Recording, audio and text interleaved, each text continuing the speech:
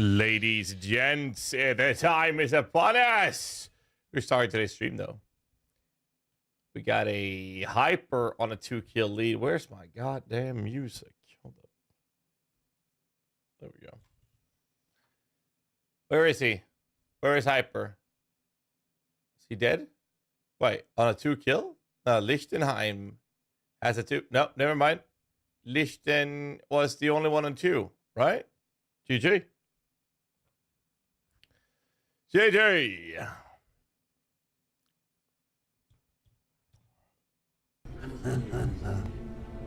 Welcome. How you guys doing? Let's go witch summoner and spellcaster together. D. Very true, Ignacy. Very true. Hey, Persola, you did. Thank you so much, Quacks, for the 16 months.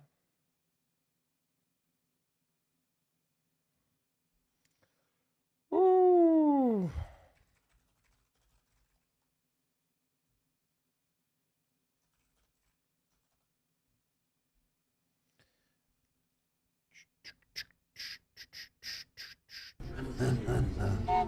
For solo, scam trade started already. Hashtag hot tub stream go. Wait, do I still have that sub goal? Wait, hold up. Ah, shit. Wow. Good morning, folks. Let me change that so it actually doesn't say May, I guess.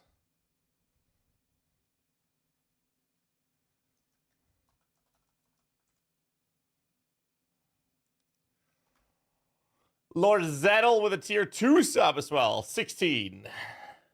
Thank you, thank you. Thank you. For solo with 6 months, thank you.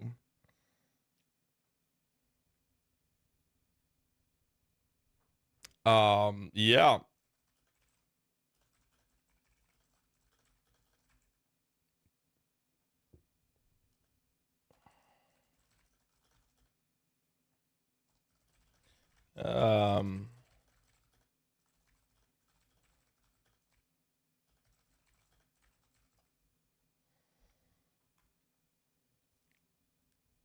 I have so much to say. I can't say a lot. I will say what I can. But goddamn. Oh, man. Well, high praise running. So if you got your Prime subs, now's your time to pop them, boys. Get rid of the fucking Prime subs right away. Get them off. So we can focus on this shit. Oh, my God.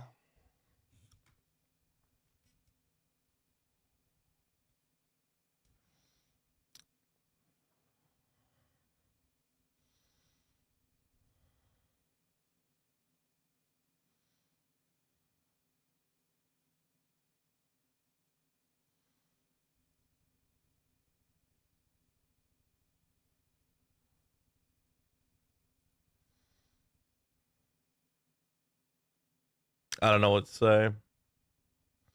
I'm trying to figure out like what I can actually answer and what I can't answer without breaking NDAs. How is LA? Fantastic. Had a great time. Had an amazing time. Had an absolute amazing time.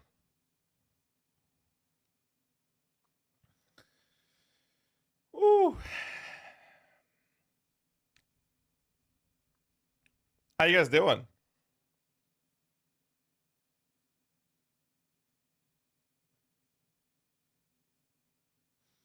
Full 48-hour game session was heading until I see Papa, you're going live.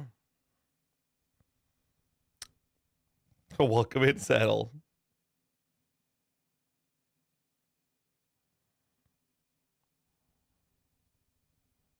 Hey, Debaya, I got you.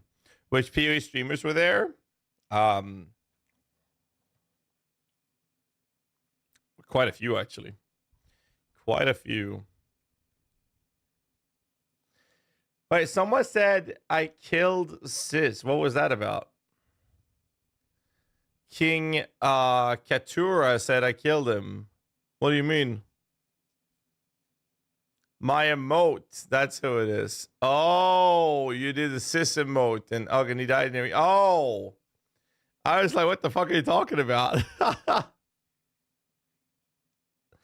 Oh, man. I was so confused there for a second. Yeah, no, I didn't catch that. Oh, this song, though. Oh. I'm just waiting for the hype train to disappear. And then we'll cover this. 40-second left on the hype train. Oh, man. I did not sleep well at all. I can tell you that much. Oh, it's fucking the jet lag hit me hard yesterday, and I tried to fall asleep yesterday. I'm literally sitting in bed, and I'm like trying to fall asleep, tired as fuck. Like I'm so tired, and just before I fall asleep, I feel my eyes shutting on me. Right. Then I hear zzz, zzz, zzz, zzz, zzz, and it's just my phone going fucking crazy. And I was like, you know what? I'm just gonna ignore it. I need to sleep. I need to sleep, man. And then, well, it ended up with me just picking the phone up, and then, well, this happened, and this led to a few other things. And I get to tell you all of. No, I don't get to tell you all about it. I get to tell you a lot about it right now. Are you reading YouTube at all or just Twitch? Mostly Twitch. I try to keep up with YouTube chats, Mr. Iopa. I try to keep up with YouTube chat as well. I am not very good at it, so bear with me on that one, but I am trying.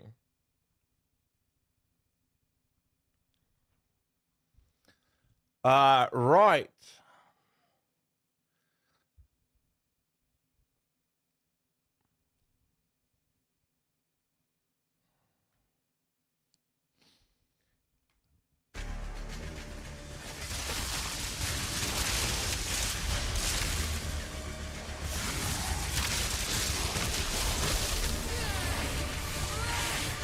I'm certainly not supposed to be here.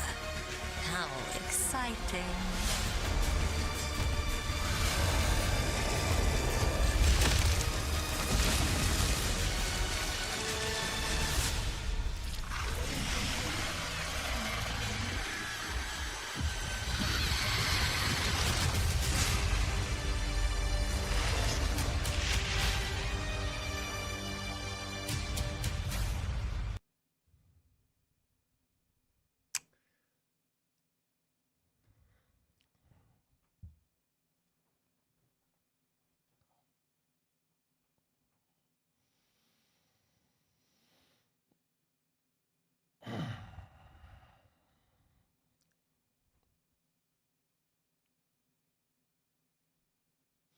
I have to be very careful. I don't like it. It's shit. I have to be very careful with what I say so I don't break NDAs.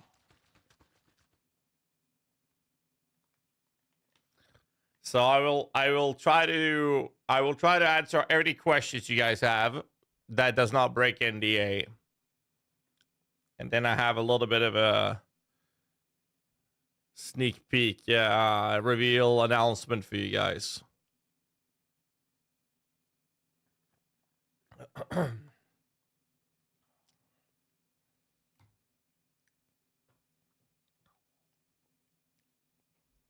Did you try it out? Was it fun? I can neither confirm or deny that I tried it out. Because I think that would break NDA. But I mean, you can probably figure out.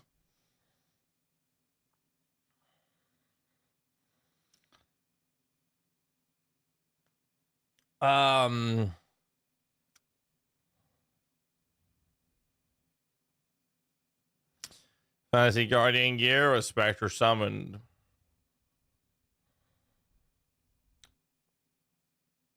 Can you either confirm or deny if it was fun though?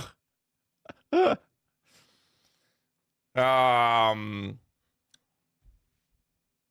you confirm if there's an AG in PoE 2? Can either confirm or deny this. When is NDA over? Let's see.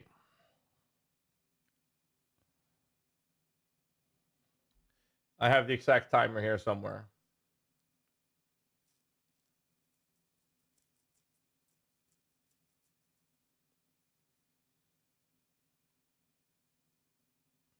So I have this. I have this happening.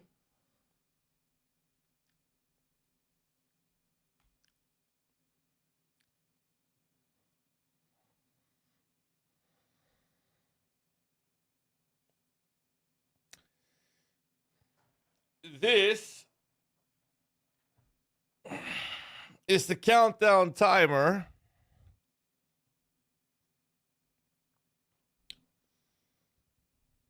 for the next Tavern Talk episode.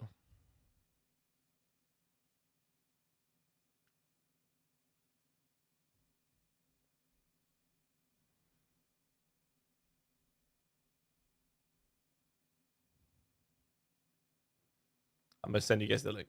This is the countdown timer for a podcast that I am hosting together with Darth Microtransaction. We call it Tavern Talk. Normally, Tavern Talk is designed to essentially just be me and DM calling a friend or two and saying, yo, what's up? I got a big cock. No, we don't usually say that, but we call them up and we say, hey, how you doing? And then we have a conversation about something we enjoy. No topics, like just a general game topic, and then we see where the conversation goes. That's how this podcast is made. What else is Tavern good for? Exactly. And lately, you've seen me and DM have quite a few interviews. We've had one with Jonathan and Mark.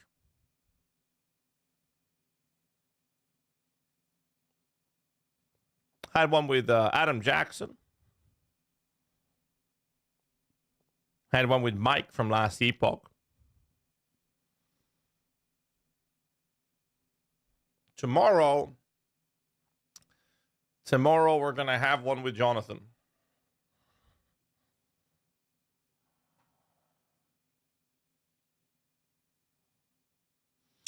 We're having another Tavern Talk podcast with Jonathan. And we're going to talk about this this random class in front of us. Whatever it may be.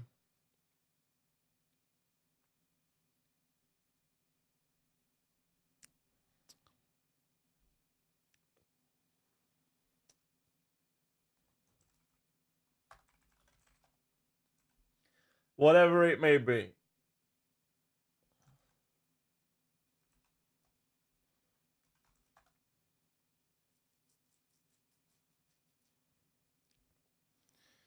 Try said it's Marauder. Trust him. Did he? I made this this picture. So you might have noticed a couple of things with this picture that I actually got it approved by Jonathan before I tweeted it.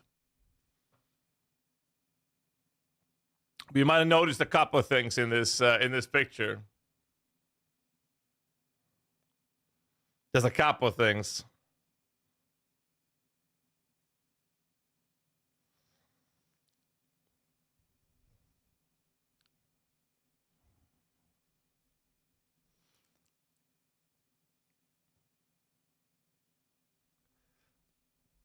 So the friend I was playing with at the event, he played a melee class.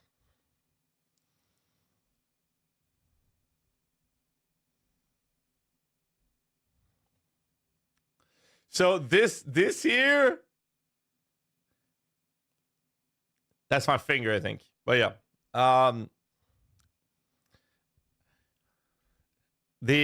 he was playing a melee class, and he was wearing axes.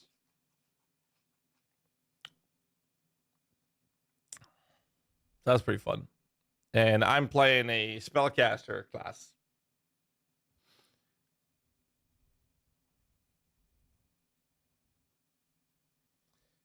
And it's I'm playing the class that's also visible here, so you can clearly see on the character design. So I mean that's out the bag.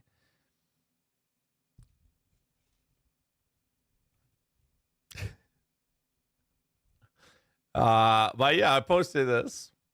Let's see what else we have.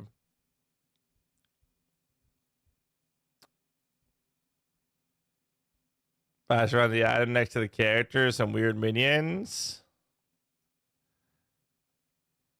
The orange splashes? Wait, that?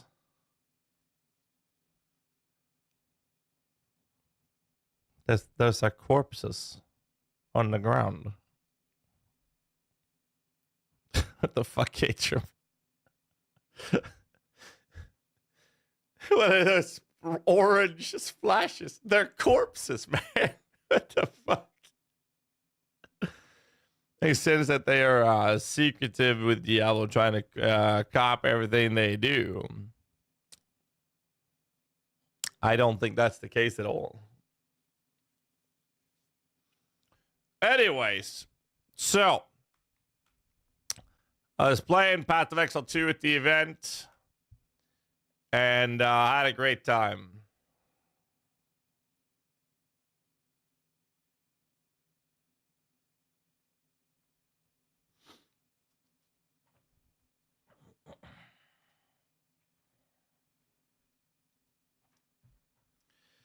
So I'm going to help you guys analyze what we just saw.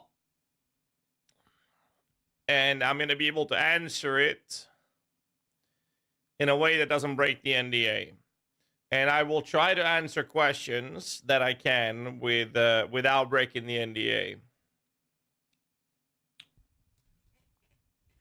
That's what I'm going to try to do.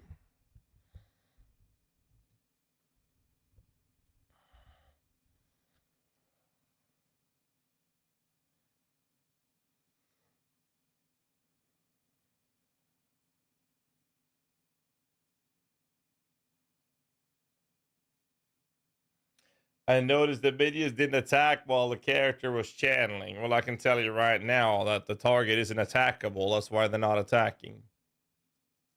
It had nothing to do with that. That I know of course.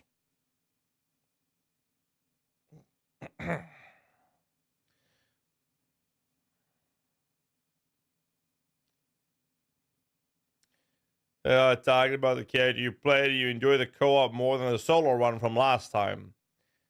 I actually did, yes. Co-op felt really good. Like, really good. Like, really good.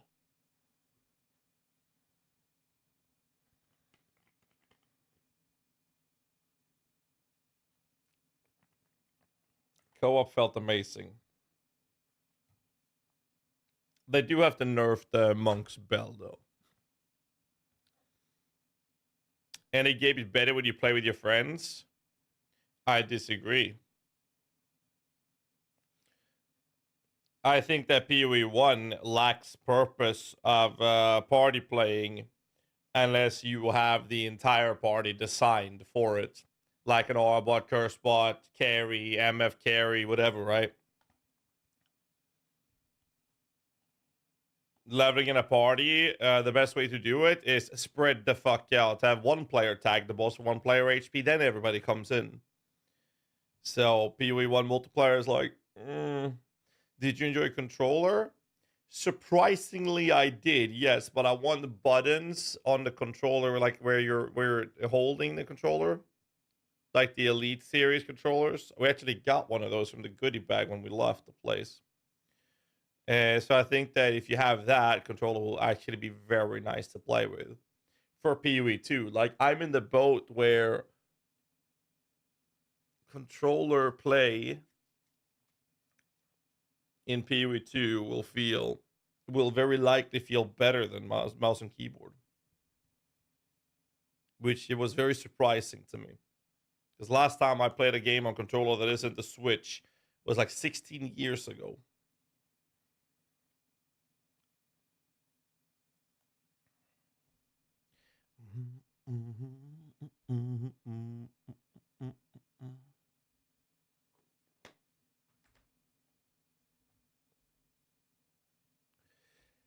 Right. One of the only ones I need a keyboard and mouse. How's performance with the class you played on PS5?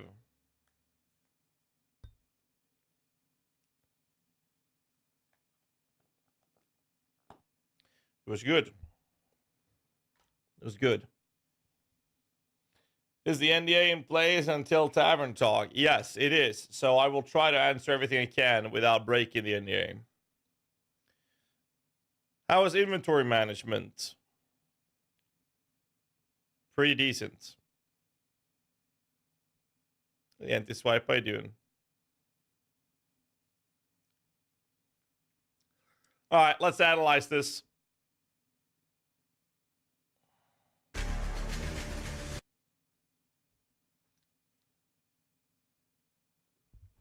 Is that one? Hold on.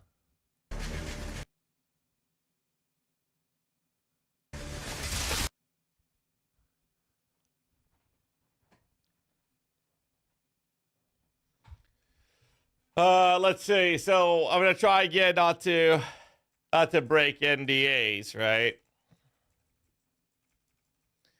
So you see that little lighting guy at the bottom that looks like a made skeleton, right? You see that? This guy looks like a made skeleton, right? See how he shoots lightning? See that? Welcome to the crew line. That smiley face response was, if I say more then I will say bad things in the Discord DM LMFAO.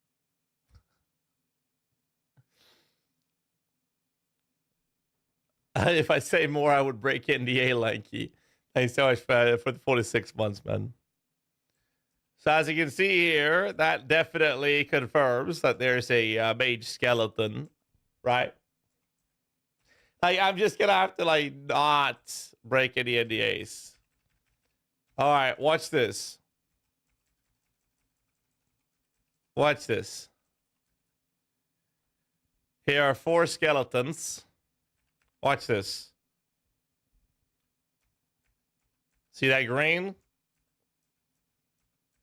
That green is literally face planting one of your skeletons. Essentially, you're penetrating or impaling one of your skeletons. Look at how he just gets impaled on a spikes of bone. So now there's only 3 skeletons in the front. You see how the pieces of him is just flying apart.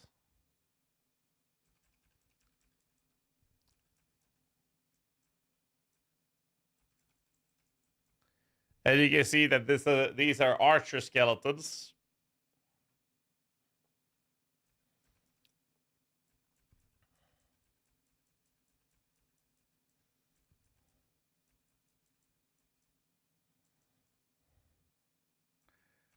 Another lightning hit. Oh, look at that. See how this lightning is traveling down. It's not instantaneous. Look at that.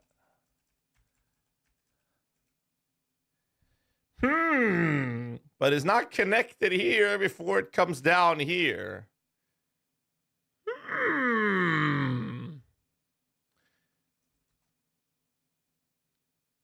That's immersion breaking.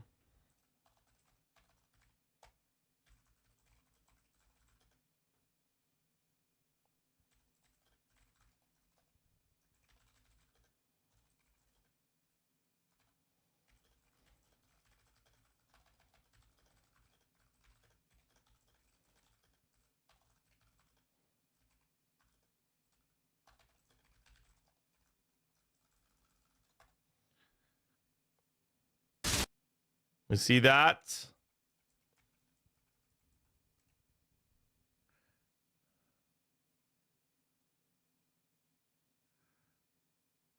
Ah, this is immersion breaking right there. Anyways, it hits. Next frame, it connects. Yeah. Like here is fine. This is not.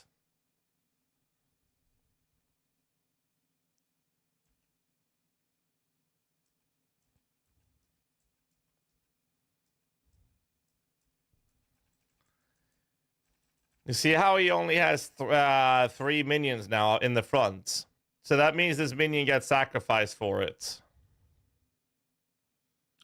So this boat spike here, sacrifice the minions.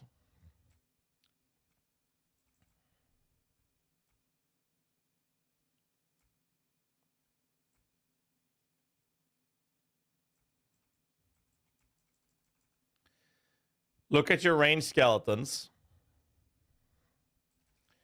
Bone spike thingy shows up. Penetrates your skeleton. Look at your skeleton. Look at the range, guys. You see that? You see that? It happens on the melee skeletons as well.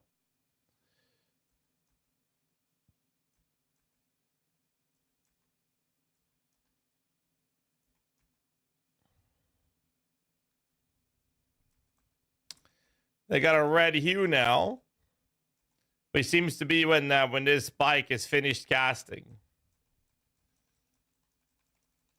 which would indicate that that buffs them one way or another.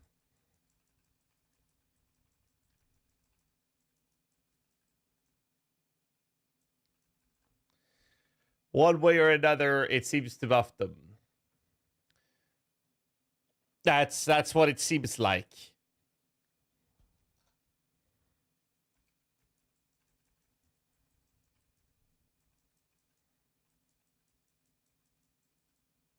Seemingly.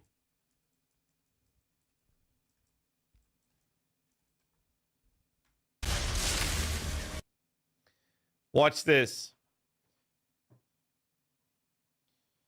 So it seems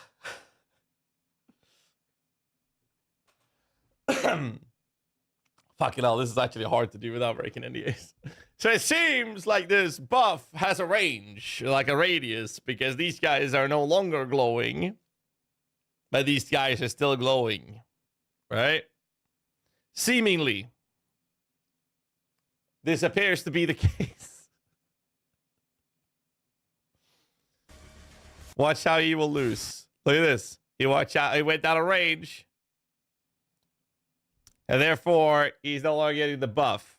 So seemingly, that seems to be the case.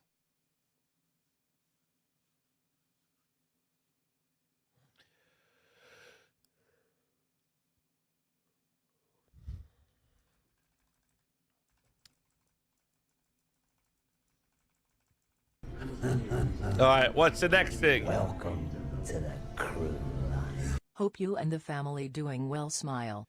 We're doing all right, Region. Thanks so much for the 27 months, man. Appreciate it. I'm still a bit jet lagged. I was having some trouble sleeping yesterday.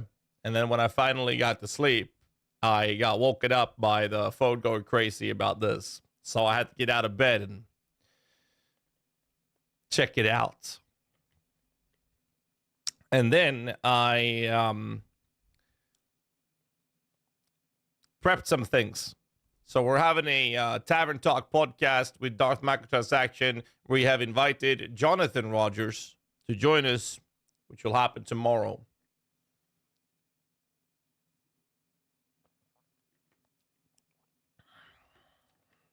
I cannot, Adrian.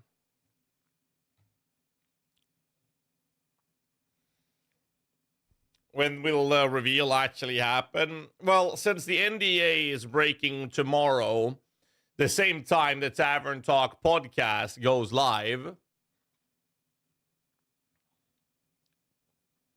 I would assume, presumably, it's going to be tomorrow when the Tavern Talk goes live.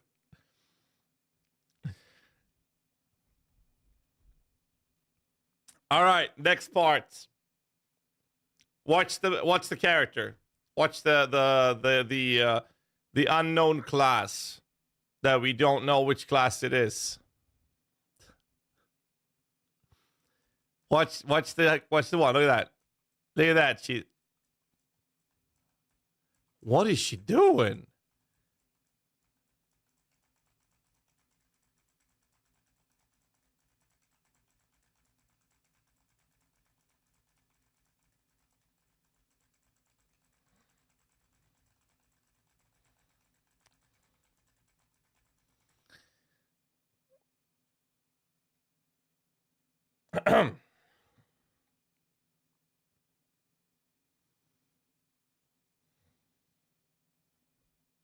Name it on the official website already. Where? On this post? Where? When is India lifted?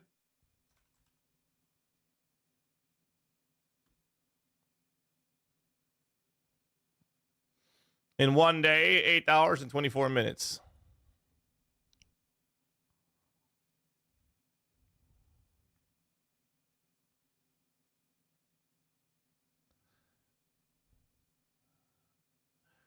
Oh, this.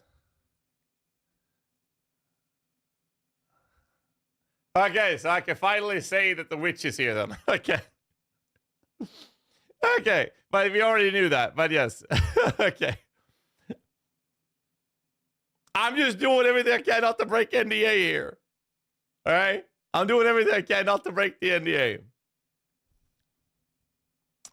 Either way. So.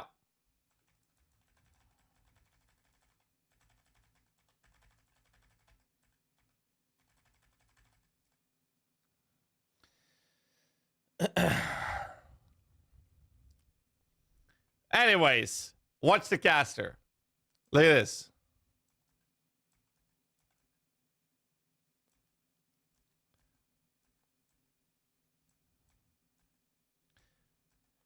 That seems to be a proximity thing because that's a brazier, right? If you go back, that seems to light up when you get closer. So I don't think that has anything to do with the cast. So this looks like it's a channel ability. Watch this. Watch these bones. Look at how they're shaping up to become spikes.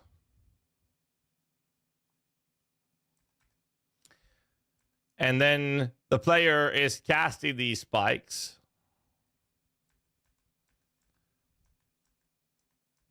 Hits the target. Watch that.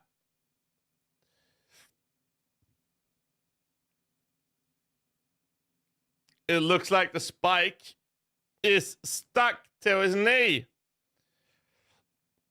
It's not an arrow to the knee in PvE2. It's a bone spike stuck in the knee. Can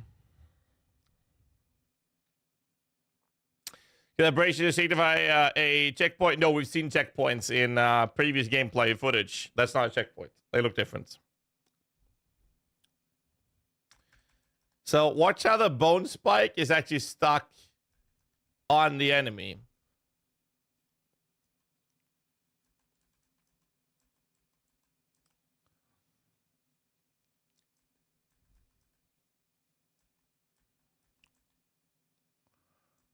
A hit is happening. And then he dies.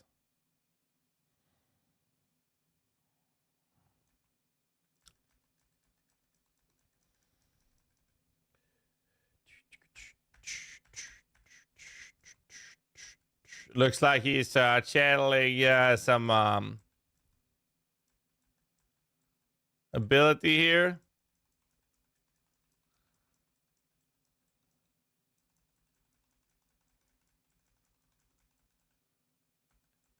Look at that frost thingy. He's casting some sort of frost spike or something.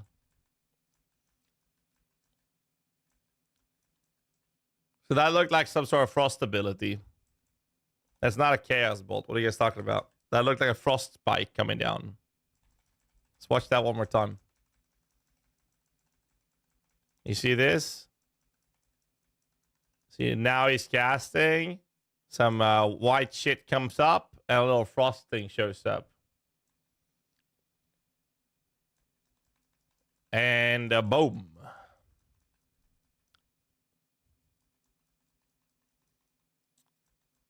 Looks like frost bomb or something.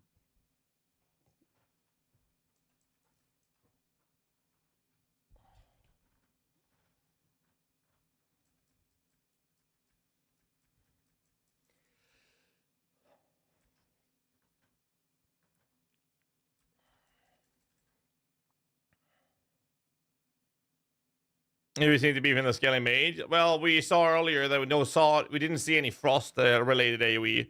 We only saw a mage scouting being shooting. We only saw a mage scouting casting lightning so far.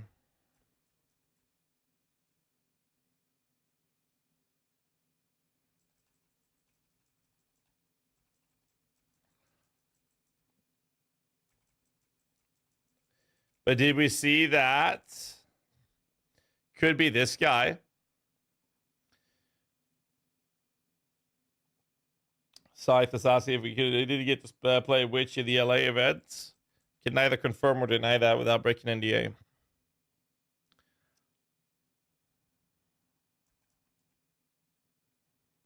Minion in the back needs a speed. I mean, this guy back here is already shooting. Watch that. He's already shooting. Like, he's actually already shooting from the side of the screen. What speed does he need?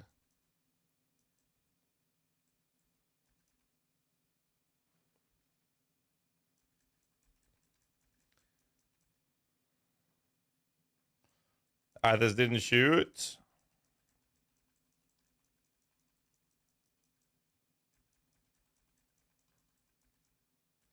I can't really say much more without breaking NDA at this point. If he does do the class, can't answer that without breaking NDA.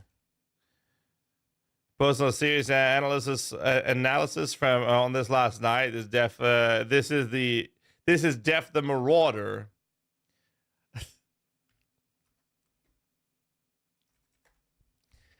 Why are you not a VIP in this channel, Zuck? Give me a second. There. So I posted this screenshot or this photo. I got approved by Jonathan at the event, right?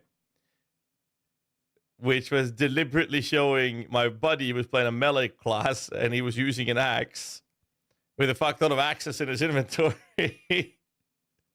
So I gave him all my axes. I was like, hold this for a second. I'm going to take a screenshot.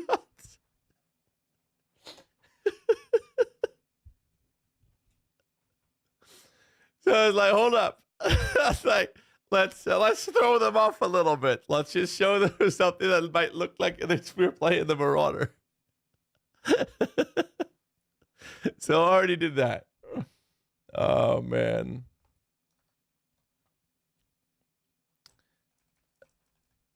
Anyways, moving forward. All right, you see this? Purple spell. Watch this. Watch this. A purple ground spell. What could it be? Oh, the corpse turned green. Oh, what is happening?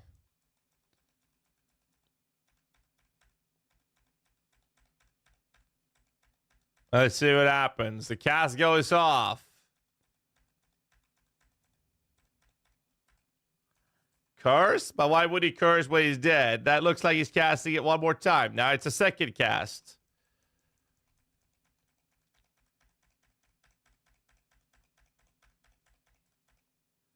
Watch that. Watch this. Corpse goes away, and there's something blue coming out of the corpse. Look at that.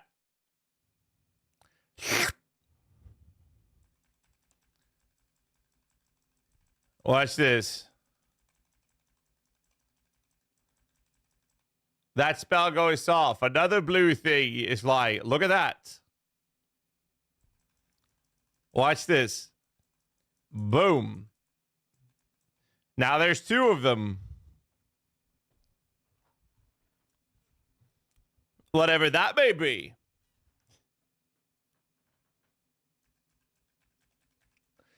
Whatever that may be.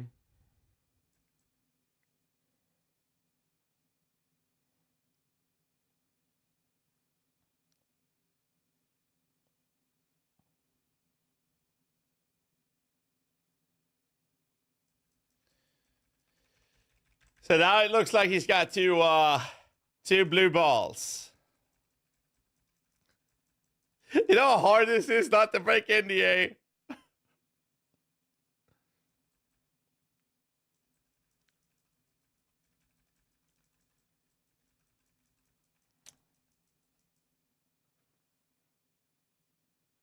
Which has blue balls noted? True.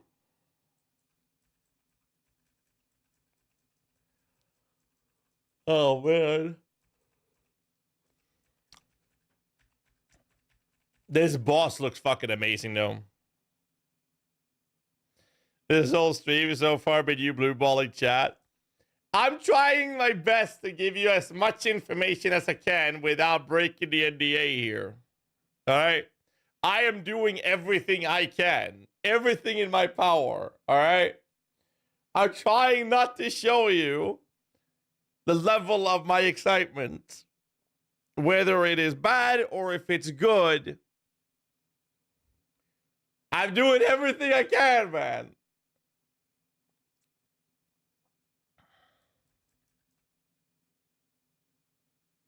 You're just teasing up. Man, I'm trying here.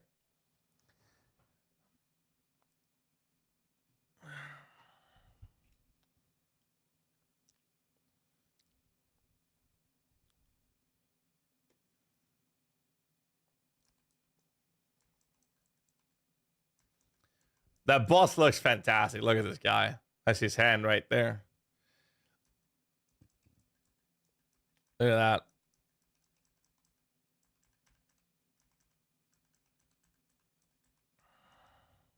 What the fuck's up with the lag? I'm going frame by frame. I'm literally playing it frame by frame. Rawr! A boss shows up. Dude, I love the way the lights are here. It's like he's in the dark. You only see the red, and then it comes out. You see him in the light a little bit here. This looks so good.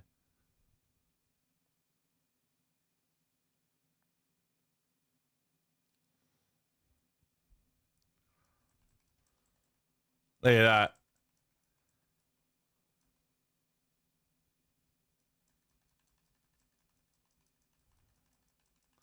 So he walks up.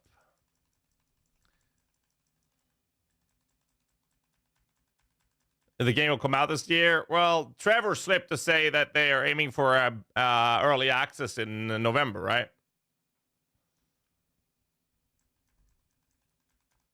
Look at that.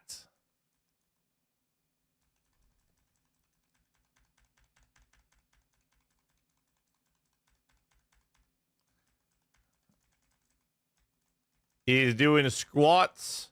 He's showing us how to work out.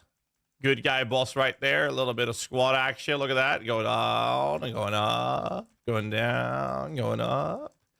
Thank you. Releasing Thanksgiving break. Not a bad idea. 28 is Thanksgiving. 29 fits on the PV1 schedule with no overlapping. Look at that boss, dude.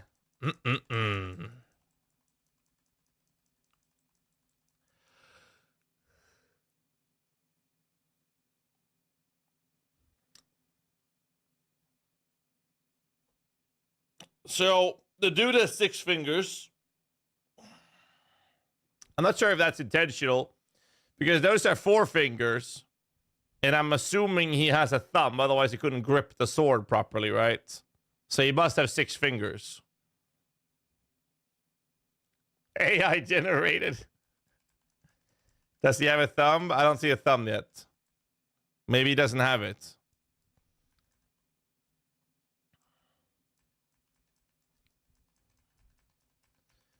Look at that. No, that's definitely a thumb. That's a thumb. So he does have 6 fingers. Oh shit, ads are playing. Fuck me.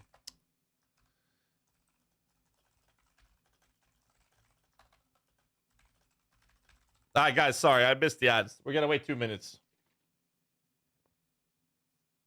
I didn't see the ads. I'm so sorry. It reminds me of the guy in the circular bit of D3 where they're all chained up.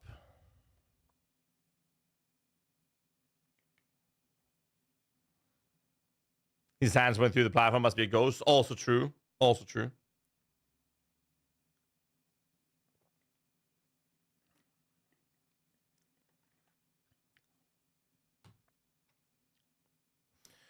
Well, world of demons and God, I think the enemy needs a thumb to wield a sword. Well, he has a thumb. You can clearly see it on his right hand right now. That's a thumb. Left hand deaf has 5 fingers. I mean, you see the thumb here.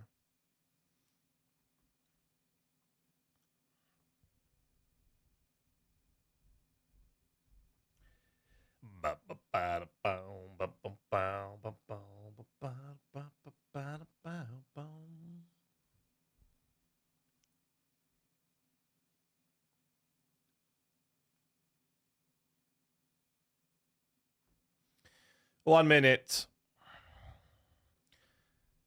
See an arm holding a sword in his torso, expanding multiple fingers.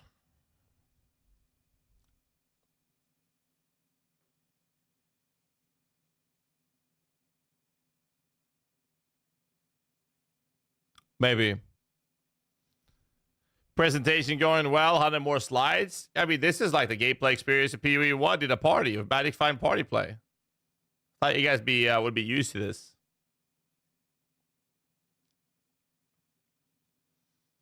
I'm just saying.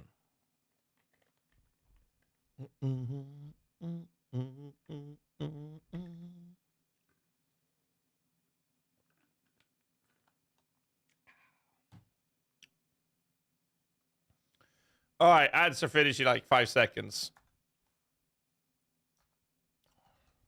All right, moving on then. All right, he slams the ground, and now you can see he has a thumb. 1, 2, 3, 4 fingers and a thumb. What the fuck? This hand only has 5 fingers, but this one, I think, has 6 fingers.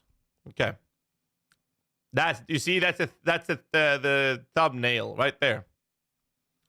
He definitely has a thumb, but that is definitely 5 fingers. That's not a thumb. Interesting. Look at that.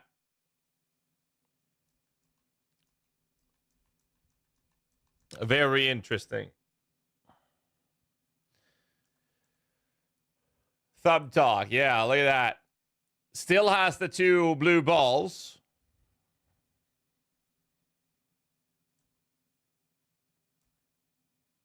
That's good, Cherry.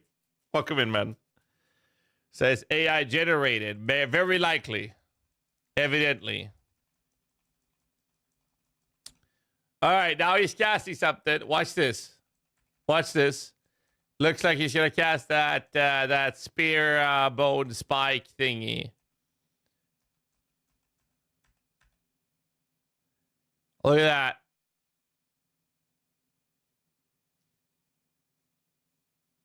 that. The Dabu Bay was in my chat last night. Oh, you spoke to the AI? You had a chat to your stream with an AI? That's pretty cool. All right, watch this, boys.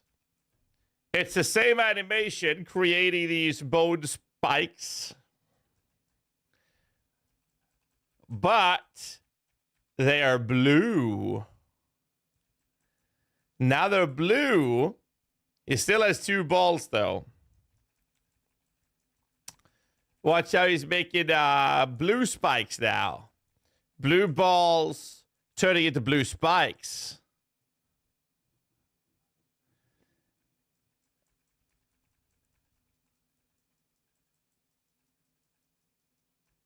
Watch this. Look at how the longer he's channeling, The previous one, we only saw a couple of spikes. Now we see a fuckload of them. Watch this.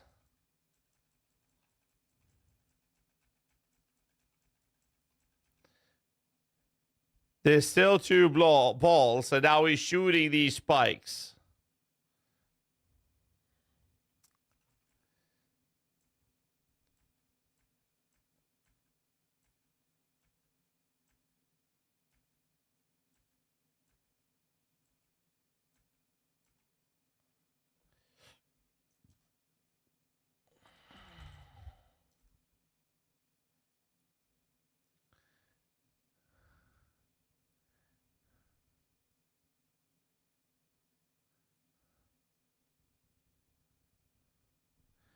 That is one spot, a ball. But the other ball is gone.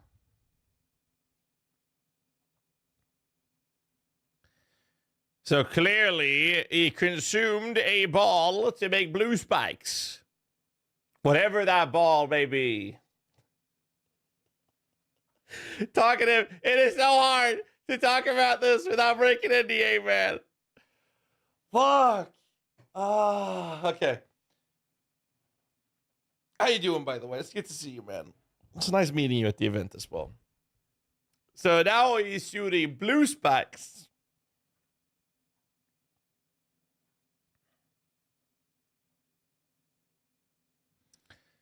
Check his power chart, the IGN ties, and cross-check blue balls.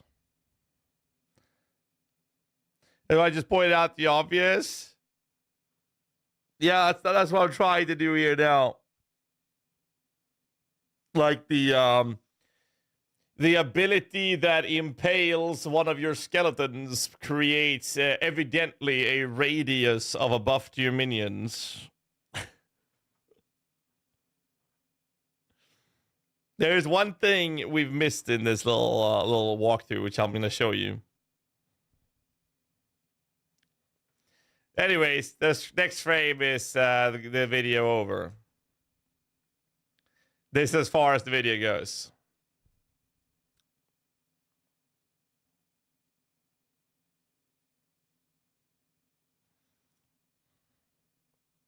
We missed something. Surely went too fast. There is one thing we missed, which I'm going to show you. It's the skeleton coming back that I didn't show them, yes.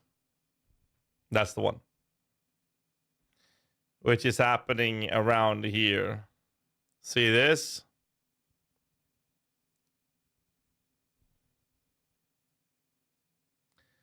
Skeleton is impaled 4 seconds in.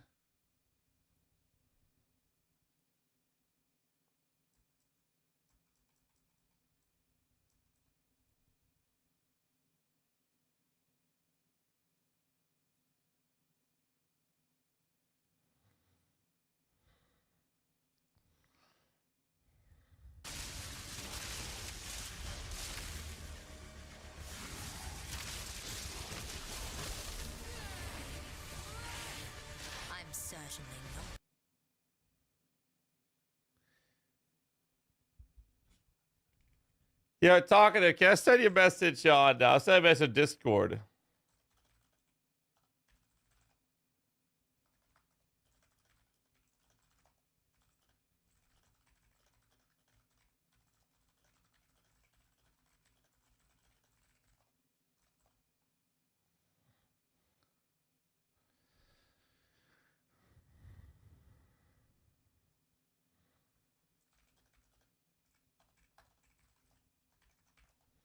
I gotta watch that again.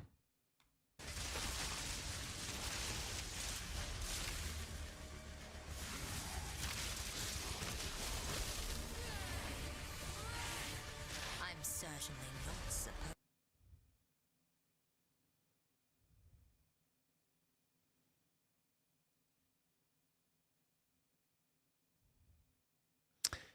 No. I don't think they did that.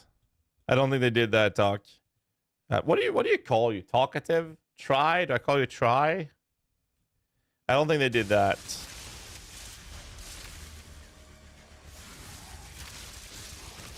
Oh, I know. I know. I'm certain Didn't call us talkative? to be here. Try. Okay, I know why. Okay. Let me type it to you.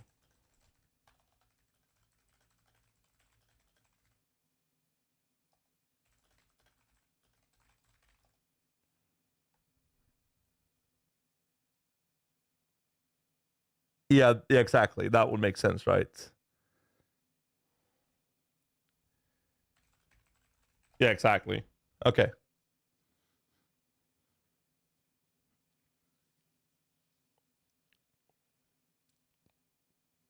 Well, casting whilst moving is massive. So the player basically is sacrificing a minion to create this red buff, right? And that minion is now dead. And then sometime later, watch this. I'm certainly.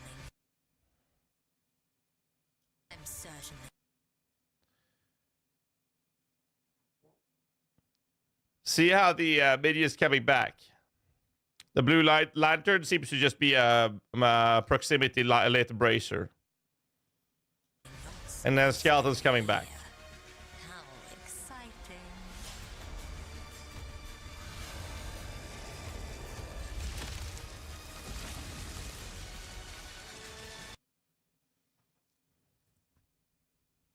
You never need a corpse for skeletons.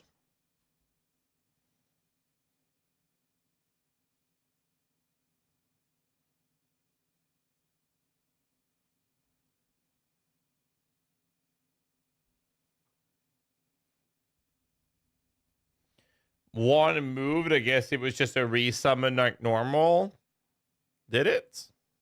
Certainly not supposed. I'm certainly not supposed.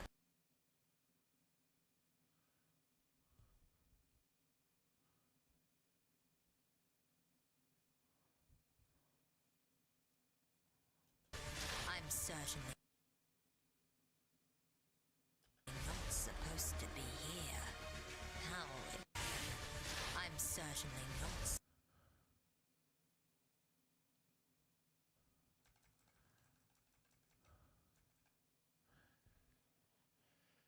Huh. There is a cast animation, yes.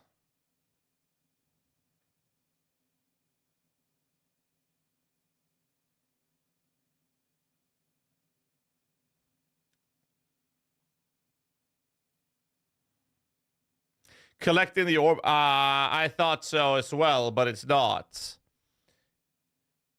So, based off the footage, it is either an animation for the summon. It's not the collecting the orb because it didn't happen on the first one. Or it's an animation that the buff is off, right? I can neither confirm or deny this without breaking NDA.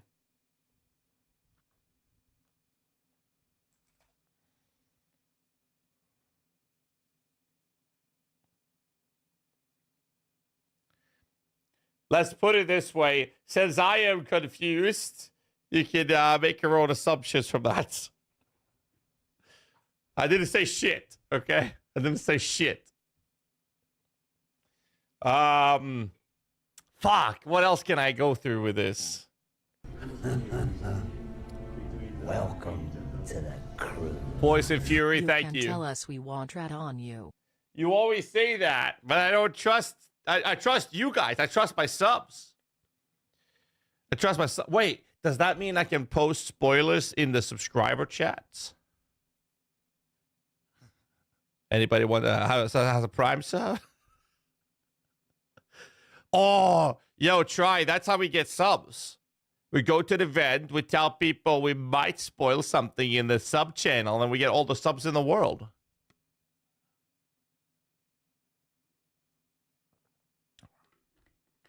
By the way, try. You see this? The limited edition GHAZZY TV Summoner Shaker. Welcome to the crew. Oh, it's working! I just got a Prime sub. It's working. Spill the tea, brother. Warcraft, thank you so much for the prime. I appreciate that, dude. Thank you.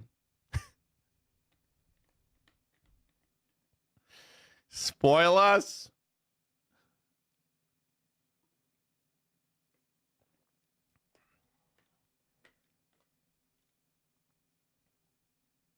You have a stream playlist. All songs are lit. Type exclamation mark playlist. I like Ginger Boo! Dropping in the big guns, baby. Woo! Thanks so much for the 10 gifted subs. If you got a gift a sub, make sure you say thank you to the channel, to Mr. Ginger Beer for being so kind and generous to support the channel this way. Moving closer to the sub goal, in which I will do a hot tub stream.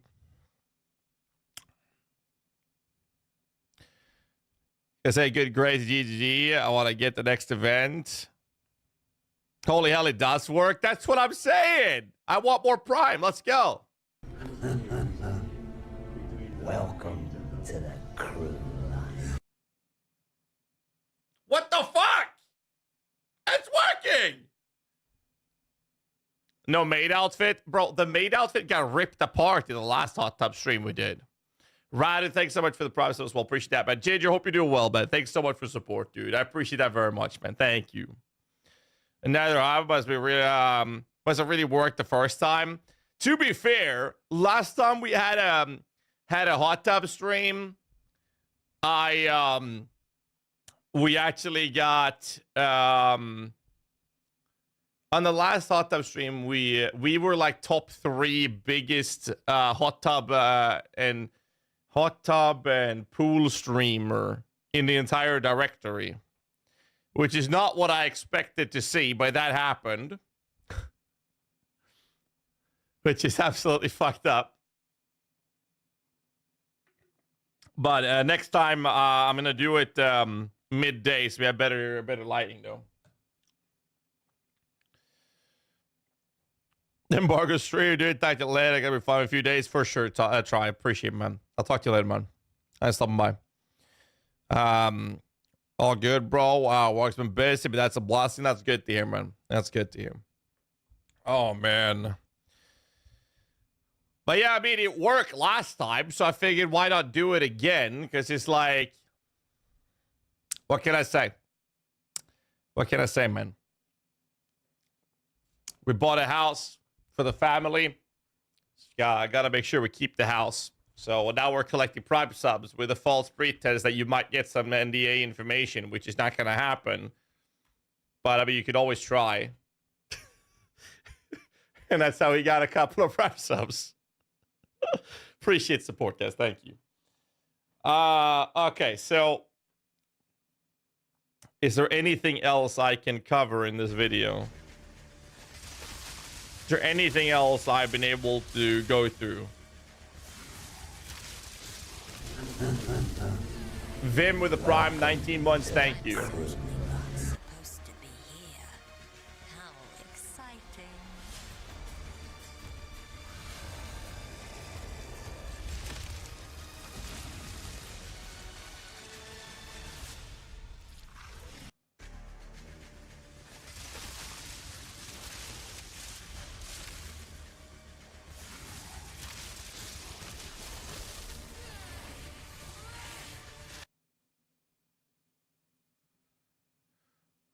Wonder whether they cast the purple AoE twice instead of once on 2 corpses. Getting a Prime set does not hurt your chances of spoils at all. Exactly. I'm here for the official, unofficial Minion leaks. Welcome to the crew. Okay, so It's so nice to come back from work and relax while watching your stream, GHAZZY. that's awesome, dear Shocker. Thanks so much for the 41 months, man. Can't do this without you guys supporting the channel, so thank you guys. Thank you very much. I'm certainly Yes, it's tough, supposed to Mark. be here. How exciting. Get my first job stopper started last month. PoE sleeve 98% done. My PoE sleeve is also 98% done. I just need to do some final touch up, and then I'm gonna start fixing my tribals because they look like shit. So I just need a final touch up. Like I got a little, you know, a little fill up on the finger, for example, needs to be filled in on the hand tattoo, and a couple minor spots needs some touching up. Then my sleeve is done. I just hope they're not gonna do anything. Like he's not gonna do anything on the inside here, because that fucking shit hurts, dude.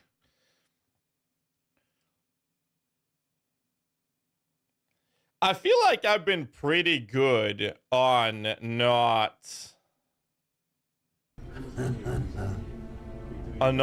breaking NDAs. Pickaxe, pickaxe, feels bad man. United States dollar, time to mine more money for Twitch. Pickaxe, feels bad man. United States dollar, time to mine more money for Twitch. Pickaxe, feels bad man. United States dollar, time to mine more money for Twitch. Pickaxe, feels bad man. United States dollar. What the fuck? Nice, so I whack attack a Dak for the prime sub, man, for 64 fucking months. Hope you're doing well, man. Thank you, dude. How much the entire sleeve? I don't remember. I streamed most of the sessions, so I took it as a business expense. I mean, I'm down for talking to my tattoo artist and seeing if he's down for tattooing like the tribe or something on stream. If you guys want to see that, like maybe a sub goal around it. We've done that in the past. And one session left on hand for some final touches, then done. But did I make a proper post show it all? Nice, dude. I can't wait, dude. Your weird monthly sub alerts. How amazing are you? Tired. I landed 2 days ago. Got home with a massive jet lag. And then yesterday, when I was finally super exhausted, going to bed, I barely get to fall asleep before I get woken up by this. And then I didn't sleep till this morning for a few hours. So I'm still tired. But other than that, I'm doing good. Doing good, man. Thanks for asking. But I don't remember how much the sleeve was. But I pulled it as a business expense since I was streaming it. Anyways, I don't think there's anything I missed.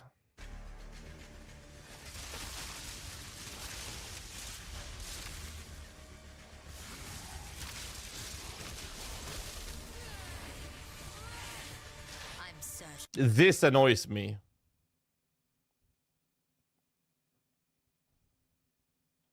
Been in Lund? No. This annoys me. I could verify it, actually. I could verify it.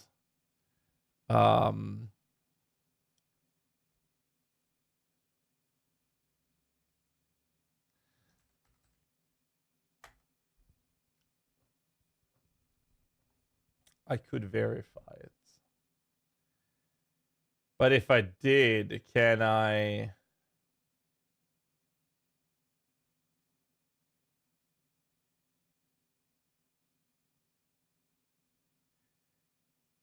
If I do, can I say it?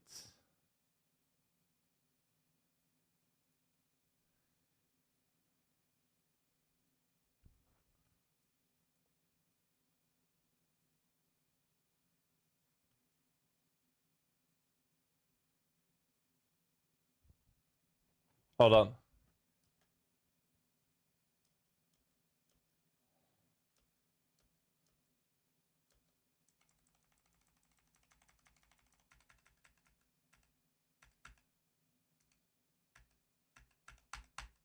No, it is exactly like I thought. Okay.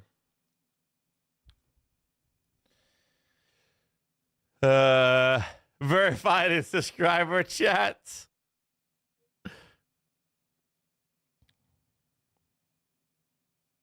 What stats text hints and interface good? Oh, what stats text hints and interface good? I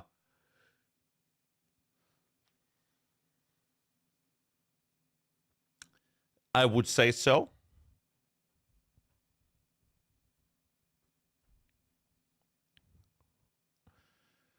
Main two questions I get are how much and how long are for the tats. True. You're not wrong. And the third more common question is, which one hurt the most? And for me, it's like either the smiley on my dick or the fingers were like the worst ones. The fingers were fucking obnoxious for me. I remember I did it in Barcelona, actually, the hand tattoo. And I did it in one sitting. And my hand got so swollen. And afterwards, when the sunlight hit the hand, it felt like somebody had a lighter just burning my hand. So I had to go walk around. I was on vacation. I had to walk around with like a brochure covering, like literally covering my tattoo as we were walking around because I hurt too much.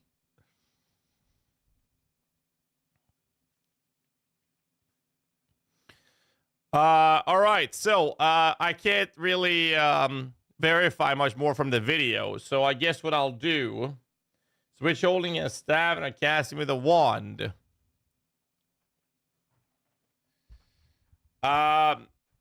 Let's see.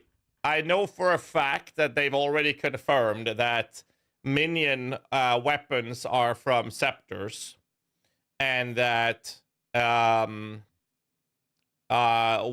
we've seen in the previous gameplay footage, both from Exile and last playtest, is shooting a chaos bolt as an implicit skill.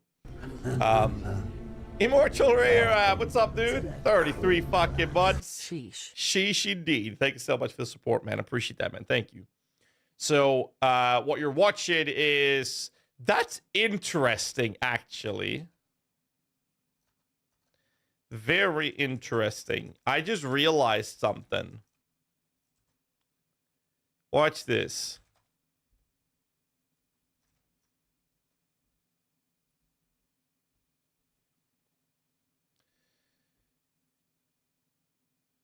Normally, you would see...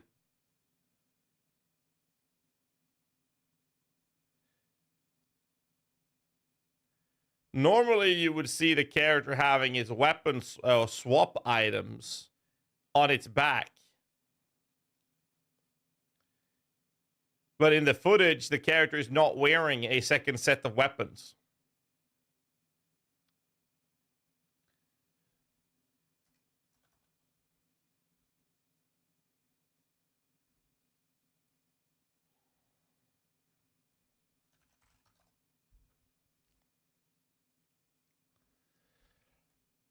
So you would normally see this, but that's not happening. That's not in the picture.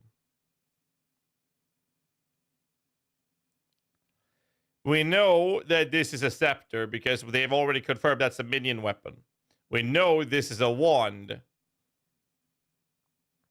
We know that's a wand. We know this is a scepter.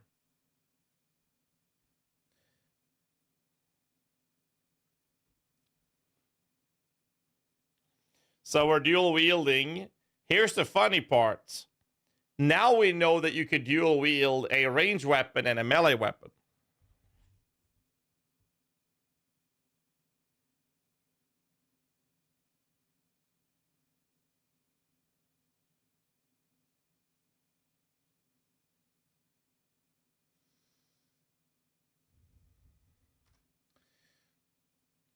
Is it DM who has...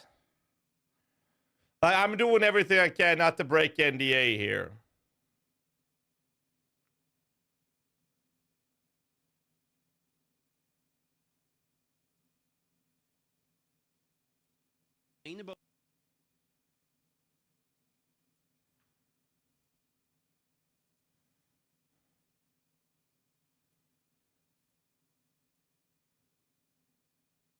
Of Exile 2.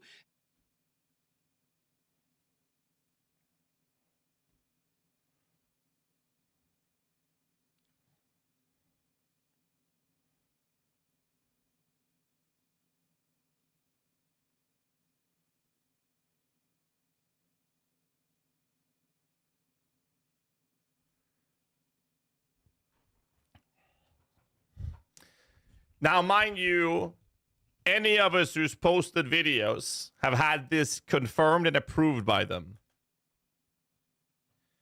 I'm gonna take a quick toilet break, and you can watch the tooltip here on the right-hand side. I'll be back in a second.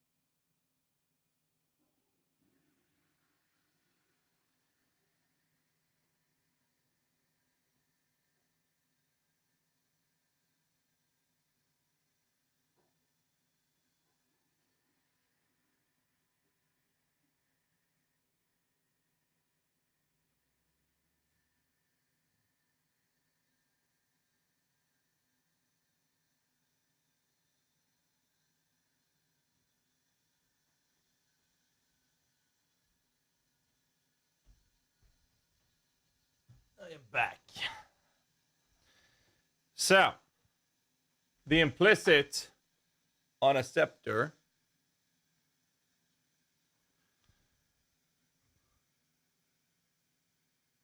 The fuck?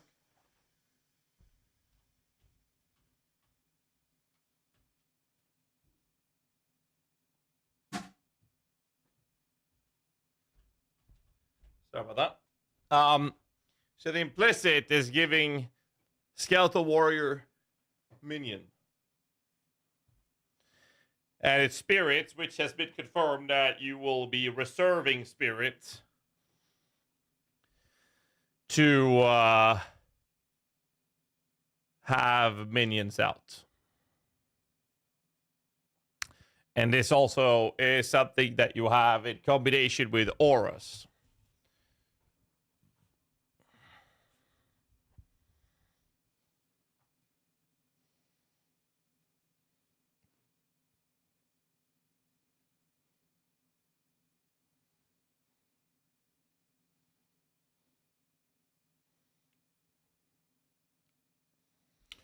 I can neither confirm or deny if you can dual wield scepters.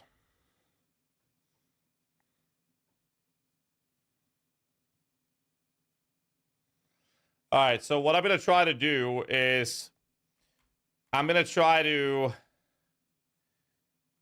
answer questions.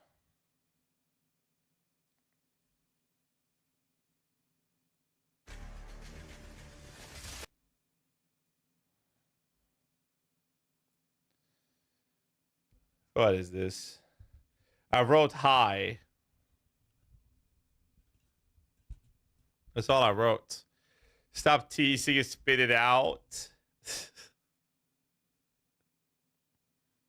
You actually play as the skeleton. You can summon a temporary human goon to buff your attacks. That's funny.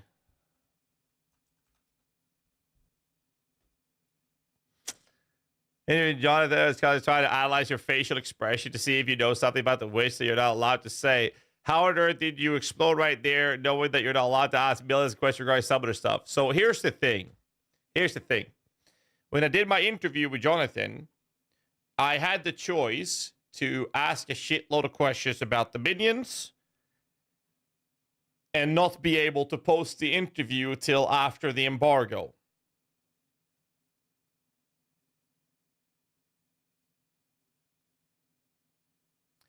So I did the decision to stay away from minion questions in the interview, which was very, very hard to do.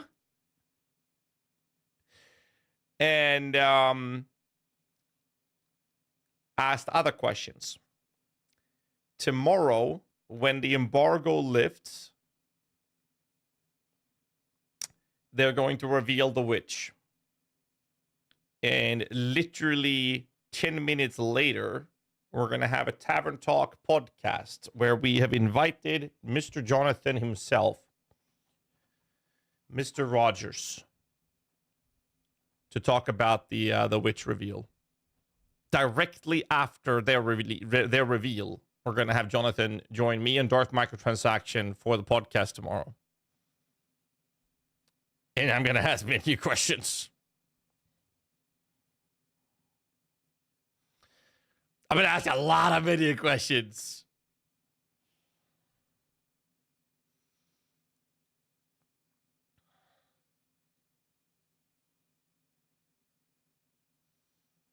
When is the reveal?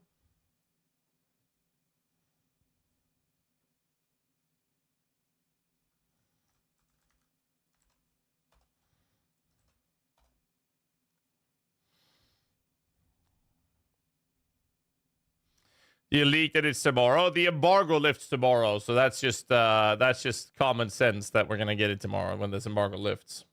That's the countdown timer. Anyways, that's why.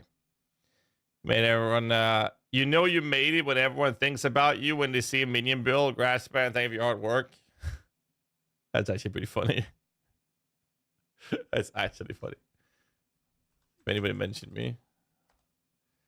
Cassie must be frothing at this. Think you know something? Look what he said in the last video. So obvious he had info about which reveal coming. He's been gooning nonstop since he watched this. This comment showed up before I even saw this. Oh man. Whatever he's doing is definitely not PG. Oh, that's funny. Starry Gas is Snoopy is edging hard right now. Well, why does everyone have to make it so sexual? That's his secret. He's always frothing. Gassy doesn't even play PoE. He spends more time in PUB than actually playing the game. It's kind of true, isn't it? At least at the end, at least. Well, aren't you happy that I am doing that, though? PUB is what we guide creators spend most of the time doing. Let you talk about blue balls 30 minutes ago? Yeah, but the character got 2 blue balls. There's nothing sexual about that. Vegas is sexual. Guys, a sub goes for a hot tub stream. How is a hot tub stream sexual? How is that sexual? Someone explain that to me.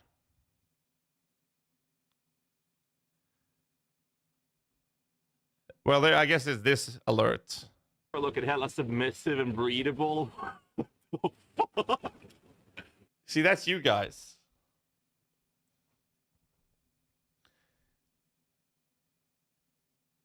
I can't remember the last time I opened stream and Gaz was playing. It's always a PUB or an hideout. Whoa. Maybe time to make a change of that. Maybe it's the main outfit, maybe.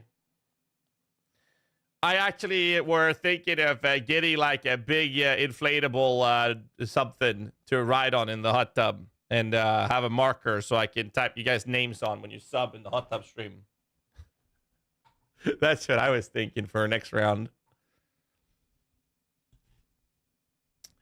What else do we have?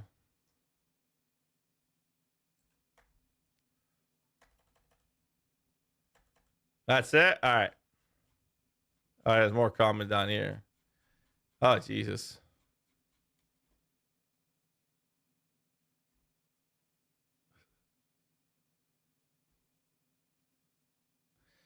Okay, that's quite a few comments. Holy shit.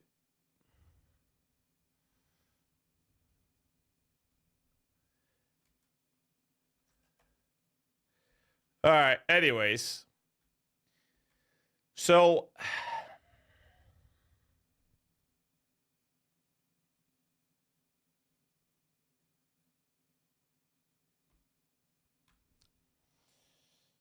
I guess I will try my best to answer any questions you guys have about the witch without breaking the NDA. So if you have questions, let me know. And if I'm able to answer the question one way or another, I will. All right? But keep in mind, I'm still under NDA, so I can't answer details. So I'll try to give some vague answers to the questions if I can. Is she thick? I mean, you're looking at her. Is her voice acting good?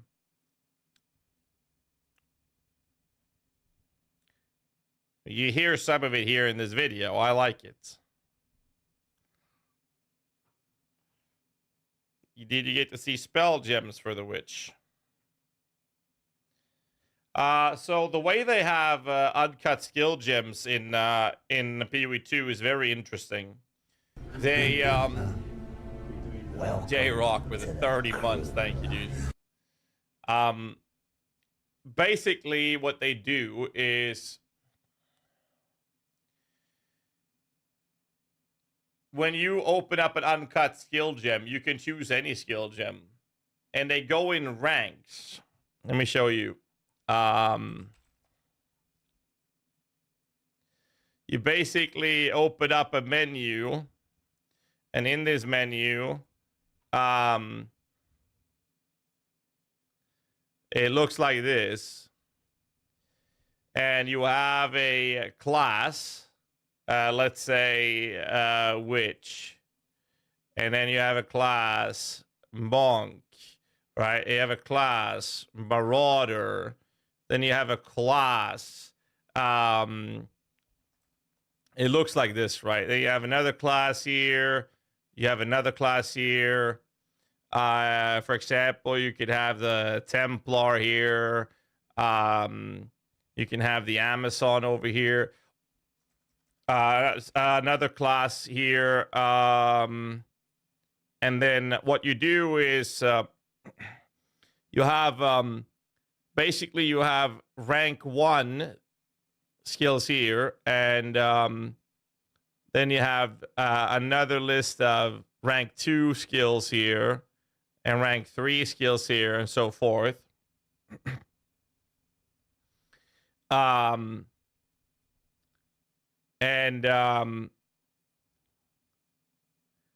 Which without breaking NDA, I'll answer questions the best I can, as long as it doesn't break NDA. So essentially, what the game is doing is it has a little menu down here where it says like the square is show all, basically, and the game is then looking like this, right? So you're now looking at the witch skills, and it will tell you like a list of skills here that you can choose. So if you open up a rank 1 uncut skill gem, you can only choose from these skills. If you do a rank 2, you can choose from rank 2 or 1. Rank 3, you can choose 1, 2, and 3, right? So the way they've done it is that they are allowing you to have recommended skills depending on the class you're playing. This system is very, very good for the simple fact that they're allowing players to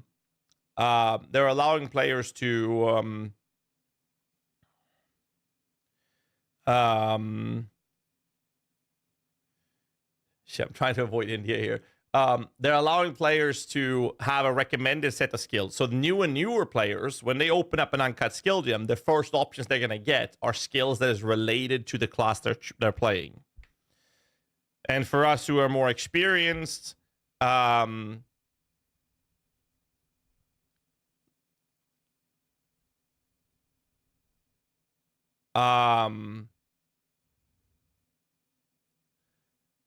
what happens here is that we can move, we can go to the Marauder, we can go to check the Templar, we can check the Monk, we can check the other class, and then you can just take their skills if you want to. But the recommendation is here. And the way the system works for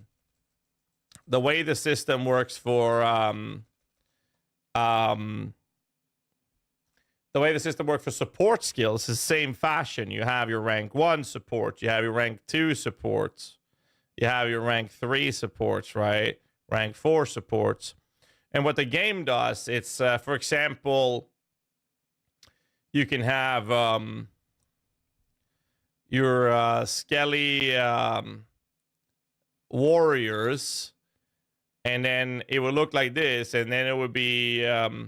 let's say you have a fireball equipped or something. It like this, and you can move to the other sides, and you can have let's say you have vulnerability curse here, for example. So it will show you the skills that you have, but you can again press a button that says show all if you want to. And it would be recommended support skills that works with this ability that you've highlighted. Same thing here, right? So it would basically be a display of you choosing. So if you take an uncut sport skill rank 2, you can choose between these. And the game will just give you a set of recommended supports that is going to work with that ability. And then you can move this menu to another skill. Let's say I go to Fireball. Well, I'm going to see, other supports that works with that ability that is being recommended.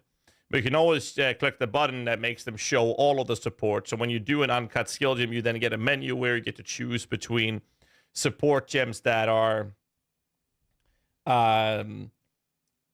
that works for everything, right? This is an effective way to make new and newer players be presented with options that makes them have makes them do sound decisions that will help them progress throughout the game.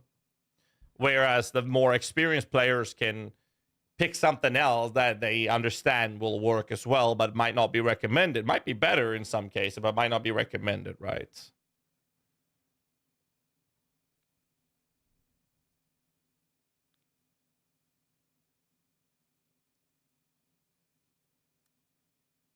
Skill gems as a reward. That's been shown in previous gameplay experience footage, including some posted recently. Yes, that could be the case. Blood was asking, what if you could confirm if this is true? Can you only use one support on your character character? So let's say that you have your skills up here, and you have in here is Fireball. And here you have something else. Here you have something else, right?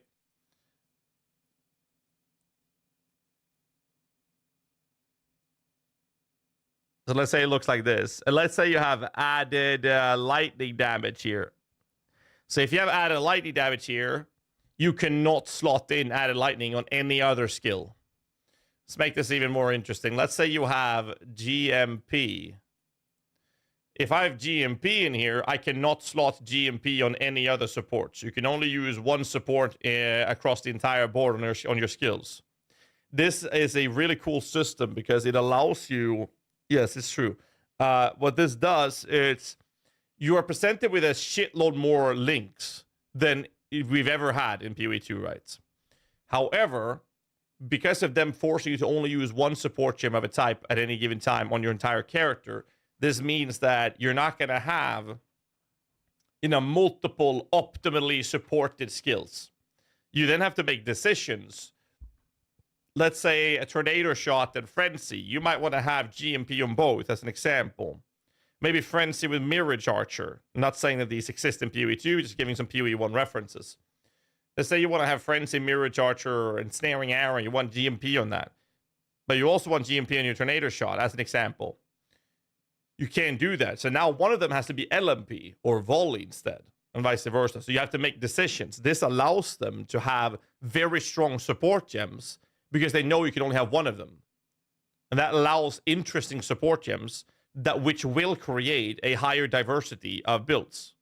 So I'm actually very happy with that.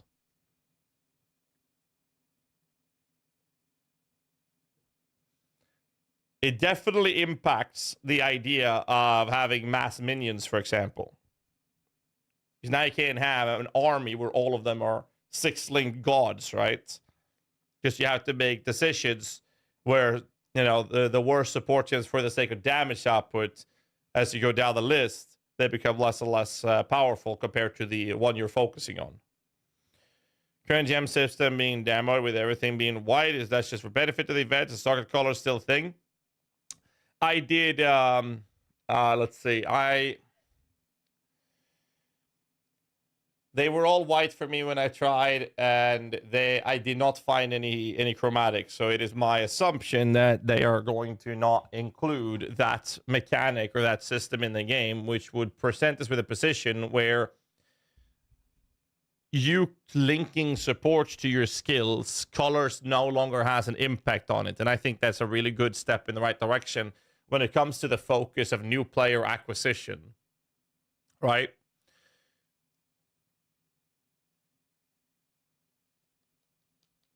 So I think that's a good thing. That's all I can say about that. And that's only my experience. I'm not sure if that's something they're going to do. So, but it seemingly seems to be that way. Can you ride a broom instead of other mounts? Can neither confirm or deny. Spirit consumption is affected by support mana multiplier. Can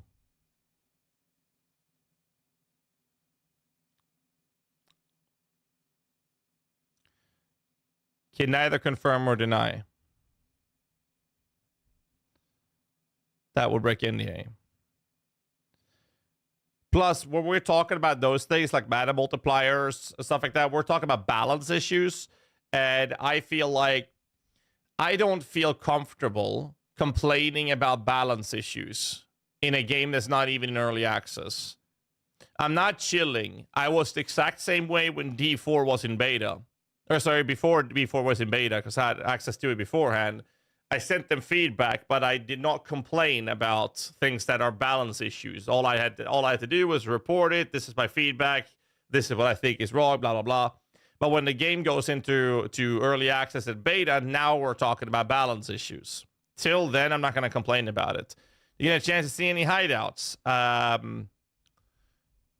Not going to be able to answer that. I can confirm that they're going to have hideouts. Do you have a 6-link from the start? How does that number of links work? And they're not related to equipment. Links are on the skill themselves.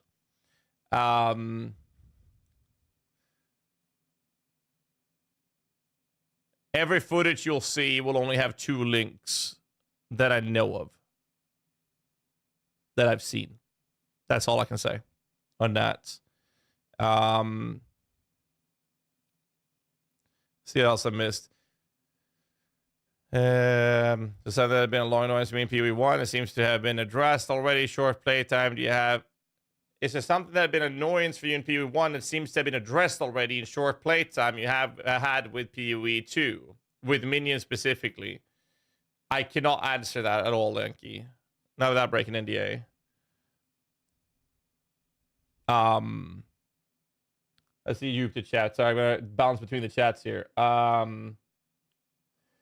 How is playing with WASD while using skills of Flash? Do you feel like it's running out of fingers? Did not play with a mouse and keyboard on this playtest. And yes, I've voiced my concern about keybind. So here's the thing. I fucking hate using a classical MMO mouse. So I got a question for chat. When I say like a classical MMO mouse, which MMO mouse are you guys going to tell me that would be? There's only one like really commonly known MMO mouse that a lot of people been using and it kind of blew up in the world. So which mouse is that? Naga? Yeah. It's the Razer Naga. Here's the thing. Priest can't play games. Thanks so much for the 8 months, man. Are you prepared for the Vessel of Hatred DLC? I am, yes. It's gonna be fun. So here's the thing. This is my old mouse. I had 7, I think, of these. This is my very last one. This is the G502. That's the G502. I had 7 of these. I stocked up on them because I was afraid they were going to stop selling. It's probably their most sold mouse from Logitech. And that's my last one. The only reason I switched away from this mouse is because it's pretty heavy. But it's big and I have big hands. And you know what to say about guys with big hands. We got big gloves and big mice. So I need a big mouse, right? And that one fit perfectly, but it weighs so much. So when I switched my mouse, I went for a G903. This weighs significantly less, but it's big enough for my hands. So when I'm playing, I can actually hold the mouse and it feels comfortable. This is the size of a Razer Naga. I would have serious issues gripping that fucking mouse. And now you want me to move my thumb somehow and click some side buttons, which are even smaller. The Naga was made for midgets. And I'm a big boy. That's why I can't stand those fucking, those products. It's way too fucking small. That includes the new one, Bolton. I don't like it.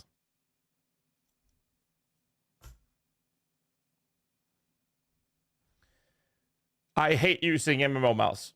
Like the way I like to play, I want to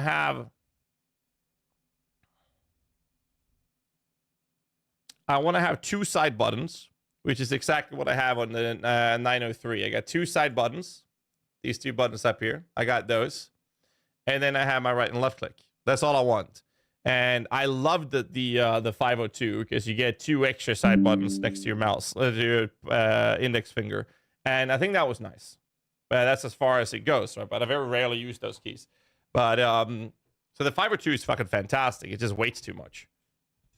And anyways, to get back to the question, I can't stand using a MMO mouse. So because of that, I really disliked the way the keybinds were set.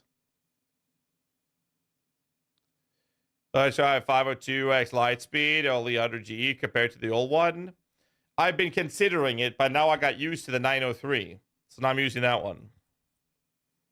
502 is customizable weights. Yes, I took them all out. They're still too heavy.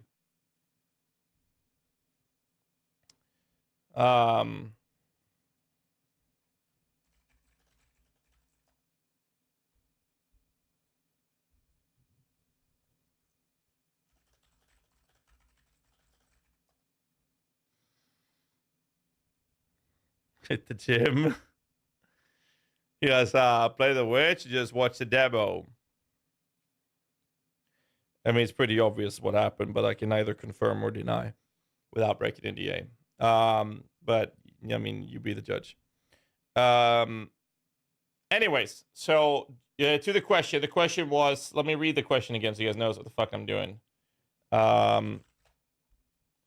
Question was, how is playing with WASD while using skills in Flash? Don't you feel like you're running out of fingers? So my problem was, this is my problem. Right?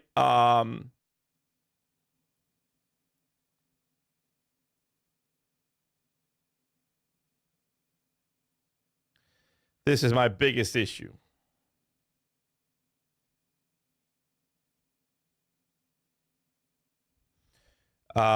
Q, W, E, and then you have A, S, and D, right? Yes. 1, 2. Well, actually, you have whatever, tilde. 3, 4, 5, 6. Here's the problem. Welcome. These are used for movements. Added card for the Prime, thanks so much. The game is designed so that you should always be on the move. It's mobile action. Fuck me, ads are playing. But whatever. Okay, whatever. Just got a sub, guys. So the you want to be on the move at all times. Now I'm limited to the keys unless I change Flask to something that is easier to hit, right? So if I want to be moving strafing, I would use these 2 keys. Or I would use these 2 keys. Or these 2. Or these 2. Now I'm using 2 keys. Which fucking finger do I have left to use? Like my fucking ring finger? Like, that's insane.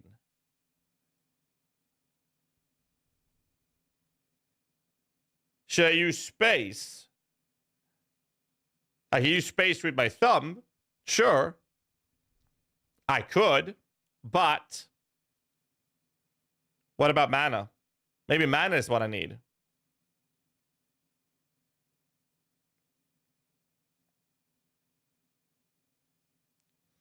I did not like... This is what I was talking about. This makes me feel like playing PoE 2 will be better on a controller than on mouse and keyboard, which is insane. Throttle, brake, clutch out of your desk. I do not, Kikis, now.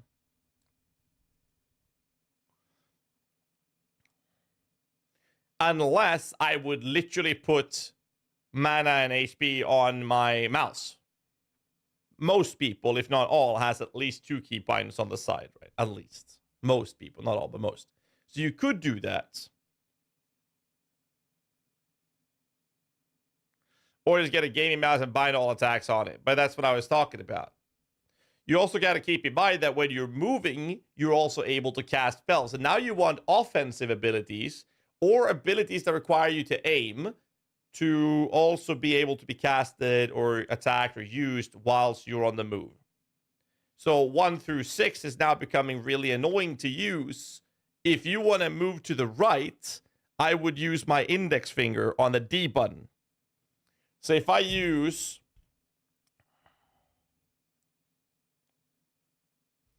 this finger, hits the D. Which finger am I going to use on the 6? Am I going to like move my thumb up like this and press the keybind? That's fucked up. I don't know. Look at WoW. You have this times 5 keybinds and it works fine. So when I played PvP, I had about 70 keybinds on the rogue back in the days. You know what the difference is, Blood?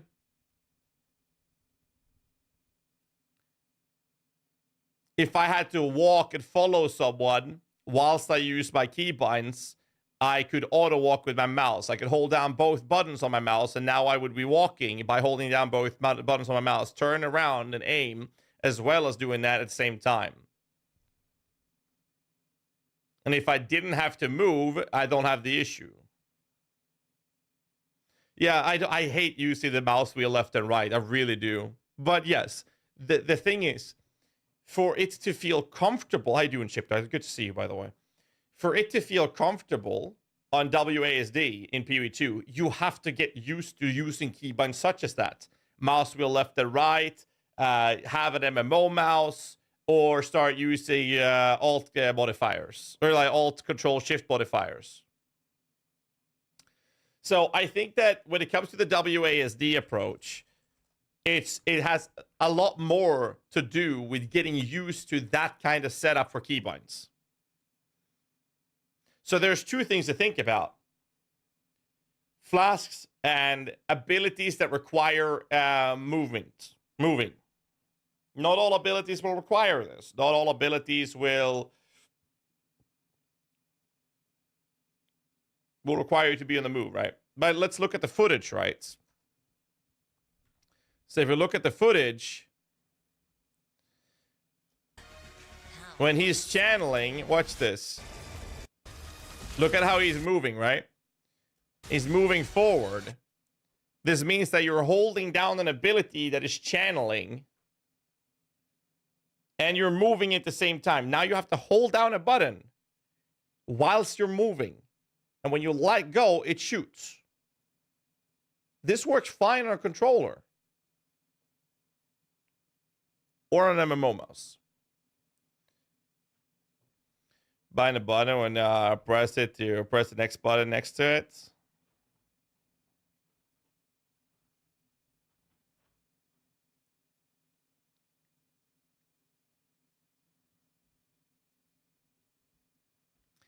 I've actually been considering to get one of these.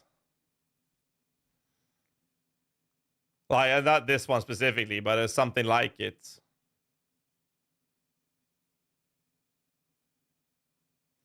The problem I have with these keyboards is I like to be able to quickly type something without moving my left hand, which is what I would have to do with this.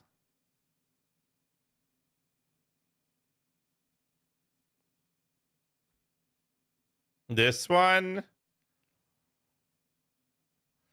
So you got to keep in mind that you know how it is with gamers, right? You get used to a mouse. You know how long time it took for me to get used to the 903 when switching from the 502? Maybe a month, maybe more. And you got to keep in mind that that's a month, maybe two, with someone that plays games or sit in front of the computer between 12 and 20 hours a fucking day. And it still took me that long to get used to. Now, I'm not an FPS gamer. I do like playing games like EFT and stuff like that, but I'm not an FPS gamer, so I guess it was easier for me to do it. I changed my mouse mat. I have changed my mouse mat, and the reason I've changed my mouse mat is because this is a charger for the mouse, so it's always getting charged on this mouse mat.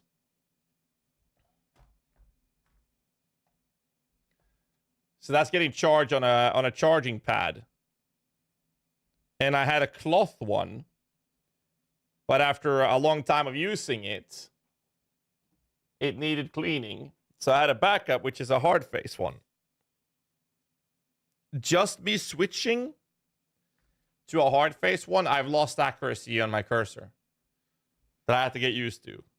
And I like this surface more now, but I have to get used to it. And this I only switched a few days ago.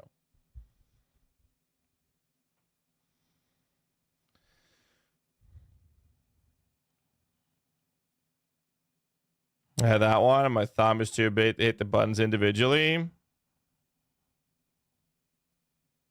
So like I said, there are solutions to problems. I think PoE 2, when it comes to keybinds and whatnot, like Ship Doctor was talking about, it has a lot more to do with getting used to it than anything else, to be fair. It's all about that.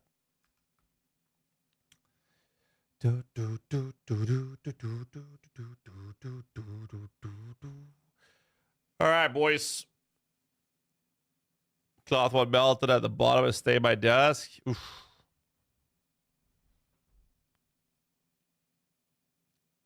Anyways. Use that system in all games. I think that once you get used to something like that, you'll apply that to all games for sure. I can definitely see that, Chip, for sure. I'd recommend using a Razer Tartarus. But again, like, I don't want to change my mouse because I'm already just got used to using this one. Like Tarkov, yeah. Found this today. What is this?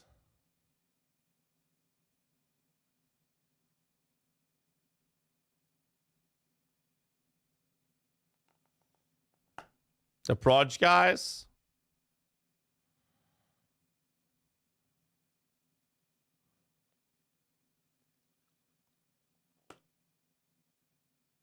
You don't want to change your mouse, but you're considering switching to controller.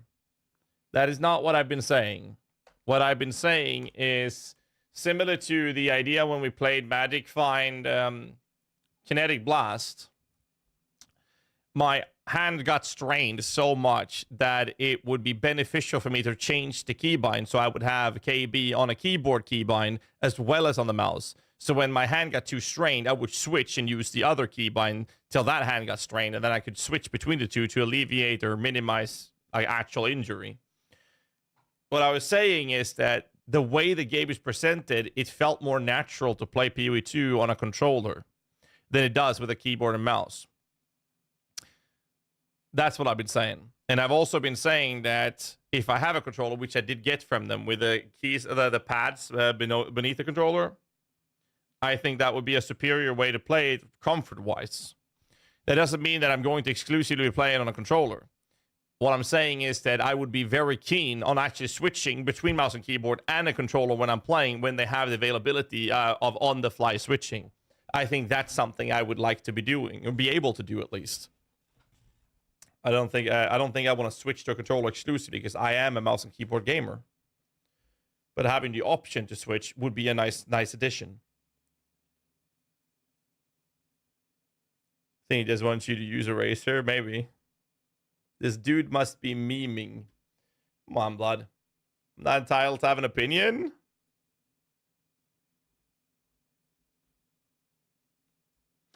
Paddles on a controller is life-changing. I've never played with a controller that has stats. Change scopes and all. I think it has more to do with just getting used to it. Similar to the controller, it's about mapping your keybinds in a way that you're comfortable playing with them and then getting used to it. And that goes for the same, like Chip was talking about with the scroll wheel left and right, pressing down the scroll wheel for the mouse 3, and changing the keybinds on the keyboard to make it work. If you have one of those separated keypads, then that could work as well. They usually come with extra keybinds and whatnot. So there's definitely solutions. Welcome. Depending on how you would like to play the game. And there's a lot of player agency behind that. Batman Arkham Wayne coming in with 3 months. Thanks so much for the prime, man. Appreciate it, dude. Thank you. All right. Let's move on to another question. Just spam up your questions and I'll try to snipe one. If I can answer it, I will, without breaking NDA. Playing Elden Ring on D4 controller for the last few weeks. Felt weird going back to PvE the weekend on the keyboard. Well, you get used to it, right? Use ESDF when I did Mythic Rating and WoW, but I have to switch back to that for PoE 2. So some people tell me that ESDF movement is superior. No, I will never do that. That feels unnatural. And people who prefer ESDF movement are probably psychotic and should seek professional help. That's my opinion. Does the swag bag elite controller come with paddles? That's what I said. The controller that we got for the goodie bag does include that. It's the Series 2 Elite controller for Xbox. How excited are you about Minions and PoE 2?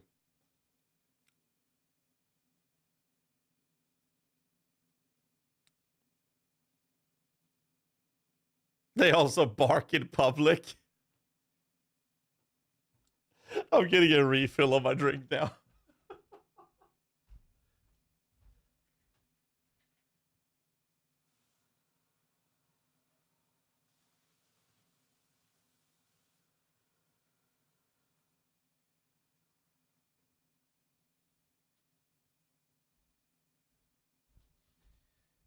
They bark in public, yeah? That's actually funny. You play PvE with the controller? Yes.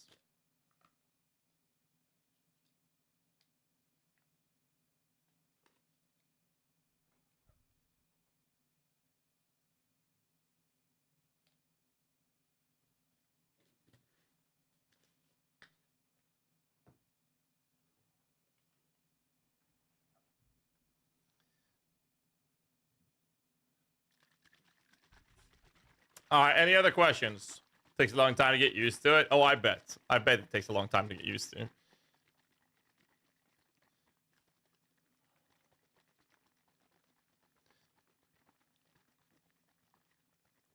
Is that some menstruation thing? What do you mean? Damn, as a sale person who's playing with one hand, I have real concerns if I can play PoE2. They still have click to move. I'm assuming, Santika, as a person with only one functional hand, that you are playing games with an MMO mouse. Is that correct to assume? If you don't mind the question. Have you ever played with a controller? What do you mean? Yes. Yes, Erase Naga. You're not going to have a problem with that then, Santika. You see, when they say 24 keybinds, they also include things like, hey, you can change the map overlay from, up in the corner to a map overlay. Or you can pop a portal. You don't need to have those on a comfortable keybind, right? You don't need to do that. You can have one of your keys be in a modifier key. So you press that one and then right-click for a portal, for example. So you can have, less comfortable keybinds, or move your hand to the keyboard to open a map, or move your hand to the keyboard to pop a town portal and whatnot. So you can do those without that being, and those counts as keybinds when they say 24 keybinds. So I don't think you're going to have a problem with that, no.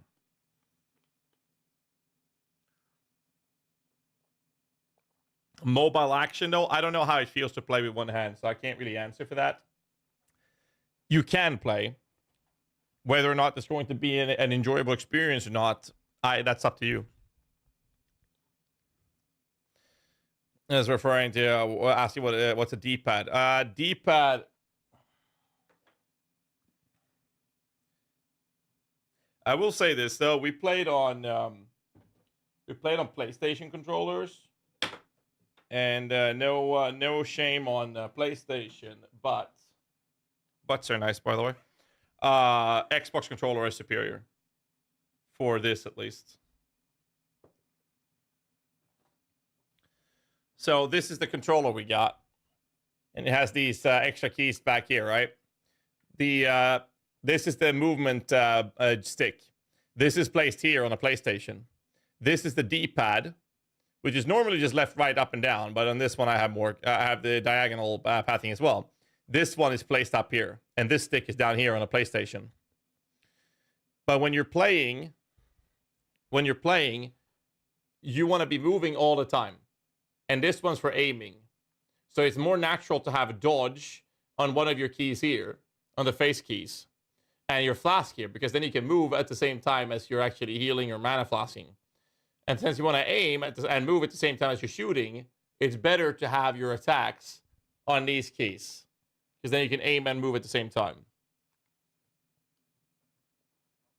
Which felt way more natural than getting used to new keybinds on the... way more natural to get used to than changing your keybinds on the mouse and keyboard. From my personal take right now, at least. We'll see when the game gets launched.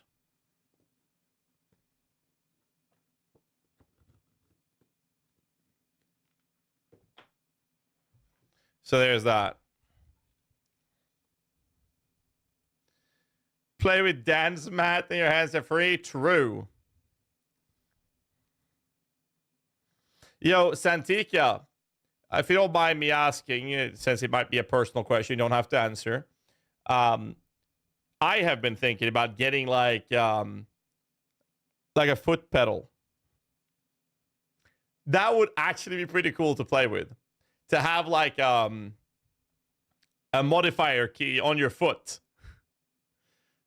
That would be so cool. Like changing your action bar with a foot. All right, let's see. Did I miss anything on YouTube chat? No. Twitch chat. Let's see.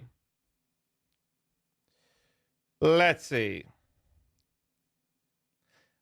Is it possible to have left click still on move and WASD? Yes, you can use click to move.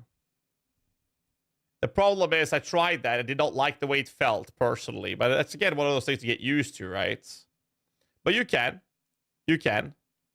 I don't know if you can use both. I'm assuming you can use both at the same time. Yeah, you can use both at the same time. That I remember. Can you? And obviously that would be feedback, because that would help with you left clicking for move when you need to potion for the 1 through 6 keys. That would alleviate that problem for sure. Actually, that's not a bad take. 5 pedals for potions.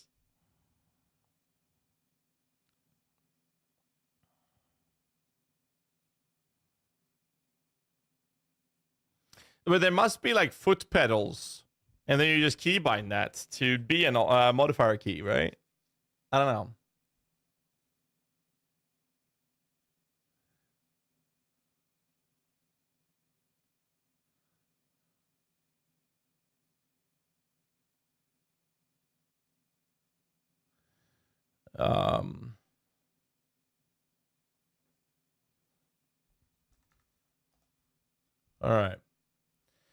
All right. Is there any other questions? If you have other questions, spam them up. I'll try to snipe one out of the chat, and if I can answer it, I'll answer it. Giant buy that you can map whatever you want. You could do that, yeah. Play on an electric drum set. Ultimate gaming experience. True. Are you done with D4?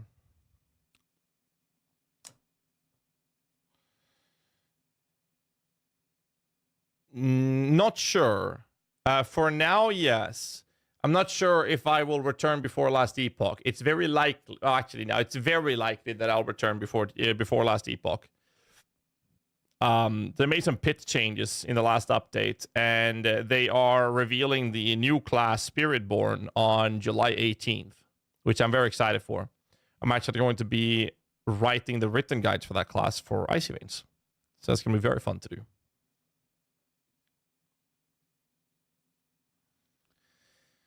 But stream that and just map all the keys to PoE in that. What's up, Roberto Sarra? How you doing, man? Any other questions? The Vessel trailer is wild, dude. It was fucked up. I mean, if there's anything Blizzard has been doing well, it's their marketing and their cinematics are fucking insane.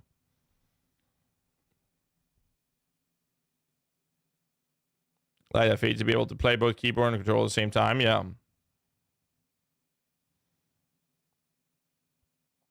We'll see what happens, though. One step at a time, right?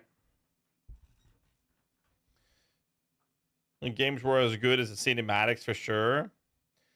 Yeah, I mean, that's always been troublesome, right? When you have like a really cool cinematic and then they jump over to the gameplay and it's like a fucking nightmare to watch. It's like a Hitchcock scare. Early July LE, and later PV1, and October D4. So June is fucked.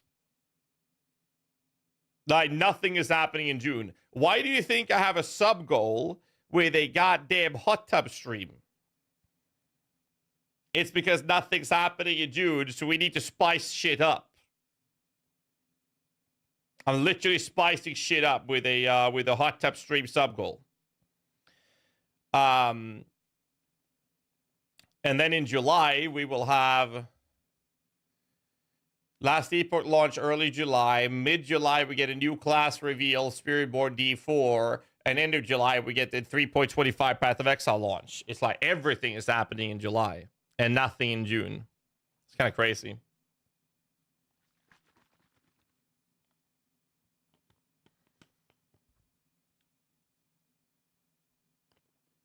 I'm not going to play the expansion in well.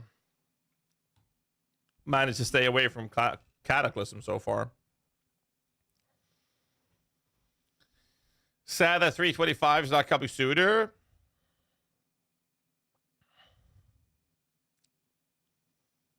So they've said that they want to keep 3-month cycles. Does anyone remember the last time we had a 3-month cycle?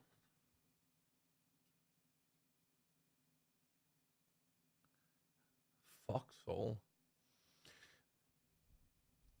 When was the last time we had a 3-month league? Does anyone remember? I think it's around 2 years ago.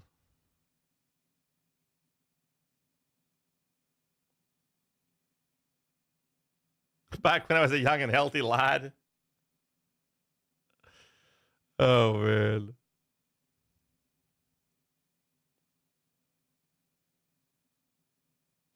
Imagine how much better the Warcraft menu would have been if the cinematics team had made it.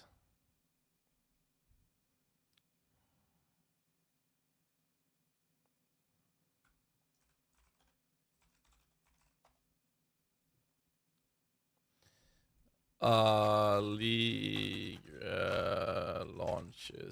launch dates.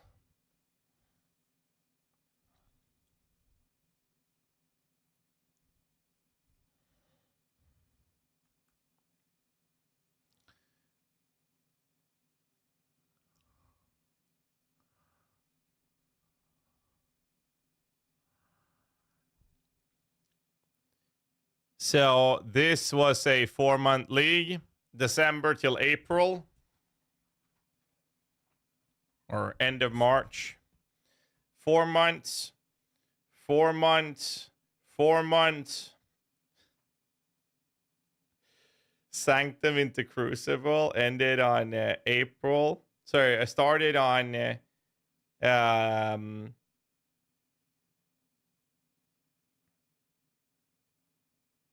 Sentinel. Is it? I mean, this was 9th of December. So this is 4 months. That's 4 months. Sentinel between Calandra was 3 months. 13th of May, 19th of August. That's 3 months. Right there. Calandra League was the first. Was the last time we had a 3-month league window when it started. So I guess Sentinel is the last 3-month league we had, which is 2 years ago. Calandra lasted 4 months. It was Sentinel that lasted 3.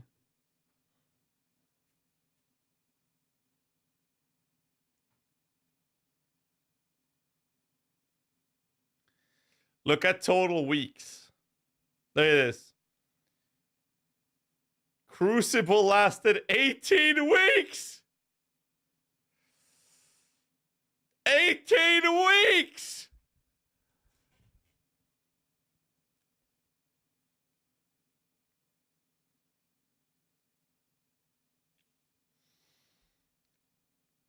And normally they should be around the, look at this. Look at these. 12. Oh, sharp. 12. Legacy League lasted 21 and a half weeks. What the shit? I don't even remember that being that long. Wait, didn't we get like some big changes though during Legacy? Didn't we get a bunch of shit happening in Legacy League?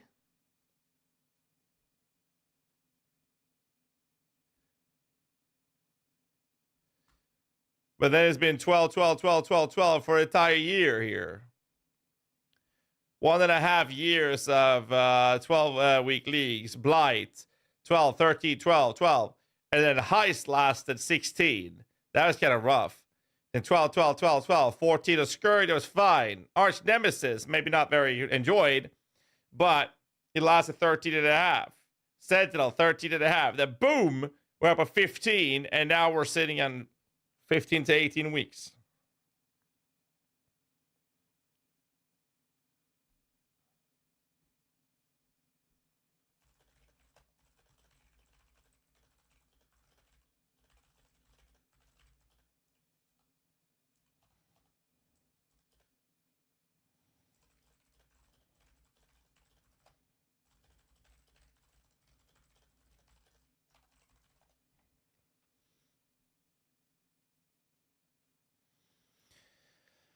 So yeah, the last time we had a 3-month league was May. It's more than 2 years ago.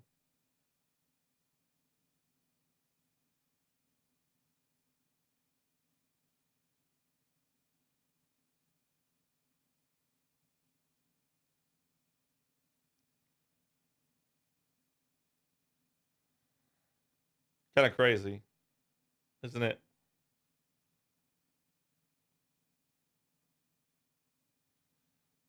going to have a shorter league? No, we're having a league cap rock till end of July.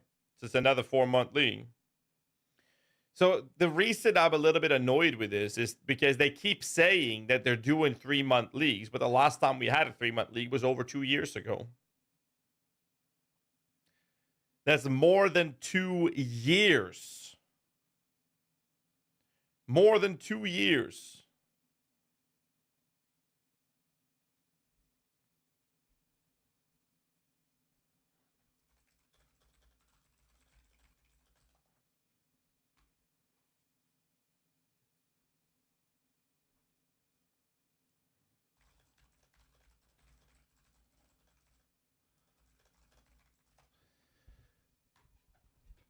They keep saying they want to go back to 3-month cycles. Yes, but they're always referring to their 3-month leagues. And last time they had it was 2 years ago. No, I'm just very...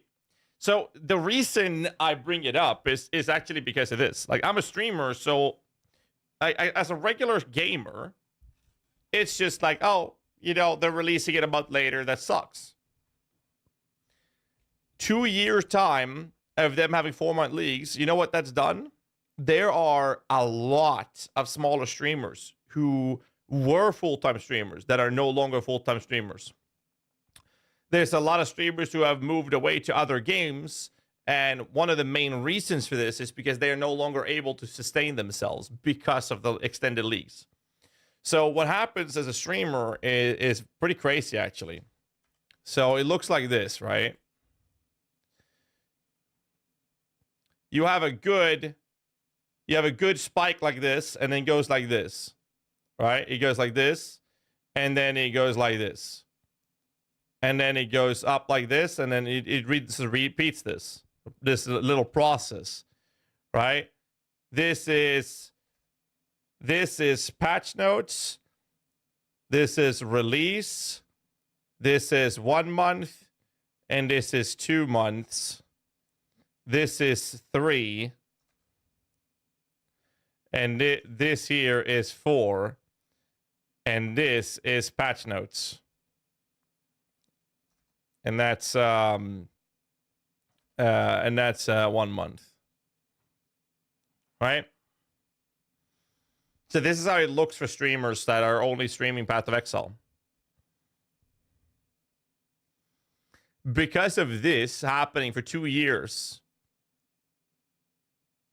a lot of streamers have stopped being full-time streamers because of it, and it's kind of sad to see. And last time that happened was 2 years ago was the last time we had a 3-month league. They've been saying they want to go back to 3-month cycles. We also have to keep in mind that GHZ has supplied free-to-play content. Sure, they've been very profitable, but it's free-to-play and dishing out insanely cool content every time they release a league. And I'm going to be honest, go ahead and say that I think that most of us are fucking spoiled. They put the bar so high that we expect a lot out of them. And when they don't pull through on it, we're very upset about it. It also means when we see other games that don't hold the same type of quality and standards that GG is doing, they are going to be frowned upon very heavily. What's up, Broncos? How you doing, dude? Did I miss the witch? Yeah.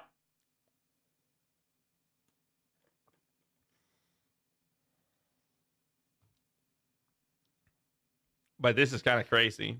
2 years. We're going to be on our 7th league since we had a 3-month league. That's nuts. Like, actually nuts.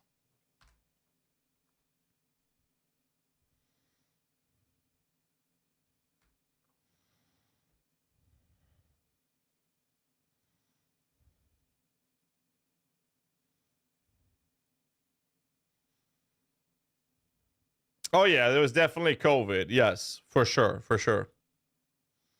COVID definitely has played a huge role in a lot of these things, for sure. That you can't forget that. I'm glad you pointed that out, Chip. Absolutely right. Main thing aside, me enjoy MPA1 multiplayer is non-separate loot.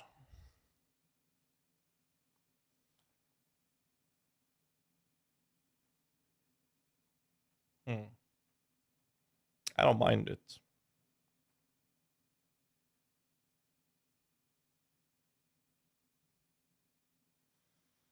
I don't mind that. I'm a fan of non-separate loot in the RPG.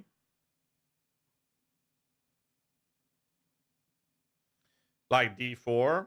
Not saying D4's loot system is perfect, but they have individual loot. Would you guys say that that system is better than that in PoE for multiplayer purposes?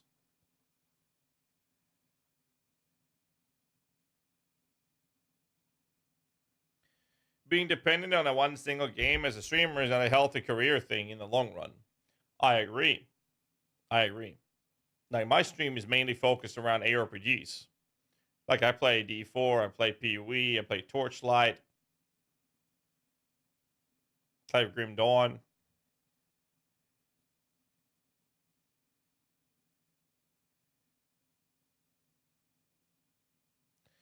You can't acquire Tau, you fuck travelers. That should get better. Absolutely. I mean, they're getting there, right? No cam focus. Ah, shit.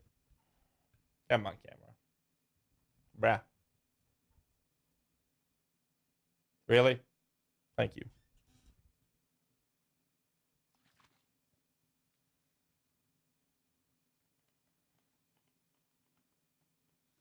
I mean, I can play Valheim right now. I can play EFT right now. I can play WoW right now. And 75% of you guys will stop watching. That's just the harsh reality.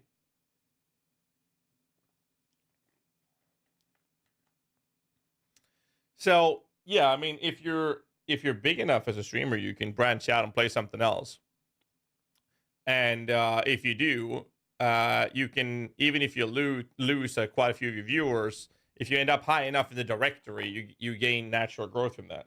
That's why I was saying, like, COVID and the result of this extended leagues has made a lot of small streamers not be able to sustain themselves. And mid-sized streamer, I don't know, what do I count as? I count as a mid-sized streamer, I guess. I mean, I get pretty big during launches, I guess. I get pretty big during launches, but I know I kind of consider myself somewhere in the mid-range. And as a mid-sized streamer, it's like I definitely notice it. I definitely feel it. But I mean, I'm very lucky to have people like you guys supporting the stream the way you guys are. I mean, hell, I literally just bought a fucking amazing house for me and my family thanks to you guys. So I've been able to survive COVID with that. It's kind of crazy. Anyways, you took a good niche. I may also make written guides, right? I don't put all the eggs in one basket. I haven't spent a dime, but you're welcome, bro. I mean, you guys just tuning into the stream is support enough, man. Anyways, feel like we're derailing as I'm stalling as much as I can. As here's the thing.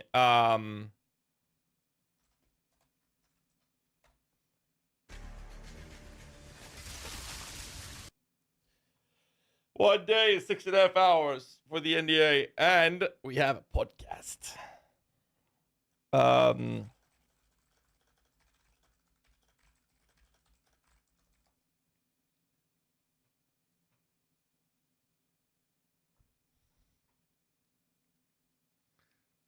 And fun. Well, if you play Genshin, I'm not interested in playing mod right now, Broncos. I want to focus on the minion questions. So, stalling equals content. True. So, do you guys have any questions? If you have questions about the Witch or Minions, fire away. If I can answer them without breaking NDA, I will.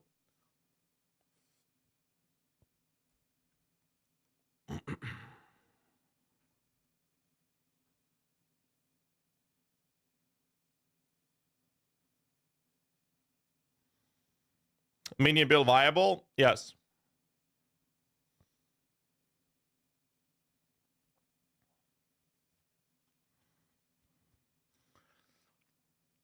What's the best class of PoE 2 and why is it Witch?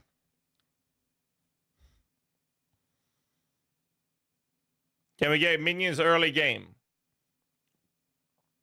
It has been shown in gameplay footage that has been approved by DGG that the answer is yes to that question.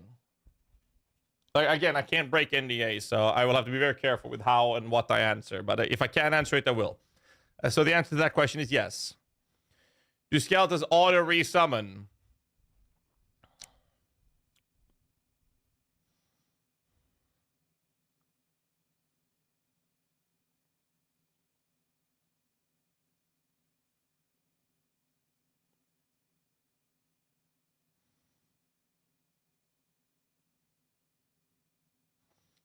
I'm unable to answer that question.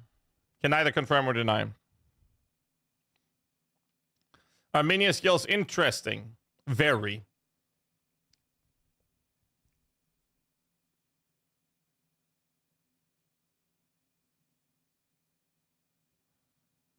Will we have the ability to customize minions like Last Epoch does so well? Can't confirm or deny. Can you tell us what example on why? I can't give you an example because that's NDA, but I can answer it this way. Their main focus with Path of Exile 2 is to create a very active feeling of when you're in combat. Like the combat needs to feel active and engaging. And they have applied that to the minion gameplay. Jonathan told me that they went through a ton of variations and iterations of the minions before they got it to a state that they are happy with. I can't say more than that. I don't want to borderline the NDA either. Well, Coach, some of the stuff you can see in the video. So those things I can tackle. When is the beta coming? Trevor, also known as the mobile fall guy, now in charge of the console parts for PoE 2, leaked that they're expecting it to be in November, right? The early access. Still annoyed with D4 minions as secondary. Well, they've kind of gone back on that and made it more of a focus archetype. That's why minions are so brokenly good in D4 right now.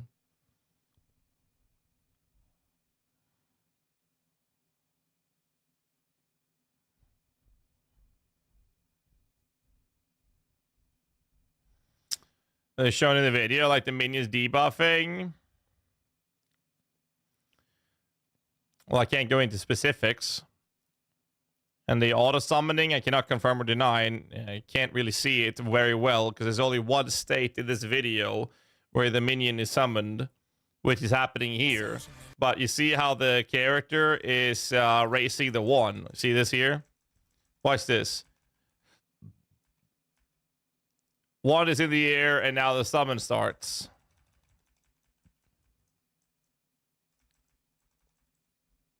I can answer the question. I just saw it. I just saw it. Fuck yes. Okay, so shit. I can actually answer it. I didn't see it till now. Oh, I didn't see it till now.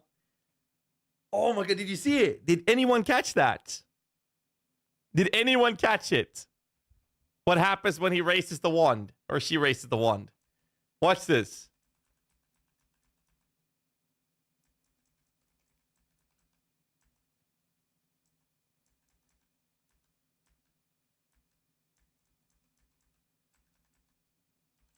You see it? Right there. You can see it right there.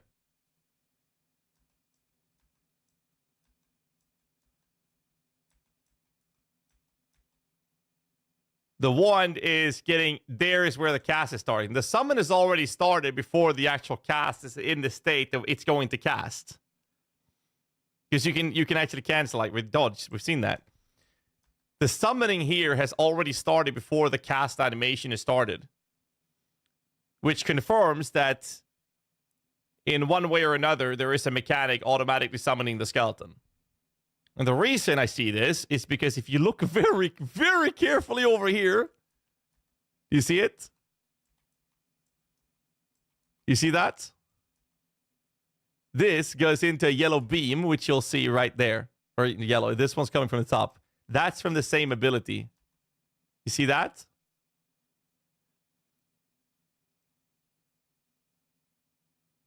Now, we know when you click to move, your character isn't racing the fucking wand every time you click to move. So what does this circle mean then? What do you think that means? This little thingy right there. I didn't see it till now. Holy shit, how did I miss that? How the fuck did I miss that? So this shows that your skeleton is, one way or another, to avoid NDA here, actually being resummoned automatically, because this here, it's even targeting there. Otherwise, if it was a cast, the character would move, would realistically target this place, right? But this is actually targeting this position. That is not a summoning skill. This is not click to move either.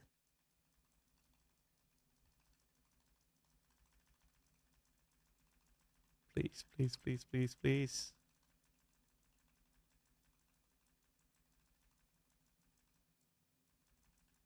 See this? See how your skeleton is ahead of the character?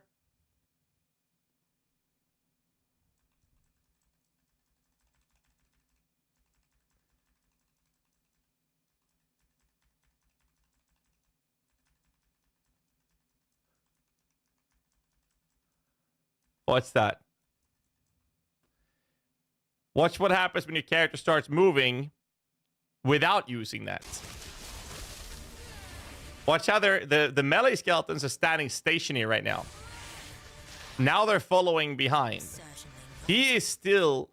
Now he stands still, and they just rush ahead. How exciting. So, based on what we're watching, it seems to be that you're able to command a movement to where the minions should go. Based on what we're watching. Which means this is an automatic summoning process. Now, I can't confirm or deny how that is happening, obviously, in details, but that is clearly automatically summoning, or the character would turn to this and face this way when the summoning was supposed to start. Which is not happening, because the character is targeting here to do this, which seems to be a command to move. Okay, all right, that's as far as I can go without breaking NDA. There you go.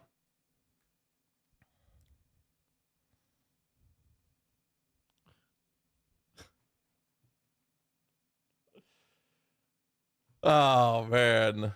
I gotta send that to the try.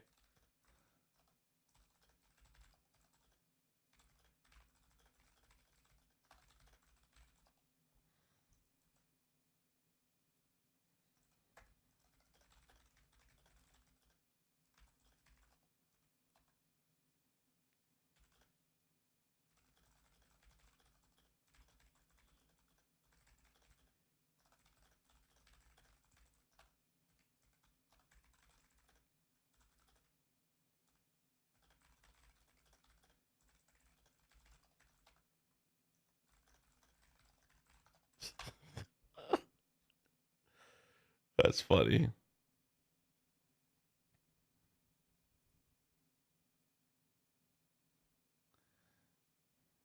Let's see.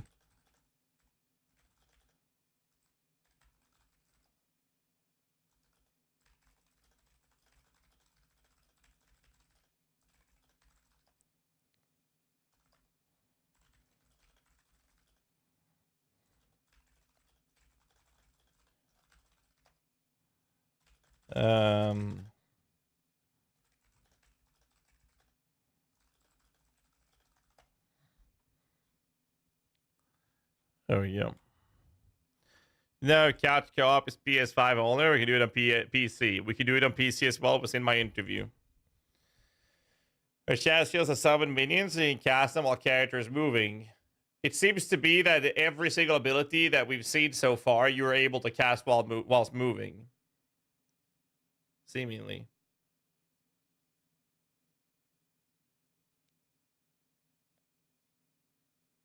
Looks similar to when I send Golem to attack in Diablo, yeah. I can't believe I missed that in the first check we did. I think that's everything I can say from the video. All right, any other questions? I'll try to answer them if I can. Will there be crossplay? Crossplay and cross progression is confirmed.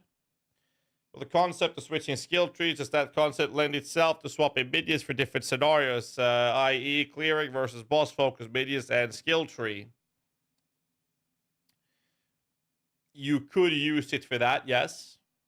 Do keep in mind that minions are going to be in a similar fashion as to auras, which means you're going to be reserving spirit for that, which means that if you switch weapons, you'll need a scepter there for spirit as well, to my understanding, because that gives you spirits. Minion aggression, hunting down targets field versus P1, where we need minion stances to make them seek out targets. It can be hard to compare to videos. That is not something I can answer. Will we see any new minions?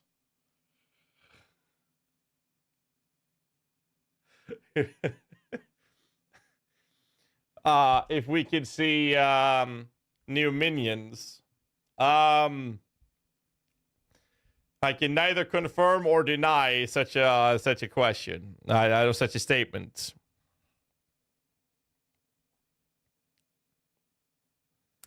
I mean, to be fair, we're already watching Skeleton Archer, Skeleton Mages, and Skeletons with Shield, so there's the answer. Completing the 5th. Yeah, I'm going to go with the 5th on that one. You think they're announcing today?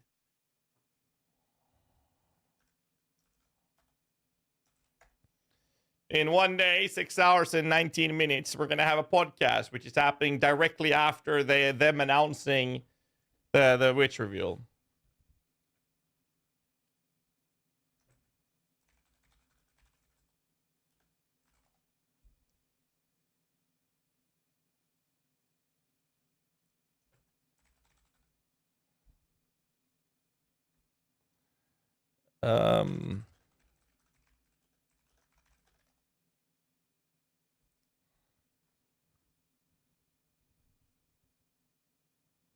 Did he play a pre-built character? I did not.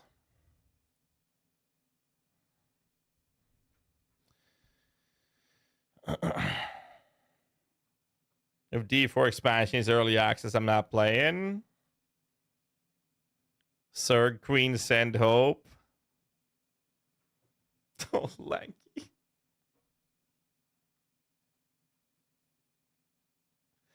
All right, I will say this. I will say this.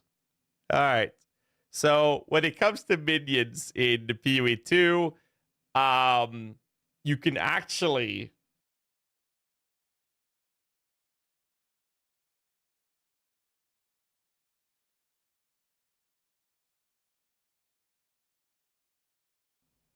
there you go.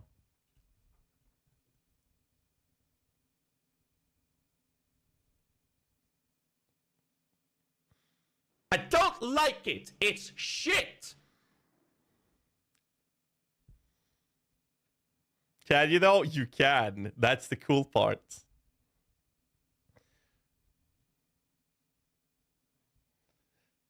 To make sure that all of the professional lip readers don't catch me on the NDA break in here.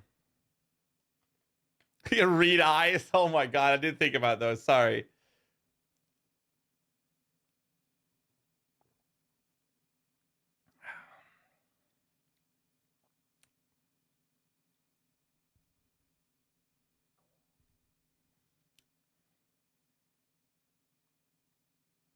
So the reflection of your head's in your eyes. Okay. I need to get a better camera.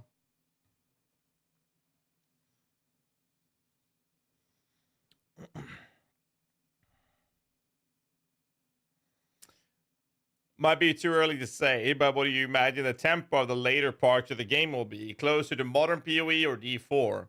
Impossible to answer because they don't even have playable or ready-to-play state endgame maps in PoE 2 yet.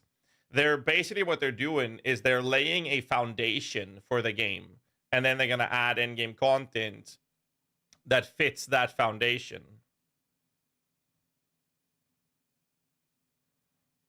I was first concerned about that approach, but later it was reassuring.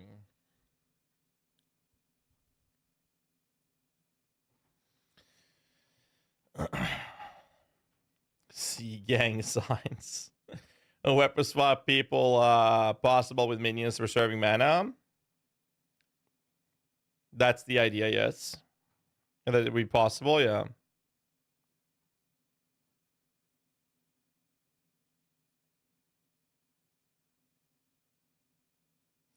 Anything in YouTube chats? When is the beta coming? November, based on what Trevor said in one of the interviews. What happened to PoE Mobile? To my understanding, is still there. It's just a side project. It's not something that they're focusing on, is what they've said. And the mobile fall guy, Mr. Trevor himself, is also in charge of the console. If you guys have any other questions, fire away. I will try to answer them as long as I don't break NDA doing so. See, I'm a big fan. It's funny that you mentioned that, Lanky, with the Brood War style Zerg army, Zerg Queen. I am a humongous Sarah Kerrigan fan. And Queen of Blades. I love Zerg and StarCraft. It's fucking fantastic. Brood War is the best fucking story they've ever had. It's fucking fantastic, dude. When are we getting expansion of PoE 1? That usually happens once a year, so most likely by winter. You prefer shoulder or back massages? Back. I think. Why not both?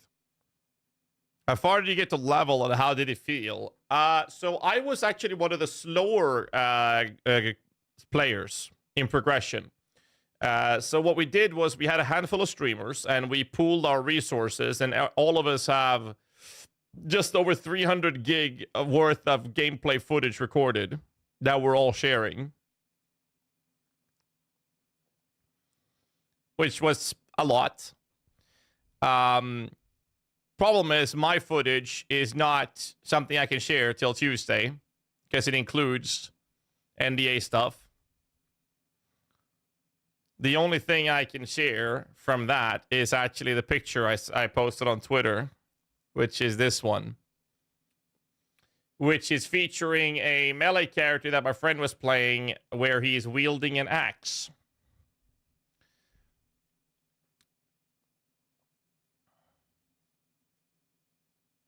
Oh, wow. That's okay, Jerome. So here's the thing.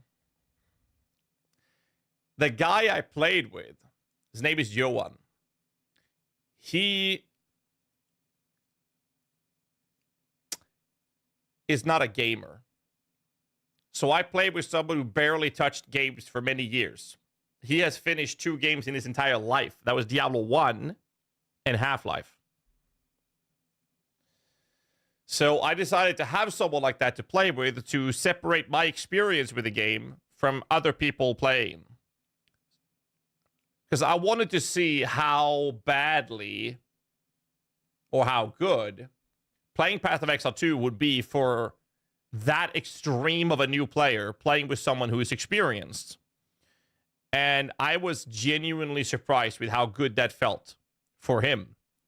So I had him basically under the microscope and asked him all the questions and how he felt about it, and he enjoyed it. He said it was hard getting used to the keybinds from not being a gamer and going into it. It was very, very interesting. And once he got the hang of it, he felt like it was very straightforward, and he learned the mechanics super fast. Now, he's a very, very smart individual, but he's not a gamer. Not gaming smart, if you know what I mean. And it was pretty funny because I tried to move to the next quest zone. I was like, all right, let's progress. And he was like, oh, hold up. There are some dudes over here that need slapping. He walked over there with his 2-handed fucking axe. He started swinging. I was like, I got to kill these guys. And then I would have to wait for him to kill those and then come back to me to run forward. So that's how I played. So it's very fun to play with someone that was that much of a casual and experience that and see how that experience for him was playing the game. And because the thing is, PoE 2 is focusing a lot on new player acquisition, but they're trying to maintain the complexity and the difficult complexity of the soul of the game, right? And I think that they really managed to do that while taking away a lot of unnecessary bloat and difficulty, and not hold the player's hands too much, but rather provide necessary information for the player to be able to make a sound decision of how that person should be choosing skills, path on the skill tree to progress. And that felt very good. Can you share what was not available? For example, was there a class you couldn't pick? I didn't get to see any ascendancies. I don't think anyone did that. Are you excited for Titan Quest 2 at all? Yes. When is the release date for that? I remember playing Titan Quest on a fucking console long time ago. Good times.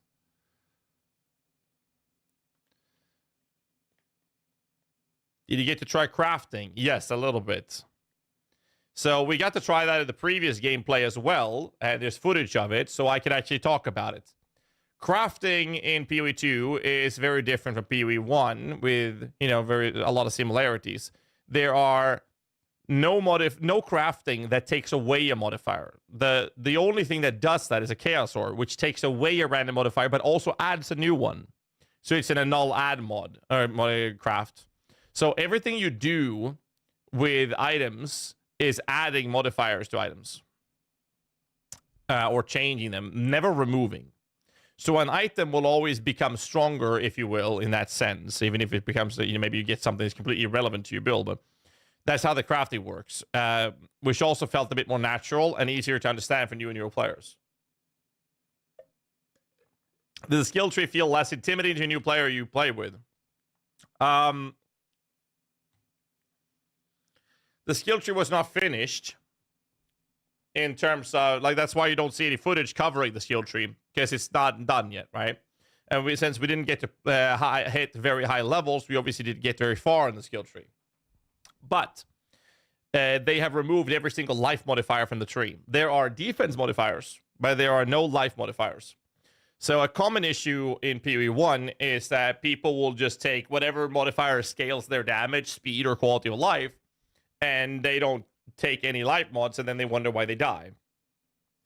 By having all of those defensive, well, that layer of HP being taken care of by your gear and not the skill tree, makes the skill tree less punishing or more forgiving for players that might not go for an optimal route. You can still play the game, you can still progress and move forward with a scuffed tree. In PoE 1, if you have a scuffed tree, you're basically fucked. That doesn't happen in PoE 2 in that same sense, to the point of progression that we were able to get to. But that's what I was talking about, where the game is presenting you with options, or information that makes you able to make better decisions for your character moving forward without holding your hand. It's providing you with enough information or recommendations so that when you do make a decision, it's easier to manage for new and newer players. So a brick an item is a brick, meaning you need more white, blue. Well, Chaos Source will remove a modifier and add a new modifier. So you can do that. I'm not sure how endgame crafting looks at all, Immortal. All the different pathing possibilities if you don't have to look at the life. So here's the thing. Basically what they were saying was, is that you will have a comfortable gaming experience following the recommendations from the game. But here's the thing. If you follow a build guide, the guide is very likely going to tell you to take things that is not recommended. And now you have something that is optimized that might work better, like picking a support gem that the game isn't recommending for you. So, and that will, by following build guides, that's going to open up the game for those players. but not following one is not going to render that player like with a useless build. And like people say about PoE1, make a build, fail it, and then make a new character to try again, right? So that's about it. Can I come over on Thursday?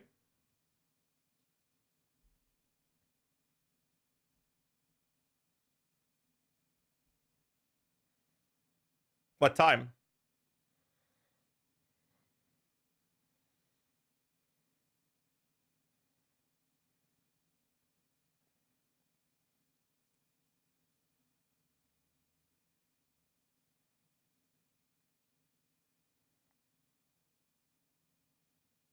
Three-and-a-half-hour drive.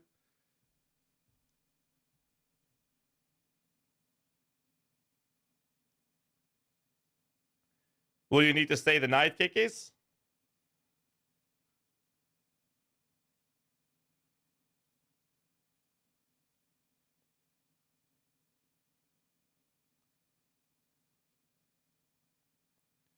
I'm sure we can fix that. I haven't prepped a guest room yet. Or a room for you to be in here, but I'm sure we can solve that one way or another.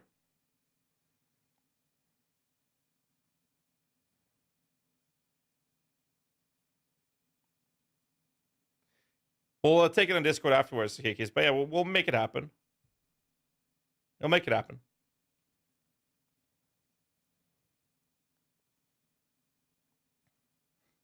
Slumber party.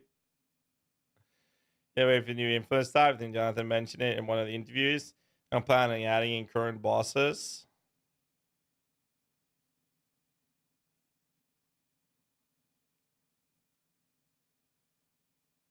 Kikis happens to be in Sweden, a couple hours drive from me.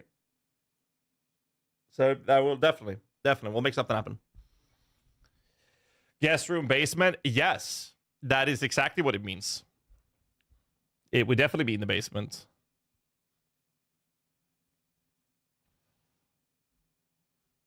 All right. Any other questions? And I'll try to answer to the best of my ability without breaking NDA.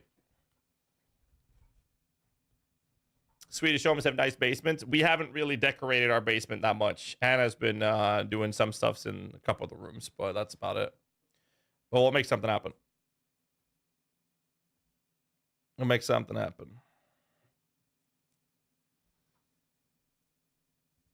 Basement and a stream shed. I'm jealous. I mean, I was able to buy this fucking amazing house. I got lucky with it, obviously, because we barely paid what it's worth, to be honest. But we were able to buy the house, and it's thanks to you guys. All the years of support. It's kind of crazy. Yeah, we'll make it happen, Kikis. We'll take it on Discord after the stream, for sure. So likes it perhaps prefers PoE 1 gameplay style like PoE 2. To me, it seems like they will be very different. If there's anything like D4, I'm more sure I'll hate it.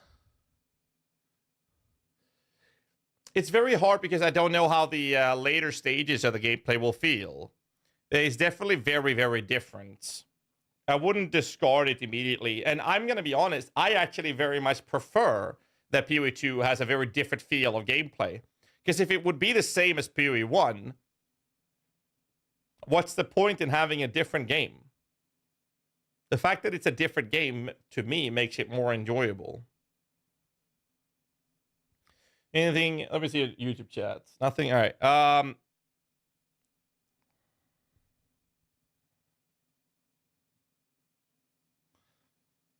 Tell us if you're more excited or less excited what you're doing with Minions, PoE 2.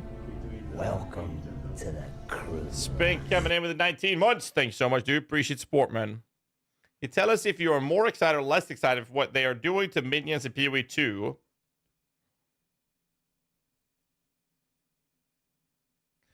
Especially since you didn't like playing as the witch when you play PoE 2. What do you mean with especially since you didn't like playing as a witch when you play PoE 2? When have I ever said that I didn't like playing witch in PoE 2?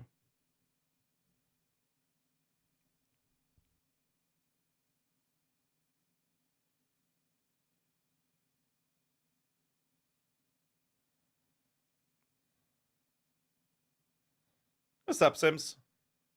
Ah, shit, ads are playing.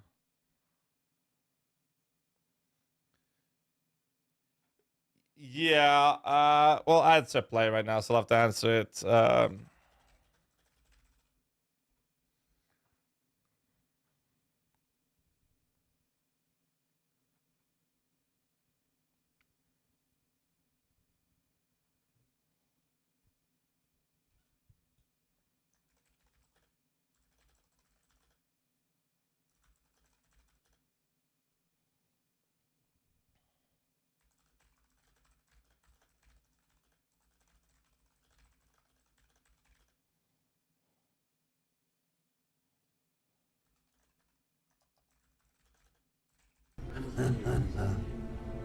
Welcome to the crew line. So was the weekend good?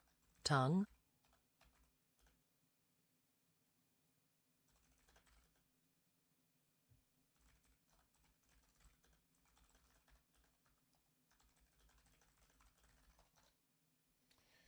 So anyway, the 38 months. Thanks so much. Was the weekend good? Yes, it was. It was very good. Very, very good.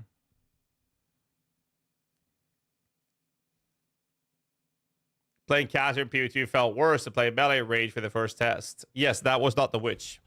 That was the Sorcerer. How was Donut Land? It was good. It was really good. But I had the perk of being in the care of Mr. Slickmaster, one of our mods. And we had some delicious Mexican food and also at a steakhouse. It was fucking insane. Oh. But Dunkin' Donuts is shit. Like fucking terrible. Absolute dog shit.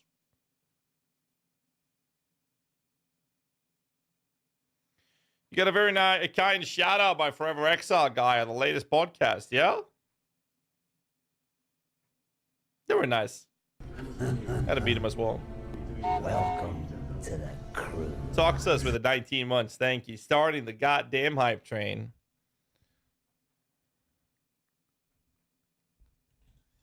Yeah, I heard Thai was supposed to be really good here as well in LA, but I never tried that. I want to go back. I really do. I like LA. The food is so good. Don't be specters. Bait will be saved inside the jabs. You can catch every month. So they said that on XLCon, correct? Very true. They did say that.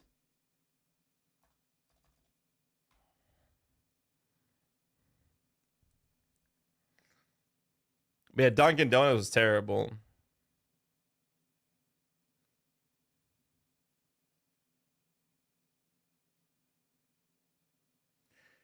But yes, we're gonna have some inspectors, correct?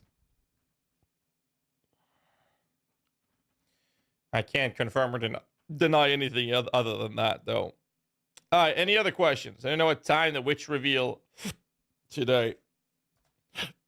Sorry, here's the countdown timer for the embargo, witch reveal, and Tavern Talk podcast. Currently waiting for Kikis to give me a social media banner to post to you guys as well. Dunkin' Donuts is trash, I agree. I mean, I posted... Let me see if I find it. This shit. Fucking dog shit, man. It was just fucking... Like, the drink was just sugar. It was just pure sugar. And it was very warm when we were there. Like 75 degrees. That's like 26 Celsius. And here in Sweden, 25, 26 degrees Celsius is like... That's a good... Like a really good summer day. Like a really good summer day. So I'm not used to that warmth, right? I know it gets a lot hotter in LA. I understand the desert heat, right? And so I had this ice drink, whatever the fuck it is. And I was thirsty. So I chugged a bit. And I had the nastiest fucking brain freeze ever.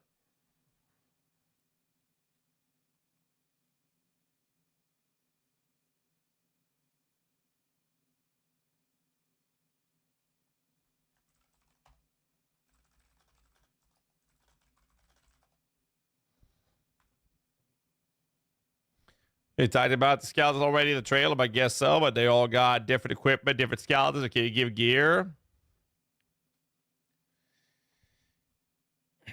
The scepter implicit that we've seen in some footage is showing that you summon skeletal warriors.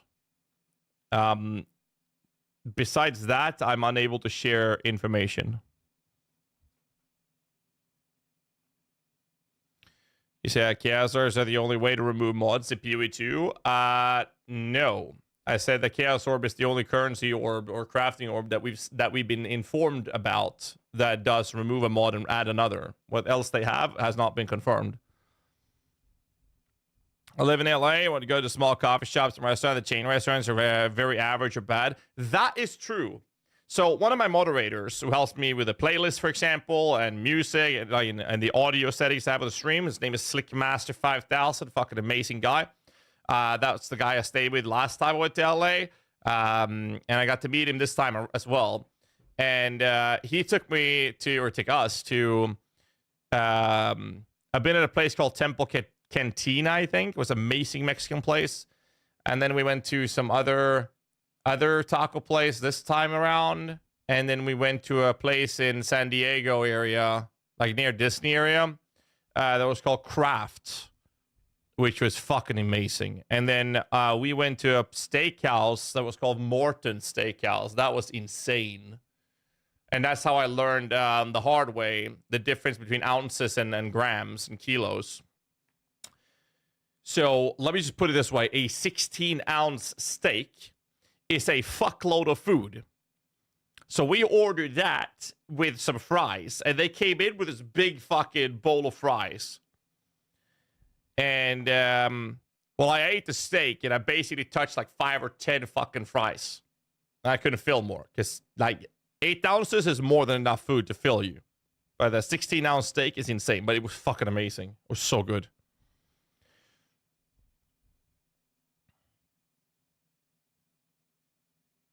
My guess is if your minion army is limited by spirit, why would you even use more warriors than mages? I think it'll be hard part to balance.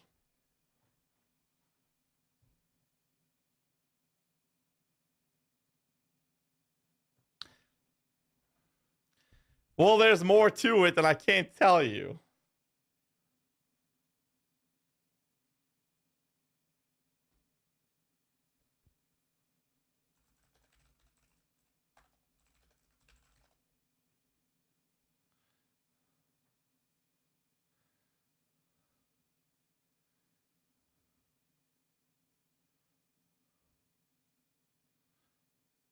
What's your absolute favorite food? Medium rare steaks. I like my meat.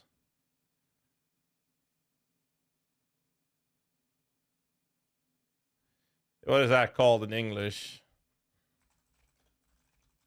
Wagyu's nice.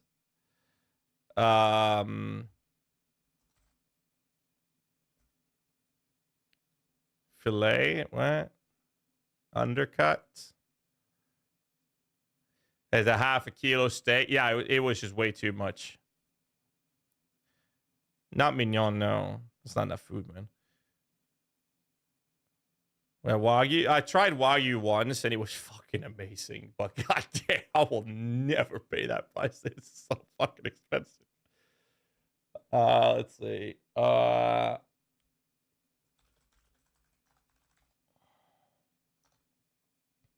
Yo, Kikis, I just got a confirmation from Hannah. You're good to go for Thursday. We'll figure out the time after the stream. Full reveal of the witch is what we're expecting to see tomorrow.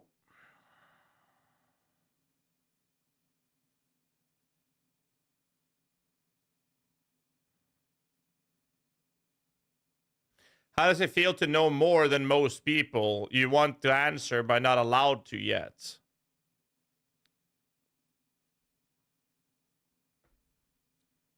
How it feels to know more than most people.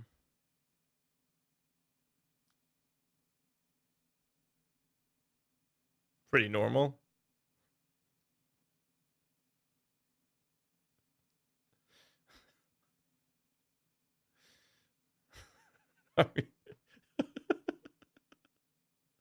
I mean, that's the perk of playing an obnoxious amount of unhealthy hours in the game, right? Anyways, now it's like this balance. This balance where I have to balance what I can say and not say.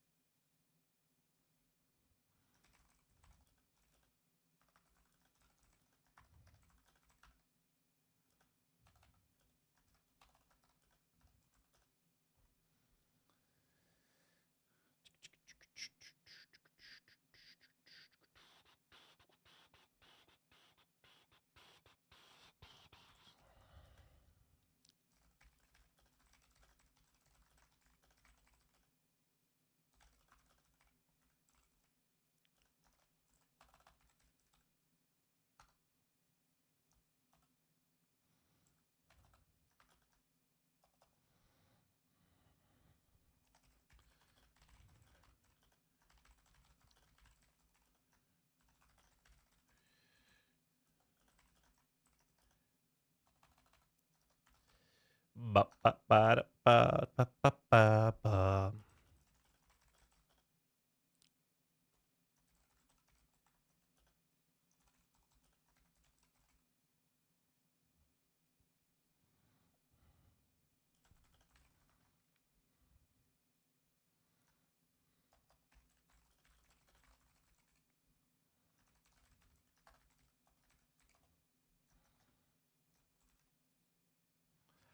Ba, ba, da, ba, ba, da, ba, da, ba, ba, ba, ba.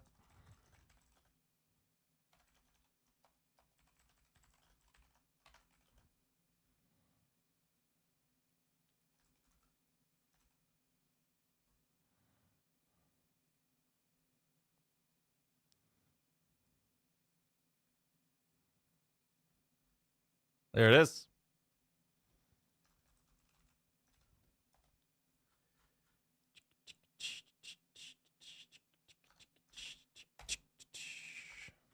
There it is.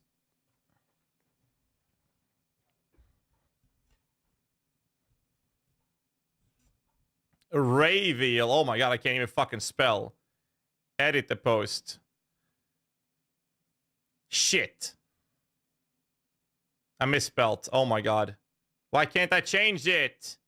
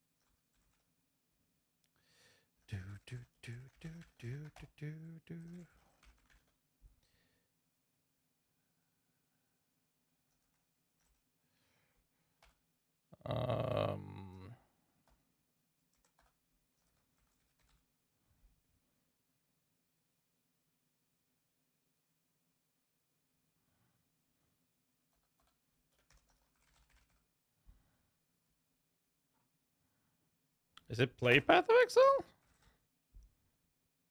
It is.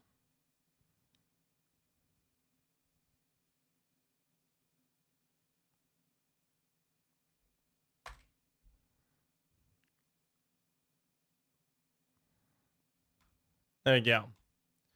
Now I got posted correctly. Sorry about that.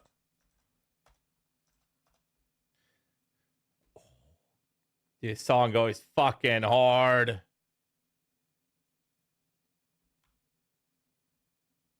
This is actually a couple friends of mine's band.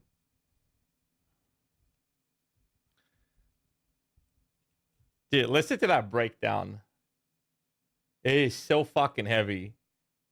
Absolutely love it. Thanks so much, Kikis, by the way.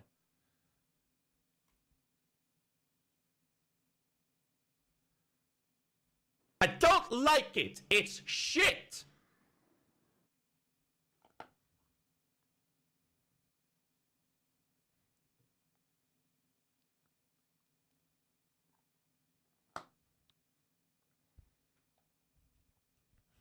I would assume 1 or 2 hours.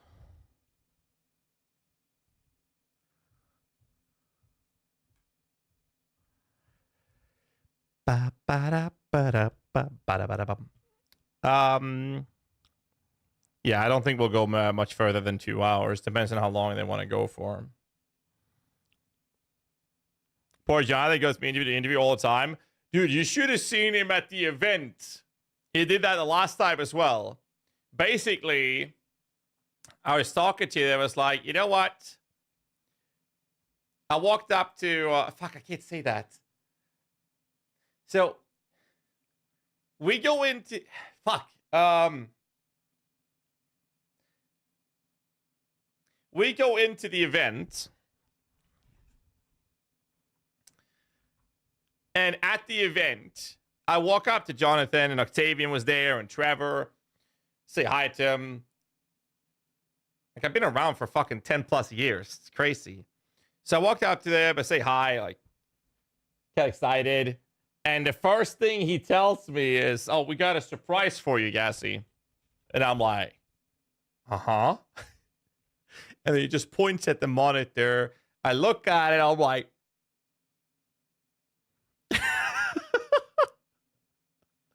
oh my God. But no, you should have seen Jonathan, dude. He's a beast, dude. An actual beast. He had 20-minute windows, 15, 20-minute windows for interviews. And it was just back to back to back to back to back to back to back. So I was there where Captain Lads was sitting and watching him do the interview. And then right after he was done, there was like a 3-minute window. Then I got to see to did the interview with him. So it was just back to back to back to back to back for several hours that he was just sitting there. It was like just pumping out these interviews. And we had some tech issues when we did the interview. It's not his fault. Like, shit happens, right? So it's a tech issue. So we did like 2 or 3 minutes. Then we had to restart from the start up. And then we had like 5 minutes in. And then we had to restart again. I'm like, oh my God. So I answered some of the questions I asked him. I had like notes. I don't like having full scripts. So I had notes with my questions. And I asked him. And then he... when we did it the third retake, he started answering my follow-up questions when in the original question. I was like, no, don't do that to me. Oh man, but it was fun though. He's an actual beast. I like him a lot. I also love Jonathan's house. Like if when they have the Ultra VIP tickets for ExileCon. We actually they actually happened at Jonathan's house in New Zealand. It was like a barbecue, a bunch of the founders, some devs, some GG staff, and a handful of us streamers are there. And then whoever got the Ultra VIP tickets, the things I would do to have that house. It is the most insane house I've ever been in. being jealous that's not a word that would cover how I feel when I walked into the house the first time. It is so fucking amazing, dude. Holy shit.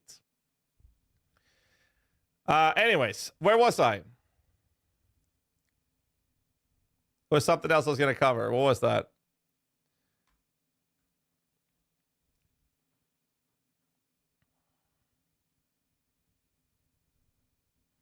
That's funny. If I have everything prepped for it, or it's just a reveal. So this is what's gonna happen tomorrow.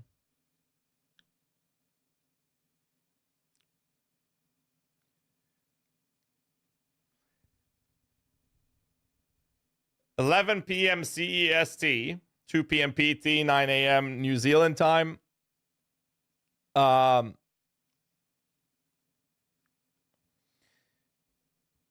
They will reveal the class.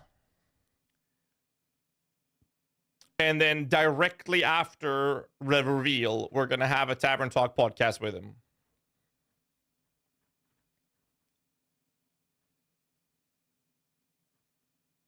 Directly after. So preparations, I don't know how much they're changing from the things I've seen. Painkiller. What is that? This song always gets me thinking about Ed Guy. Superheroes. Anyone remember Superheroes when that came out on MTV?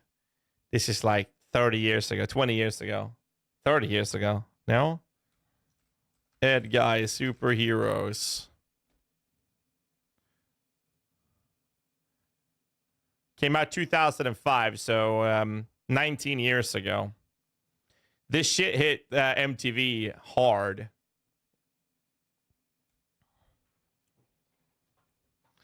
Back then, MTV actually played music. Is the class the only review, or will we be getting an official date or release window? I don't know. I actually don't know. Excited, though. Very excited for this one. It's a very special one. That's very close to my heart for obvious reasons. And I'm very excited for this. Let's see if you guys have any other questions. I'll try to answer to the best of my ability. And then I was thinking I'm going to try to get some questions for you guys that you guys might wonder about the reveal that we might be able to ask Jonathan on the interview. Because the thing is,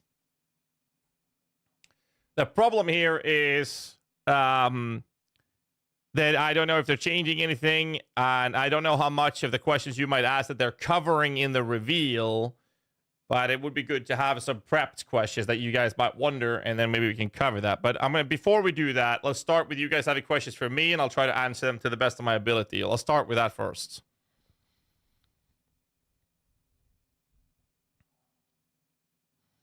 Anything on YouTube?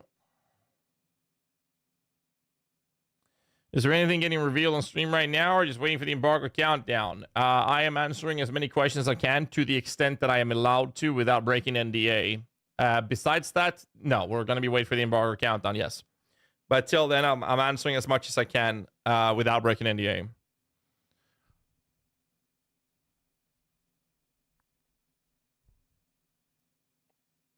Rare monster modifiers, anything new or interesting?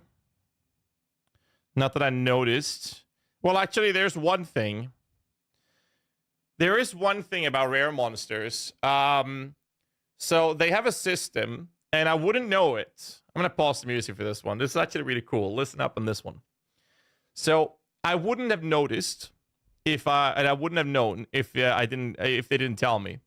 So you remember how I said that PoE2 is very good for new player acquisition, and it's not holding your hand, but it's giving you the tools so that you can make sound and good decisions for your character's progression for even new and newer players. A thing they've done with the zones is that some zones have hard-coded rares. Or rare, I'm not sure if it's plural. And if you didn't kill that one, that rare will then exist in the next zone. And there are a handful of these that I've been told about that drops very specific things. So I was told that one of them drops a specific flask that will help mitigate that type of ailment, for example, in the next coming areas you'll enter. So you're given the tools to handle that type of shit. So an example, not saying it is, an example would be, hey, this rare will always drop a bleed removal flask, for example. A lot of them drops, what I was told, uncut skill gems or support gems. That's why we had a significant higher amount of those in this playthrough compared to previous ones. It was night and day difference. So this allows you to have a natural progression moving forward, and it also encourages the idea of exploring and clearing the areas before you move on, because of the fact that the game will basically provide you with like a bare minimum of progression, scaling things like gear and flasks and skills as you move forward, to making that a more natural feel to it. And I wouldn't have known if I wasn't told. And I think that was a great way to do it, because you're not being handheld, but you're provided and given the tools needed to progress.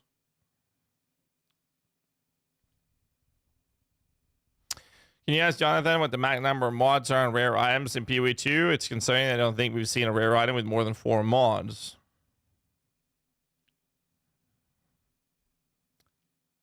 I'm going to be honest, I don't want to see more mods on rares. They're hard.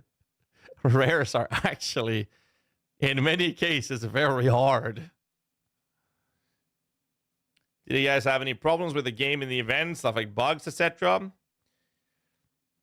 There was one desync issue that they have fixed. I can't tell you what's causing it, because it's NDA. I can tell you that that issue exists in PoE 1 and has been fixed. That problem has existed for a decade in PoE 1, and they found it now. I have never experienced it, and it would only happen in very rare situation when you're playing in a party. But it's very hard to replicate that, and it happened. It syncs back together in PoE 1. So it's very, very, very hard to spot this in PoE 1. They're running PoE environments still in PoE 2. Not the ones we played, no. He told us that you can actually, in my interview, he talked about that. Like, they have that in some areas that we were not able to play. So if you had a cheat code to go into those, or like scripted your way into those zones, you would have PoE 2 environmental stuffs in there. But no, they had nothing to do with this. Or PoE 1 stuff's in PoE 2, no. Oh, items. Rare items can have 6 modifiers, yes. Magic 2 and rare can have 6, correct. Similar to PoE 1. I thought you meant rare enemies. Based on your experience, how would you rate the game overall if it were to launch today? No, we don't know a lot, but gut feeling-wise, that's impossible to answer, because it's like, there's tons of balance problems, which I don't feel like complaining in a game that's not even in early access. Like the Monk's Bell ability was fucking insane. Excited for your interview tomorrow. Would love if you asked about support gems now being unique. Seems very un-GGG. That's already confirmed that they are going to be unique. You can only have one. And I think that's great. You know how many support gems they have in PoE 1? It's a fuckload. And most of them are never used.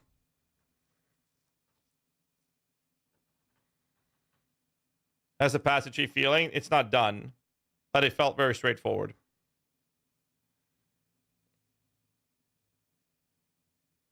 We already found some ways to exploit PoE 2. Last time we did, yes. This time I didn't find any. Personally, at least.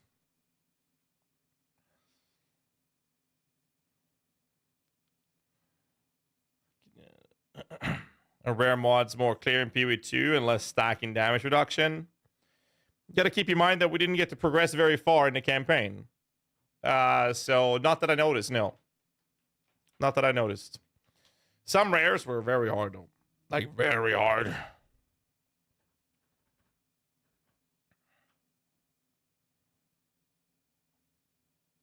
So the new features that you would talk about after the NDA? Oh yeah. Oh yeah. But it's mainly about the redacted class reveal. Oh man. One boss was not doing half the mechanics. The interview said maybe because the minions. Yes, that's Lance's interview. So one of the bosses that we got to see, he I believe it's actually in Darth's video.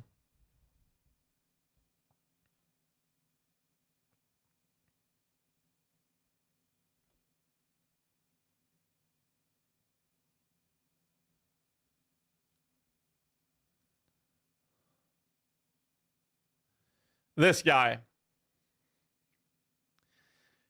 So this boss had a handful of abilities that he never did. And I remember at the event, we were quite a few streamers talking to Jonathan at the end.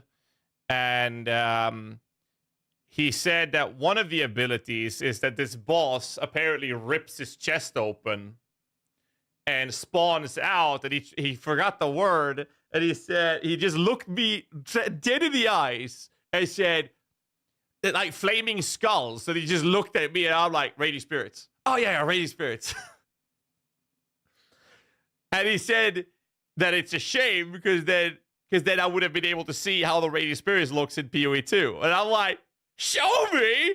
Show me! And he never showed me. I never got to see it. But this is that boss fight. This guy is apparently has Radiant Spirits. Who did you co-op with? A friend of mine who is not a gamer. That's the Bell ability. Oh my god, it's so broken.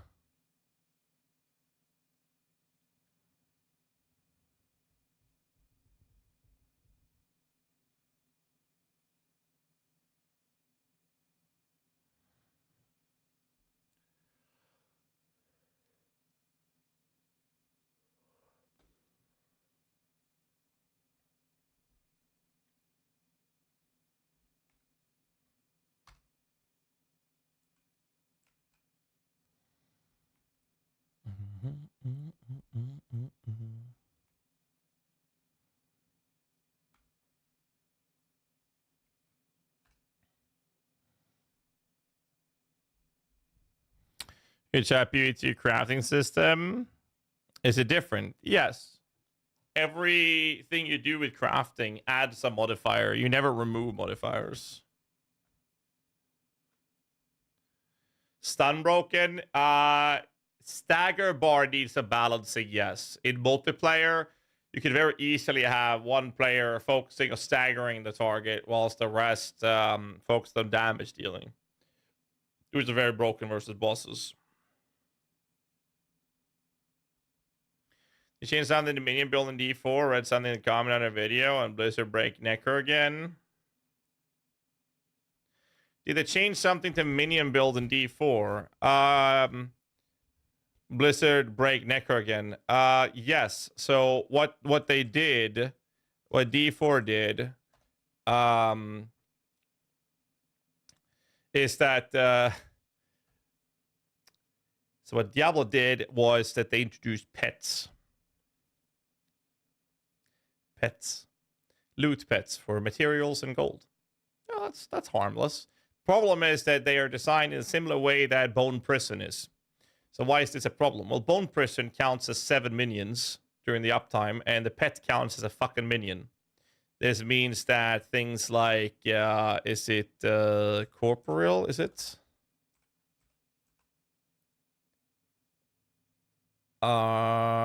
Yes. So this increases 1% movement speed for each active minion. Just having the pet gives you 1% movement speed. As one example. Another thing is Sever. Here deals 2% multiplicative damage for each minion you have when you cast it. That works with the pet. So now you're dealing 2% multiplicative damage, which is like 9%, I think it was, when Macro Boys calculated that. So it was like a 9% damage increase just for having a pet. So here's the problem with it. standalone gives you damage reduction. But every minion reduces this by 2%, and the fucking pet counts as a minion, so you lose 2% damage reduction from this fucking node if you have a pet out. So yeah, they kind of broke it. Again.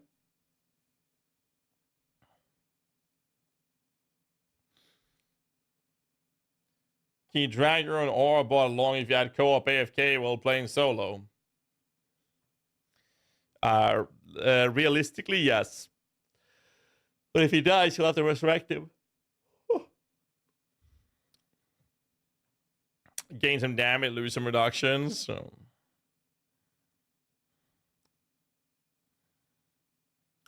Don't they just do the classic duplicate amount needed per stun so it gets harder and harder to stun a boss? That did not feel that way, no, Atrium. But that would be a simple solution, I guess. My question breaks the NDA that I would like to know so I can stop asking. What was the question? I missed it. Are there any new type of minions? I can't answer that. Not just ones related to corpses and death, but some more elemental summon, more level conjuration. Unable to answer that. Can either confirm or deny that one. If I missed your question, just ask again, guys. All right, any other questions?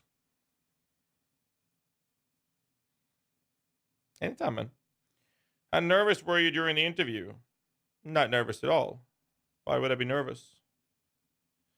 Endgame still sued me. We never got to experience Endgame, so we can't say. I don't get nervous very often.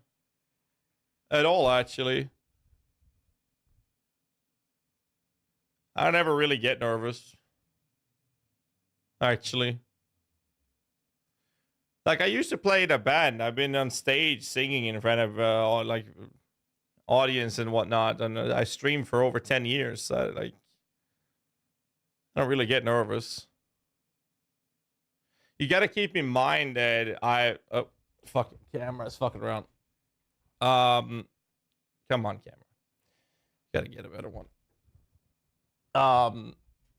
You got to keep in mind that most of these people at GGG, like I've talked to them for almost a decade now.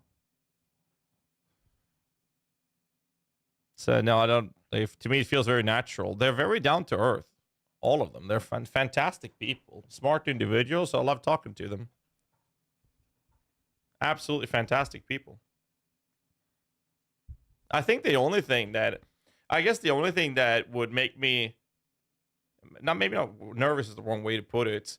Like the last time we had an interview with Jonathan Rogers and Mark, I ended up coming off as abrasive or even rude at sometimes. I didn't even notice it because I talked to them the way I've always talked to them off stream. And like that's just the way we've been talking in the past. But I came off as that, right? So I think the only thing that I was thinking about when I'm in a scene where I'm having an interview is to make sure that I consistently think about how I'm being perceived. I think that's the only thing I do nowadays to improve as an interviewer, if you will, or a podcast host, to make sure that I don't do that. But like even like last time with the last interview, I actually called up both Mark and Jonathan afterwards, and I felt embarrassed because that's how I was perceived. Right, and I talked to them about it, like being able to do that and just have a conversation, like you're just casually, is fantastic people. They're humans like everyone else. So no, I don't feel like I was nervous. I don't really get nervous. Check your style with the 2 months. Thanks so much, man. Appreciate that, dude. Welcome to the crew. Amin is Holy great. shit, the witch and Thank minions in the new Po 2 video look so good. I creamed my jorts. Thanks so much for the 5 months, man. I appreciate that, dude. Thank you. Just came across as nervous in the video, like the last interview that we had. Like the interview I did with at the event.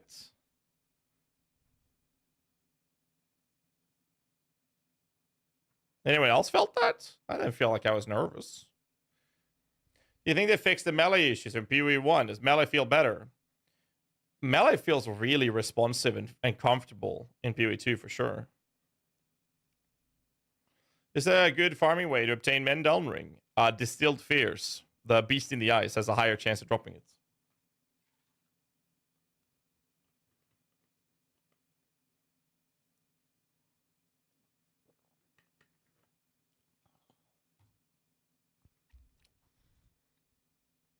maybe more anxious than nervous. Yeah, the recording you saw was the third take we did. Posting gameplay on YouTube. I'm waiting for Kikis to finish editing a video. Then I need to send that over to them for approval. And there will be a video, hopefully tonight. And after today's stream, I'll be recording another video with the redacted class that will be posted after the embargo lifts.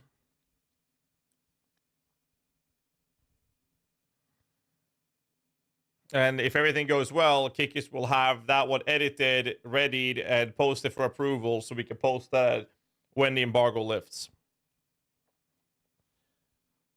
And I'm sure you're going to see a lot of gameplay footage from quite a few streamers using my footage, actually.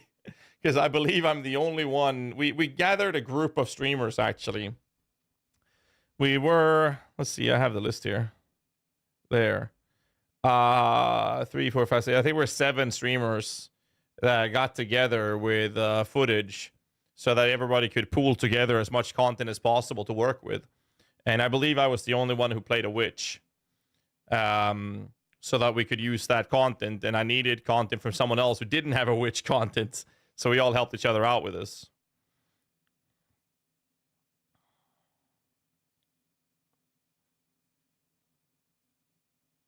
Sorry, I mean the redacted class. I mean, it's pretty fucking obvious. Like, you just do... If you do this... It literally says witch up here.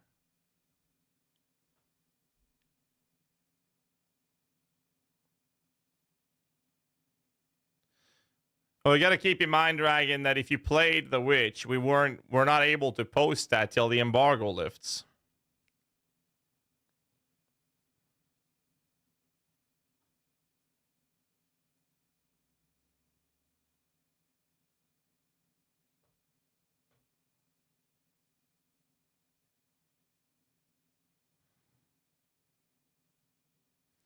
On Labor, will there be any quality of life on AG Gear Spectre Racing? Spectre Racing has a ton of it. They talked about that at ExileCon, where it's going to be like Pokemon. You collect them, and then you get to summon them.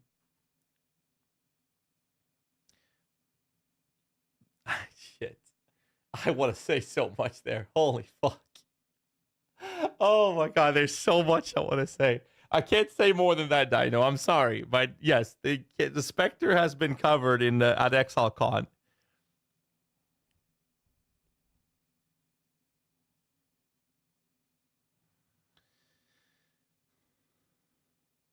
Can't be worse than the mobile guy saying beta is in November on IGN. To be fair, he's working for the company. I don't want to break NDAs. It's about respect and the fact that I would love for them to fly me out to more of these events. If I break NDAs, I doubt I'll ever be invited again.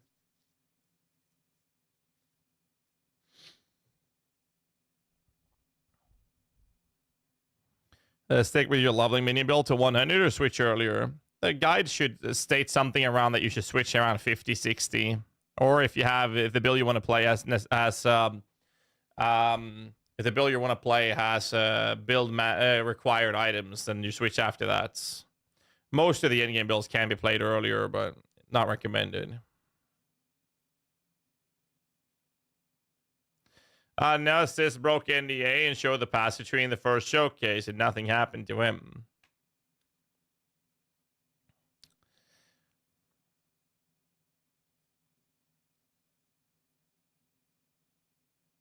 So if you're in a store and you see someone steal something and then walks out and not pay for it, would you do the same?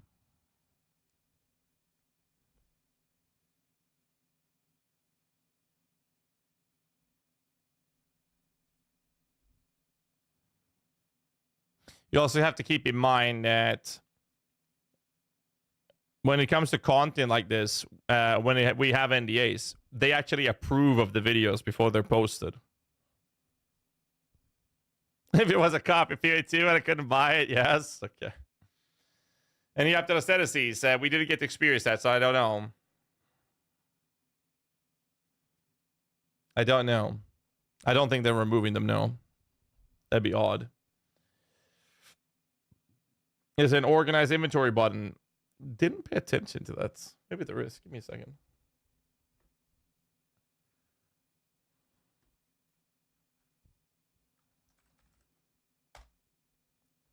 I'm gonna check. Hold on.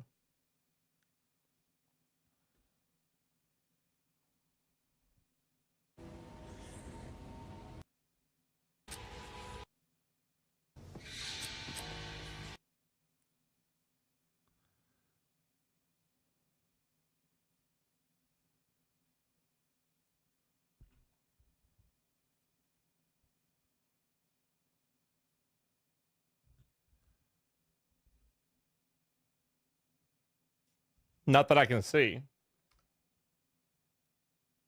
Not that I can see now. A copy of POE2. Yeah, sorry. Was there a big difference between classes at this point, or until it says he's dropped? Not really.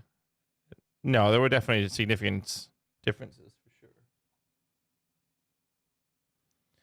No matter if someone else break NDA TOS, you always follow rules, a matter of respect. There's that as well. But I mean, if Sis posted a video that broke NDA, I seriously doubt it that it would be any problems, because those videos are 99% certainty already sent to GGG for approval. So then he must have sent that video to them and they have approved the video. So then there's no problems. So I don't think that would ever be a problem. Do you like the direction they're going with Scepters on Summoners? Oh, how can I answer that?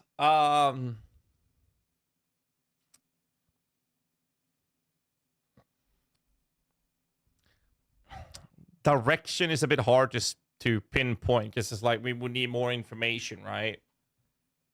But it does look, it does feel good so far. Yes, I already saw that, Flat here. We were talking about it earlier. The deal with the attribute pathing, though, is allow you to select the attributes that confirm change. Yes, what Bloody say is correct. It is confirmed. Any update on ascendancies? I feel like they've been avoiding talking about them for so long. I did read that, sorry. Any YouTube questions? No. Any other questions to the Twitch chats? Are you interviewing Jonathan Rogers, or is it pre-taped? No, we're interviewing him. So, essentially what's happening tomorrow, we're going to see the reveal, and immediately after the reveal, we're going to jump into an interview. It's going to be so unprepared, I have no idea, because maybe they're making changes. And obviously, we can ask a question that's based off the playtest that we did. Only one support gem in your whole build. That's already been confirmed several times in this channel, in this stream, that is. That's not limiting build. No. Okay. Let's talk about that. Some people clearly have missed it. Why is very... I did cover that. It's fine. Like, some people clearly missed it, so I'm going to cover it again. So in PoE2, they wanted to incentivize people to use a variety of different support gems. They've been wanting to do this in PoE 1 as well. And eventually, or in the end, the recommendation was, why don't we just limit people to having one support gem unique for each setup, right? So you can only have one GMP on one of your abilities, not several GMPs on several abilities, or one on several abilities, right? So the reason for this is that in PoE at the moment, you would have the best damage providing support gems for any ability that deals damage. Mostly this is about minions, right? Where you would put, for meleeing minions, every single melee minion, if you're doing physical damage, will use multi-strike, they will use melee fist. If you're using elemental damage, they will use Edwas. Right? Or WED, as for the old timers who knows it as WED. By limiting people to having one support gem, makes it so that you will now utilize the plethora of different available, very cool support gems to look at utilities and other sources of actions that these minions or these abilities will be doing. And what this does is that it increases build the variety and the diversity of how you design your builds. Because right now in PoE 1, there are so many support gems that you will never use for most builds. Why? Because there's a bigger damage multiplier on the other gems, so you'd rather use that one over this. So by forcing people to not be able to just use whichever has the highest damage, you're now being put in a position where you want to put the highest damage modifiers on the abilities that will deal the most damage for you, or highest DPS output. And now, for example, an example I pulled earlier, this is obviously not an accurate real-world scenario, but let's pretend you have Frenzy with Mirage Archer, and then you have Tornado Shot, and you want to have GMP on both, as an example. Or Ensnaring Arrow, whatever, right? You have a utility cast, but you want to hit as many monsters as possible with that, and then the other one you want to have GMP on. You can't put GMP on both. So now you'd have to choose which one of these will have GMP, and the other one might have Volley or LMP instead. So it's a trade-off you have to look at. But it also incentivizes the fact that now you might look into the idea of maybe you should have Fork or Chain on that other thing. Because GMP or Pierce, Fork, or Chain is on one thing, and then you can have Pierce, Fork, or Chain on the other. Now you have a more of a variety and a diversification of the way you play the builds. And these support gems now becomes usable. You also have to keep in mind that you have a fuckload of links in PoE 2 compared to PoE 1. Links are not gated on your gear. You have a list of your abilities, and you can have a stupid amount of 6 links. What happens if you allow players to have a stupid amount of 6 link and they can all have the biggest damage modifier? This allows you to design them to be better in terms of utility options compared to others. So now you can only have one GMP in one ability, and if you do, you cannot put another GMP in another ability, is what I'm saying. And they wanted to do this to incentivize people to use other types of support gems, which will then encourage the diversification of the way you play builds. And I think it's a great fucking solution. I love it.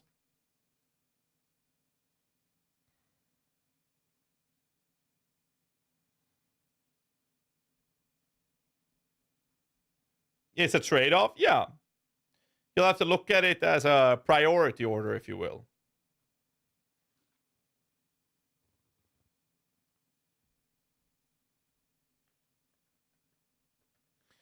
To melee minion tags, only one of them can have good melee damage supports. That doesn't mean you can have only one with good melee support. You can have other types of melee supports for the other minion. It's such a boring change. I'm going to go ahead and say that since I have actually played the game several times now, that I feel like I have more of a well-rounded experience to be able to make a statement around whether or not it's a good or a fun change. That's what I would say, just straight off the bat. I'm not trying to sound rude or anything. I'm just saying that's my experience with it. What your experience with it is might be different. I don't know. You'll have to make that decision yourself once you play it.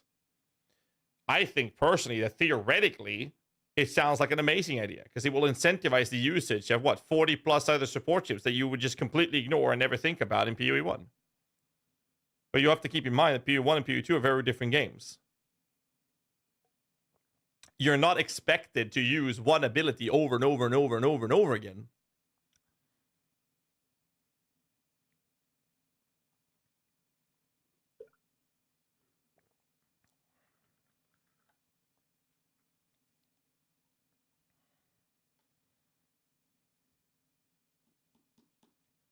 I mean, there's definitely support teams that gives damage.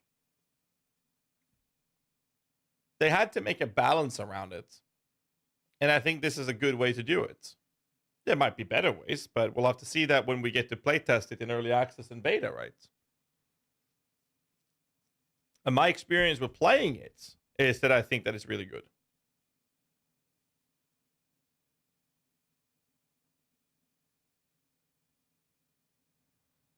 I got to pick between A and B because they do unique and interesting things versus you got to pick between A and B because game artificially doesn't allow you to pick two A's. Which one is more interesting? Well, the general consensus of that specific statement is that when you pick A in PoE 1, the way where most people have the perspective from or coming from is that A has more damage, nothing else. you just do more damage. That's not interesting. It's just that ability now does more damage. Whereas in this example, B would be slightly less damage, but there's interesting mechanics around it. Maybe a debuff or a buff. As an example. Duration based or something else. That's interesting.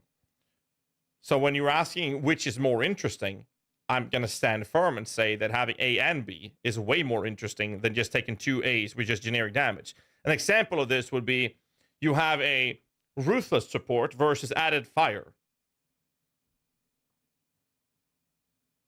2 added fires might be a net gain of DPS outputs. But having 1 added fire and 1 ability and having another set of minions that is... It doesn't matter which is better. This as an example. It's an example. Play with me now. Humor me. Ruthless has other mechanics around it, right? And I find that way more interesting. It also increases, like I said before, build variety and build diversification, which is very important in a game like this. They took the easy way out. That's, yep, I think that's fair to say. When I had the conversation with Jonathan about it, they said that he told me that they tried to make that be a natural decision to make. But they found it very hard because people are going to have the PoE1 perspective and they're just going to put whatever gives them the most damage and then be done with it. And that's not interesting. So that's why they decided in the end to limit it to 1. And I actually I'm in favor of it.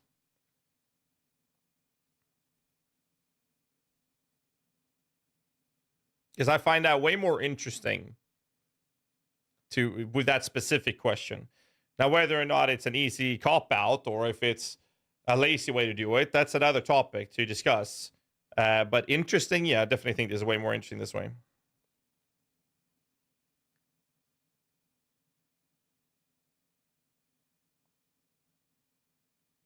Easy doesn't mean worse, though. That's fair. Is it communicated to players in game that can only have 1 of each support gem? That was poorly communicated in the build that we played. And it's been that feedback has been provided to them to be more clear. Wow. Tier 2 sub Kabura, 31 months, thank you. Sup GHAZZY, how was the flight? Good. More room for legs this time. Keep rocking. Stay awesome. Yeah, no. I'm not a big time streamer. I can't afford going business tickets, dude. But no. But it was all right. It's all right. We're in Casper X abuse, like 5x Casper shock.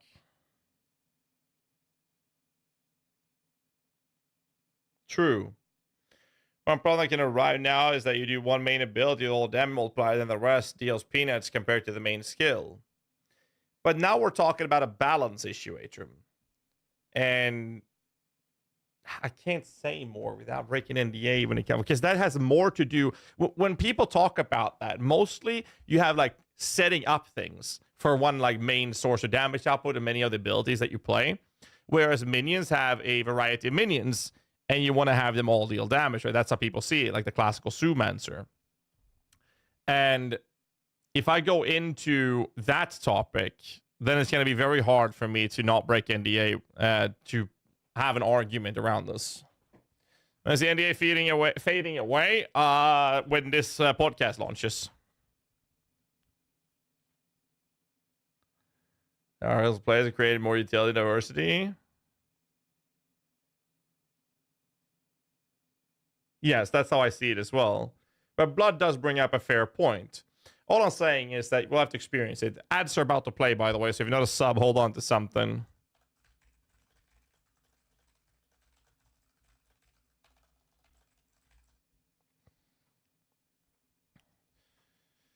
More in-game campaign, playable in PvE's campaign. We haven't seen league mechanics or endgame yet, so we don't know. Damage usually multiplicative, so stacking more damage on 1 damage type and 1 skill has been stronger previously. This change can risk PvE2 feeling a bit the same. On hand, I think those builds are quite fun. On the other, I think their thought process that PoE1 is more appropriate for we cast everything at once, blow the screen off, and that wouldn't fit their PoE2 design.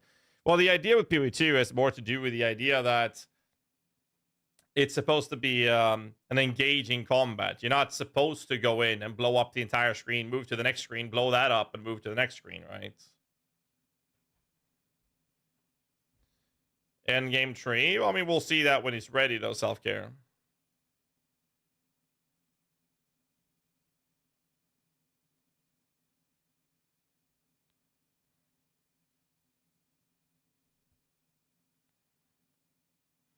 There will definitely be a skill tree, yes.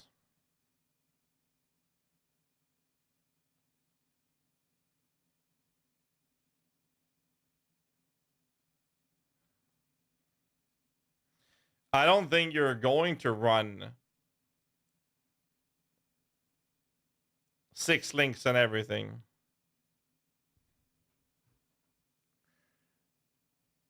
I mean, I'm thinking like mana multipliers. How many links would you put on a curse? AoE, duration. What's left? You would add something else. Unleash, cascade. I mean, just to increase the mana cost of it. I mean, Atlas tree, yes. There's definitely already... oh, the Atlas for the mapping? I don't know about that one. Enhance, empower, yeah. Enlighten.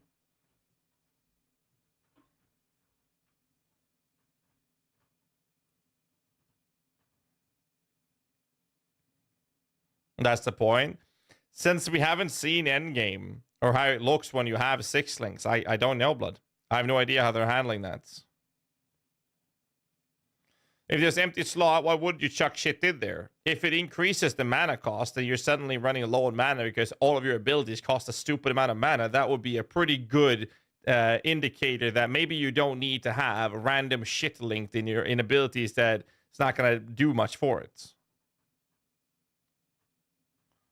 A curse with 3 empty spots feels bad. Maybe. Like I said, we haven't gotten that far, so I can't speak for it, right? Enlighten being capped. We don't even know if this cap applies to all gems. Maybe Enlighten and Power Enhance will not be capped. We have no idea. We don't know if Awaken supports exists or if they're going to be capped with the normal one. We have no idea.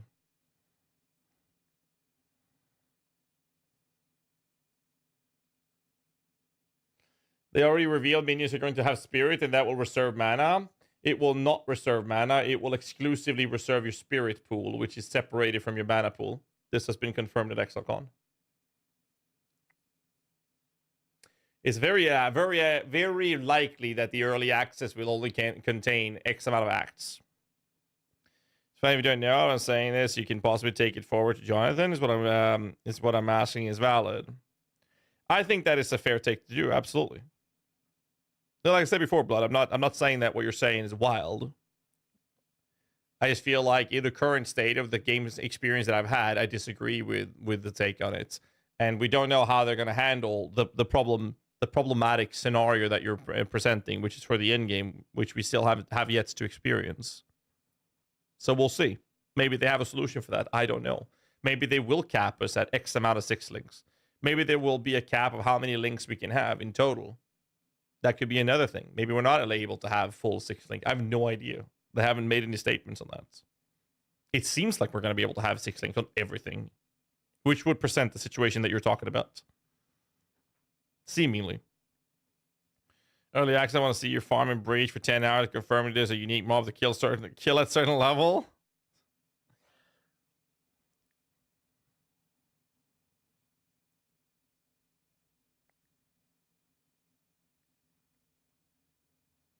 You have your gameplay to post on YouTube after embargo is gone. I will have a video that Kikis will send me very soon that I'm going to ship over to GGG for approval, which will be posted before the embargo. And then after tonight's stream, I'm going to record another video, which is including NDA information, which I hope Kikis will have the time to edit so I can send it to them for approval so we can post that when the embargo lifts as well. So at least 2 videos.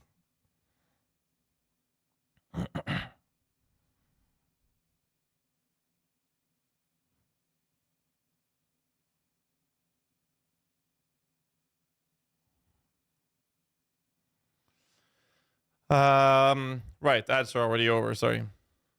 All right, where was I?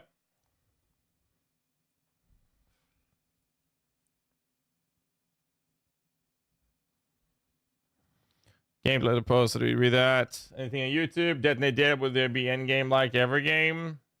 Will be the end game like every game? I don't know about that.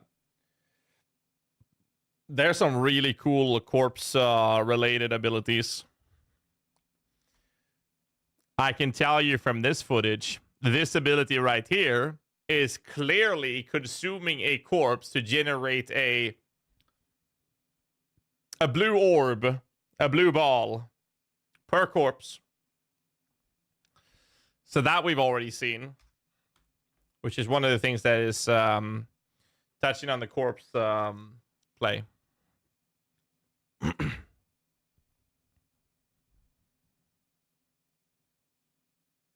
Besides staves having bound basic abilities like Fireball, or there's staves with media support abilities. There's a Scepter that has an implicit of summoning X amount of Skeleton Warriors.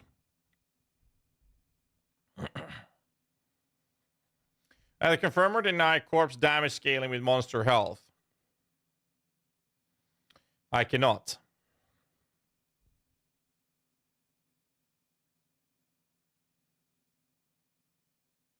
All right, any other questions you guys have? I'll try to answer them the best I can.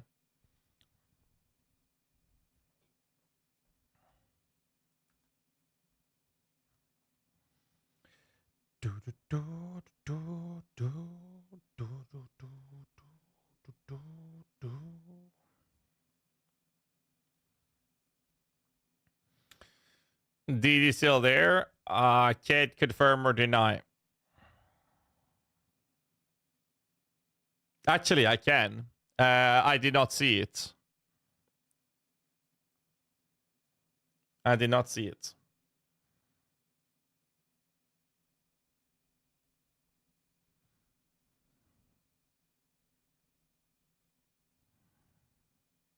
Corpse charger? Would you use to summon more corpses is my guess. Corpse does not have collision, no.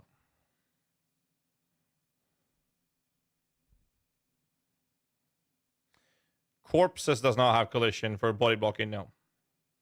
Can you confirm or deny Desecrate Pool or the skill itself being a thing? In the playtest I've done, I did not see a ability called Desecrate or Desecrate Pool, no. I did not see an ability called that, no.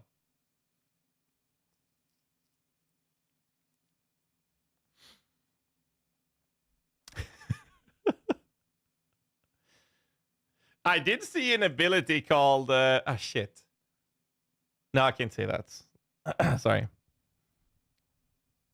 Totems could be programmed so they could use multiple spells, first curse, then damage. In 2019. Yeah. Are other players that the minions blocking your movement? I can either confirm or deny the minion stuff, but players do block each other, yes. The minions interact with player charges. I can't confirm or deny that. We finally get Book of the Dead. I cannot confirm or deny that. Fuck.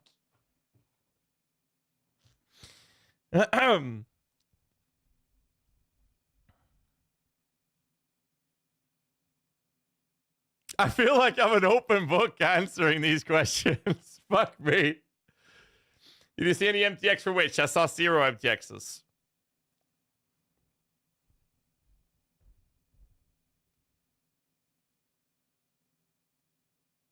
Will Unearth be usable? Okay, so there's a lot of abilities that are named the same as they are in PoE 1 for recognition, but they are functionally very different. Can you confirm whether you can confirm or deny that? I can confirm that I can confirm whether if I can confirm or deny that, yes. Players block each other, yes. Where's my face saying? D says that will be annoying. Yes, and feedback has been provided to solve that with dodge rolls is the recommendation that a lot of us streamers have been presenting to them in terms of feedback. And they're looking into it. Don't need to confirm or deny Book of the Dead. It was pretty heavily implied earlier. Oh, man. Now I can't confirm or deny that. Does dodge roll ignore collision? So here's the thing. Dodge roll does not ignore collision because they wanted you to be in a position that if you are properly surrounded by enemies, you should not be able to dodge roll through them and run away. If you are surrounded, you are surrounded.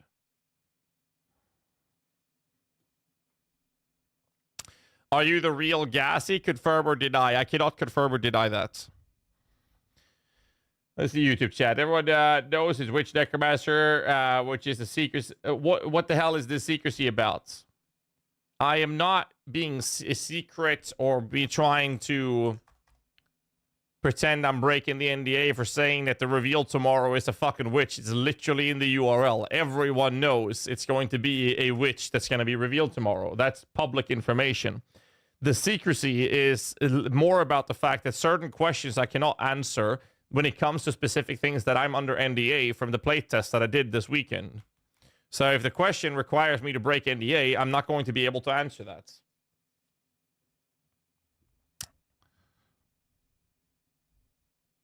Let's dodge roll. No, I didn't read that, sorry. Why are they choosing to add PoE1 leagues into PoE2 rather than make a completely new one? Some of these leagues probably require full rework, so why not a fresh idea?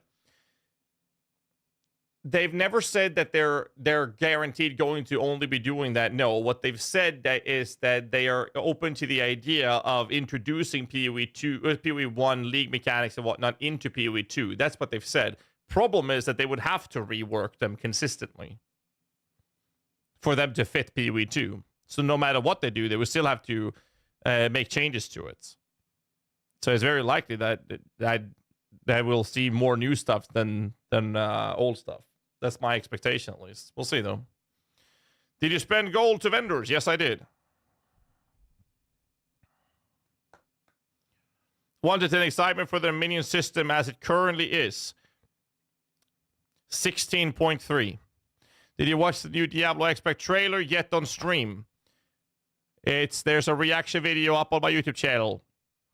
A couple of hours after it happened. Oh, actually, on that topic, I gotta check with the guy on Discord.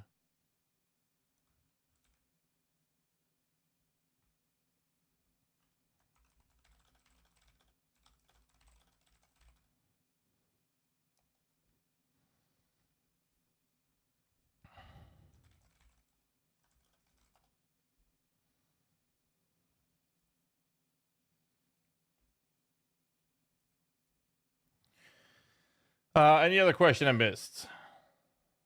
Nothing on YouTube, anything on Twitch? Did I miss any question?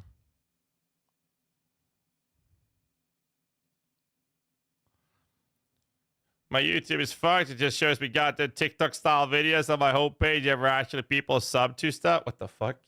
How important was gold to any progression you had whilst playing? Completely irrelevant. Gold was used more for like, hey, I have enough gold to buy some items here that I can vend, that I can gamble. We can either try to get a better weapon for me or my buddy. He was playing melee, so we try to get a weapon for him, or it was used to be like, hey, I don't have an amulet. Let's get an amulet. So it was more about filling gaps or shit. This item is really bad that I'm wearing. Let's see if I can gamble on a better one. Diablo 4 expansion, I think it was like 39 euro or 35 quid for just the expansion. If you want the MTX stuff and all the extra stuff, it costs more.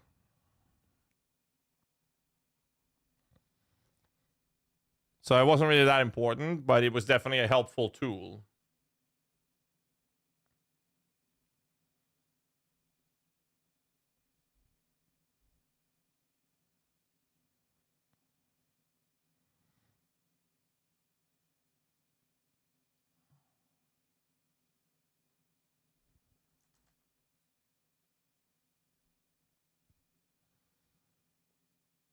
Where is that?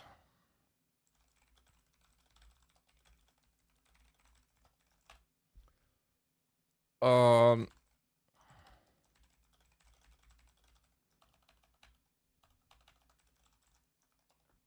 okay.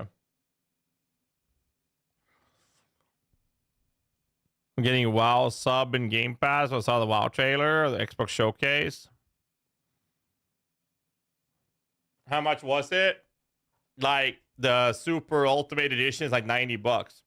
But if you just want to buy the base expansion, it's like €39 or 35 quid. $39, whatever it. Is your friend going to be playing PoE 2 after trying it? Surprisingly, he said yes. If he can make time, he's actually curious about playing it now.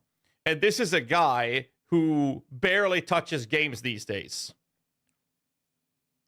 So when he said, this was fun, I might actually make time to try this out when it launches.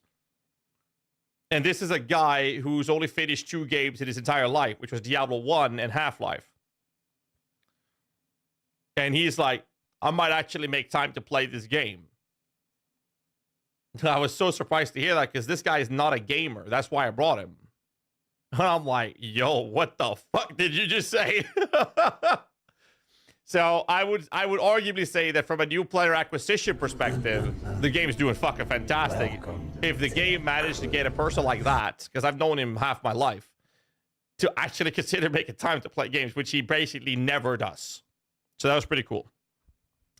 Naptech with a Prime for 2 months. Thank you so much for support, man. Thank you. Thank you.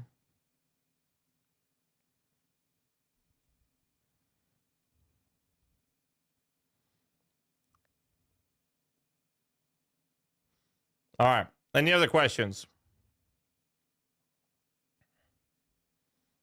It was cool, though. It was really cool.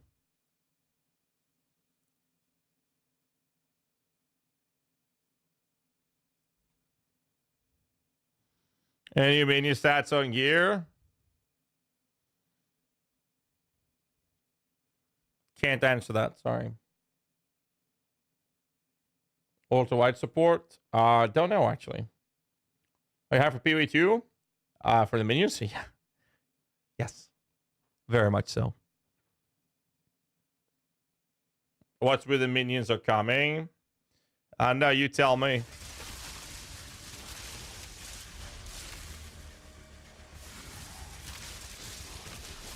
Can you confirm or deny accessibility improvements like controlling them? Actually, I can because you can see it in this video. Watch how the wand gets raised up. Watch this. Boom. Wand is being raised up. And here the summoning of your skeleton is happening. And this is where the cast goes off. Summoning has started. Cast is not done yet. And the character is not facing this way, so he's not summoning the skeleton. This is where the cast starts, but the summoning is already started. You see the white shit up here? That little spot? So if you fast forward, you'll see these spots here ending up in a circle. That is a minion command, moving your minions into that spot. You see it? Let's do it one more time. Summoning has started, cast not done. Next frame, now we get the white shit here. Summoning is still going. Characters facing this way. This cast is this, not the summoning. That's automatic. So the summon is in one way or another, try to be vague here, being automatically resummoned. But the character is casting a command that's telling your minions to move up. He's standing still, and the tell here is that he's standing still and the minions are moving past the player to move to this position. You see this? They're past him, and they're moving in there. And the reason this is important is when you're looking at the content, when he's killing these and he moves up, the skeletons are actually stationary. Watch this. These are stationary as he's running. See that? Still stationary. Now they started moving. See that distance? When he does this, you'll see how they run past him now. That is a command movement. Very clear. And I can say that without breaking NDA because it's in the video. The wand is shooting a chaos bolt. That's been confirmed in previous footages. And the scepter is from footage we've seen from Dart's video.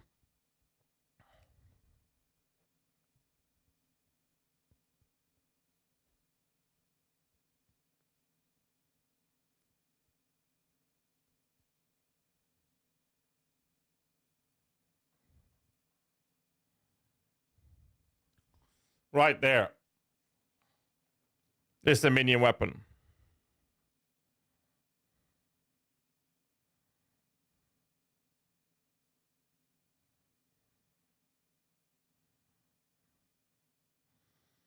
The witch destroyed the corpses with an ability and got a blue ball flying around her, yes.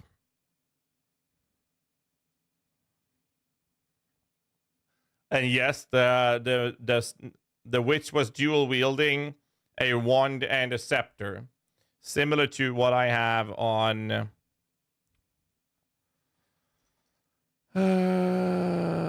profile.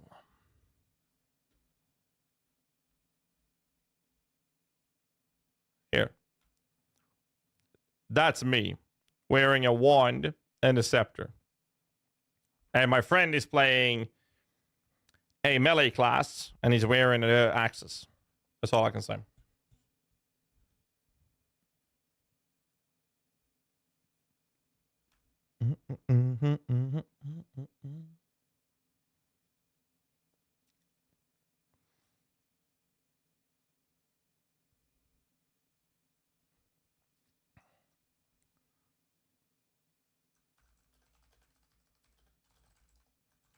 Give me a second.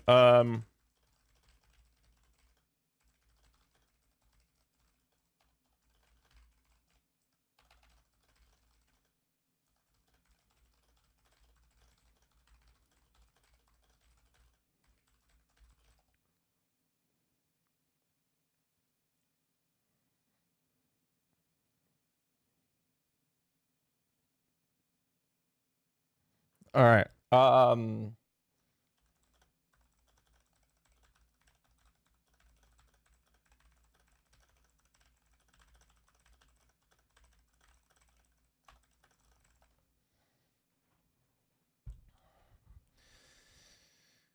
Your friend confirmed lumberjack class. Never said that.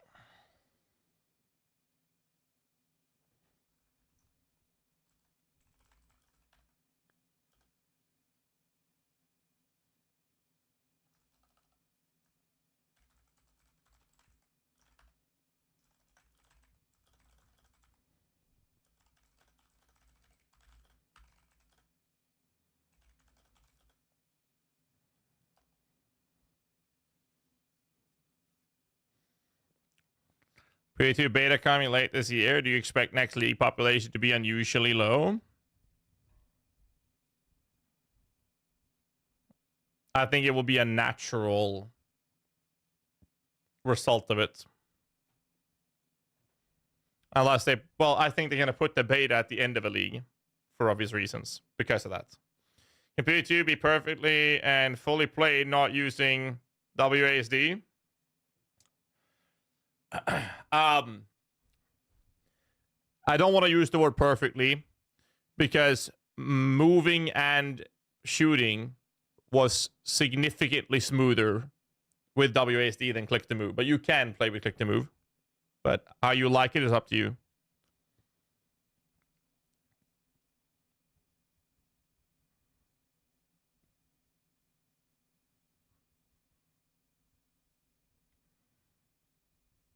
Which has power charge around it, but why? I mean, the video clearly shows that because of these charges or balls or whatever it is, so I can't confirm or deny, makes it so that this ability here, the bone spikes or whatever it is, I have no idea. Whatever it may be, turns blue. Because one of these charges were consumed to make this happen. And in the footage here, look at how he does that. That spike is not blue. But here, shoot it. they're blue. So they definitely have an interaction. I can't say more than that, though. What's up, Jim? How you doing, man? Oh my god, tomorrow we have necromancy interrogation in Tavern Talk. Yeah, basically. I wonder how the AI works with minions if they still have those weird support gen that change their behavior.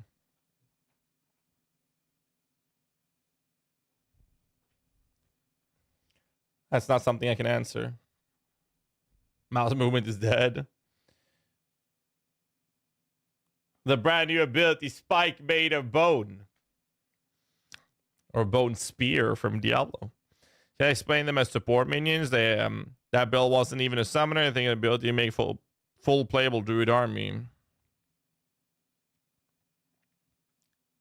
Wolves in the druid video? We did, right? We'll see how that goes. No, you're gonna have you can do mouse click to move. So that's happening. For sure.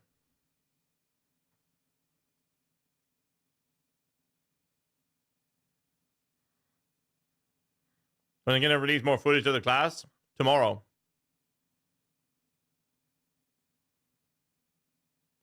Sharp projectile, presumably composed of bone marrow. Yes, that is the most precise description of it you can get. Absolutely true.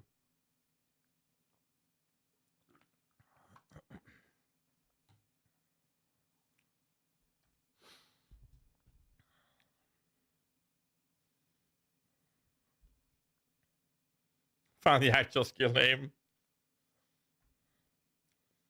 I haven't brought you any sweets from Latvia. What do you usually like eat? Pretty much anything. It's all good, Kikis. I'll make sure to get you some proper rum. And we'll heat up the jacuzzi for you as well, man. So make sure you bring bathing shorts.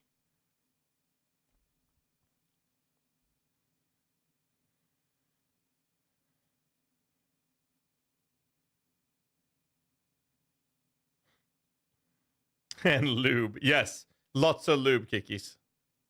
Lots of lube. You use Wasp movement when playing or active class? I was playing on a controller. They didn't have PC force. Do you feel that the new Minion game style is much different than superior to the old one?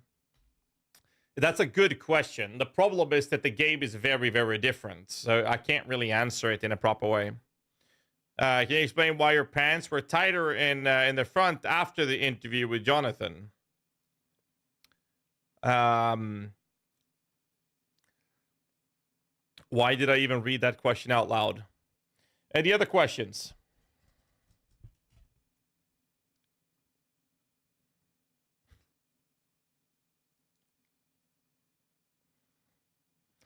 You know, being a streamer is like, it's like babysitting people online. That's how I feel sometimes. The vast majority of the chat is usually a bunch of prepubescent teenagers.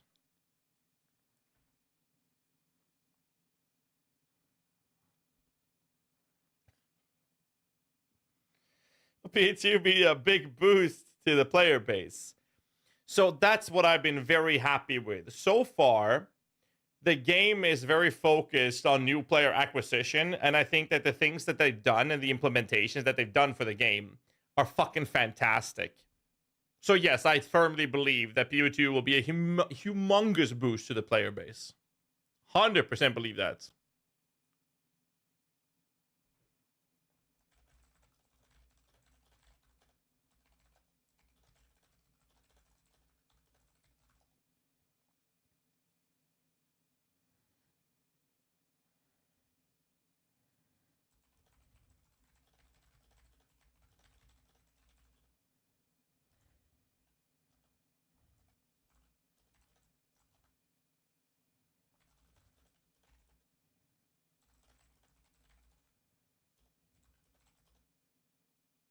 Um,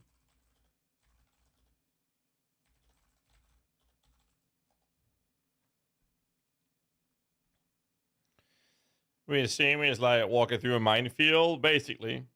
A less pleasure playing minions in PoE1 after trying PoE2. No, because the games are so vastly different, right? They're so vastly different. Being a streamer, like the thing is though, Sen, being a streamer walking through a minefield, I think the biggest issue with like streamers walking through a minefield has more to do with like things I say, right? So there's one thing now we're trying to avoid breaking NDAs. The other one is like people clipping shit out of context. Like, I would love Darth to have my babies. You know, if I say shit like that, then someone's gonna clip that, and then I end up in a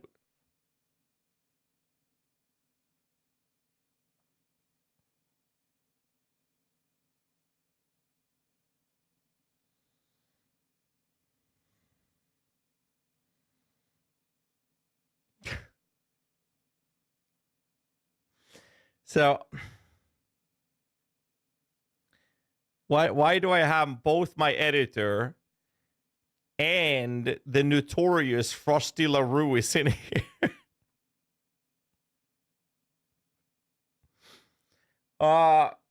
Yeah. And I mean, it's just gonna end up with that, or I know Frosty's down for those things. Just gonna end up with like some AI song being made with that being the main focus, right? And suddenly you're just sitting there being like, I didn't say that. That's not at all what I said. You know? So yeah, you're right about the minefield. I feel like I'm in one right now. I'm already feeling like I'm tipping around on my toes. Anyways.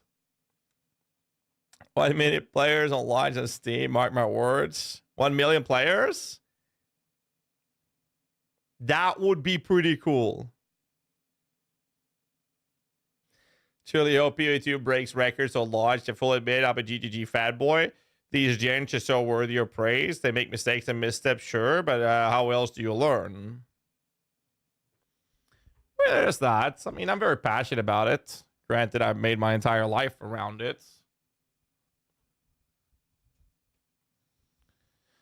Past 10 years. Why do I even click? Why? Next. Like, I would love Darth to have my babies. Next. Like, I would love Darth to have my babies. Next. Why? Like, I would love Darth to have my...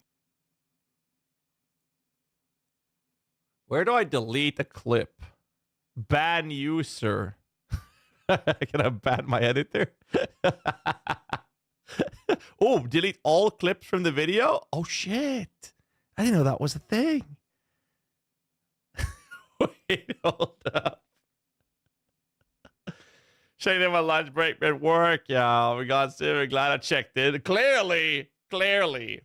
Hope you do well, Frosty. Good to see you, man. Are you going to come over and make some highlights for Path of Exile now? That'd be dope. I'll still make you say it even if you delete it. Oh my god.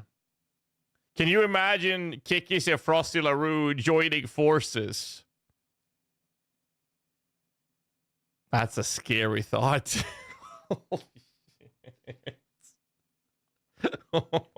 That would be the collab of the fucking century. Oh my god. The world is afraid. They would hold the entire universe of content creators at hostage. Fucking gunpoint. Holy shit.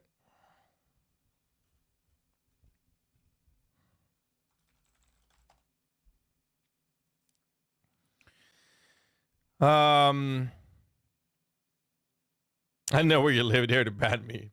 Have I sent you my address? Oh, actually, I have, because the invoices. Right. Shit.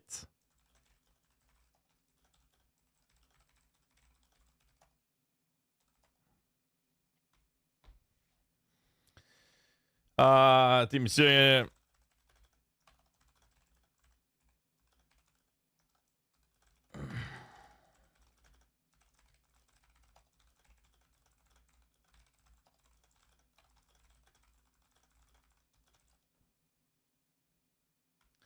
There we go. Who says they haven't? Time will tell. Full reveal out, or is it still just a teaser? Well, the teaser, and I'm doing my best in answering questions without breaking the NDA. So if you have questions about the minions and whatnot, and gameplay experience, the PoE play test that we did, let me know, and I'll try to answer them to the best of my ability without breaking NDAs that I can. So that's what I'm trying to do today. And then from tomorrow, we're going to have a lot of things to talk about. Trust me on that. Talking about the Great Con and Creative Catastrophe, one which guaranteed nobody ever wanted to live a stream ever again in the future to come, basically. Let's see what the YouTube chat was saying. I'm 33, so not that young. 33 is young. 33 is young. Right? Can people confirm that the age of 33 is still a young stud? Like, please. Because I'm also 33, I think. Yeah, I'm 33. Tomorrow, when this podcast launches, the embargo is off. 33 is ancient? What the fuck?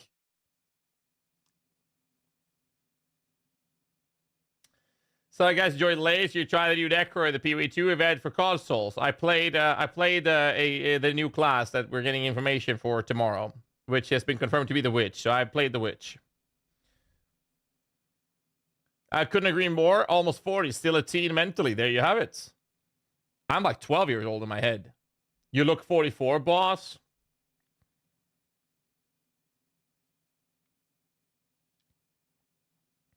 Do I really look that old? There were, Rax actually asked a question at the time. I did it as well. Who was the oldest between me, Rax, and Riker? And people thought I was the oldest. Turns out I'm the kid in that trio. I'm the kid. All right? I'm the kid. 33 is indeed young. Thank you.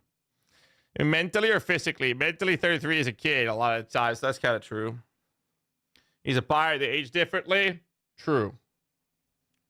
True. You look mid-30s, early 40s. So seems about right. Kid gassy for the glizzy. 33 is an age of Christ, by the way. What the fuck? What does that even mean? Maybe it's an active play style. You don't need to aim for much. Does Wasp matter much for the Witch and PoE2? It does. There are abilities that will require targeting. That's all I'll say. One of them actually shown in the fucking video. This is a targeted ability.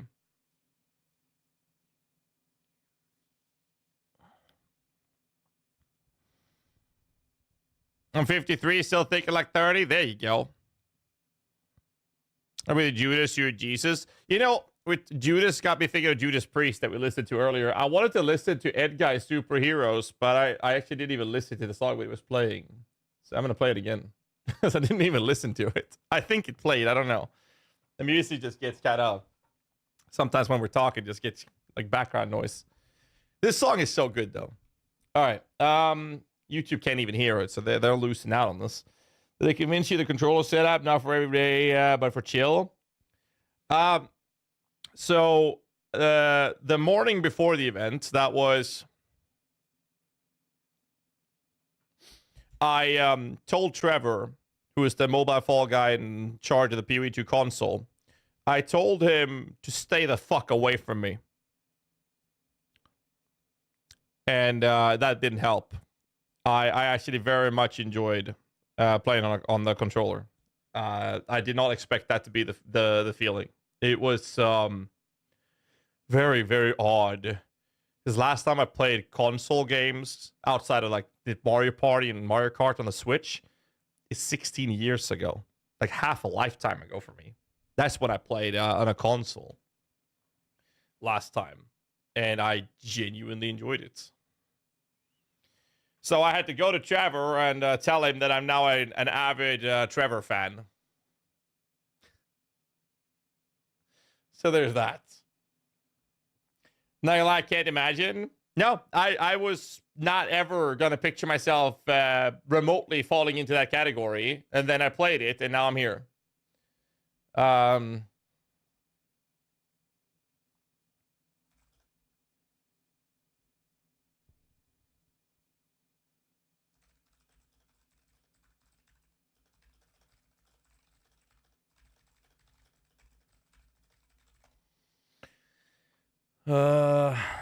He's telling us he's young. No. Yo, Kikis, I'm gonna need you to. I'm gonna record a video after tonight's stream. You'll probably have it sometime late tonight, and I need you to edit it, have it ready to be sent for approval tomorrow, so that they can approve it. And adjustments needed, potential adjustments need to be time for them to be made, so that we can post it when the embargo lifts at 11 p.m. CEST tomorrow. Besides the video you're already working on. Is that something you can make happen?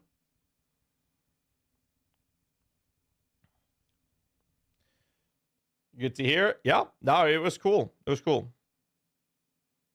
Make sure I'm here tomorrow for most of the day. Yes, perfect, perfect.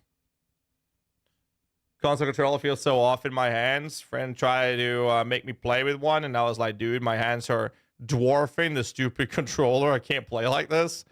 It's a lot of getting used to. Similar to what Chip Doctor was mentioning earlier today when it comes to the PoE 2 mouse and keyboard keybind changes. You'll have to find a mapping of keybinds that you are comfortable with, and I think that's going to be fucking impossible. So you'll have to decide with something you're going to set in, that you're going to decide, I'm going to get used to this, and then learn how to play that. I think that's how you do it. It's just about getting used to it. Were you able to test the other witch archetypes, or was you just mostly focused on minions? Not something I can answer. I can neither confirm or deny. I'm pleading the fifth on that one.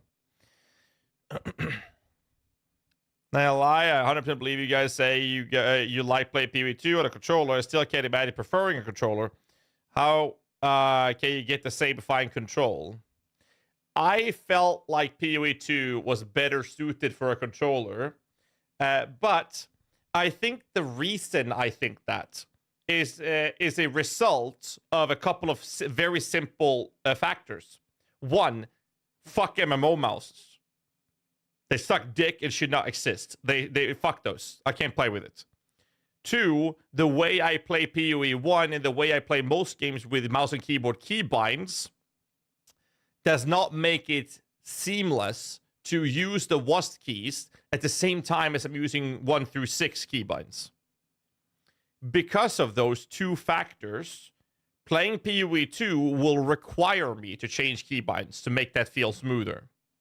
Because of that simple thing, I firmly believe that the controller would be, for me, a better experience with PoE 2. Now, there were some points, I think it was Blood that would mention it. Since click to move is still a thing in the game, and you don't have to use WASD keys, I think that if I need to use a potion, I can just use click to move and then potion. That means I'm now using both to move. Maybe that will feel natural. I don't know. Right? So I don't know yet. I'll have to play more to be able to make that decision. And we didn't have that many hours of gameplay. We had more hours this time to play than last time, though. Are these problems will have been solved by being able to set your own keybinds? You can set your own keybinds. You can change them consistently. Like you map them all whatever you want, more or less. But there are some things that feels better. I can show you the controller again. Show you what I mean.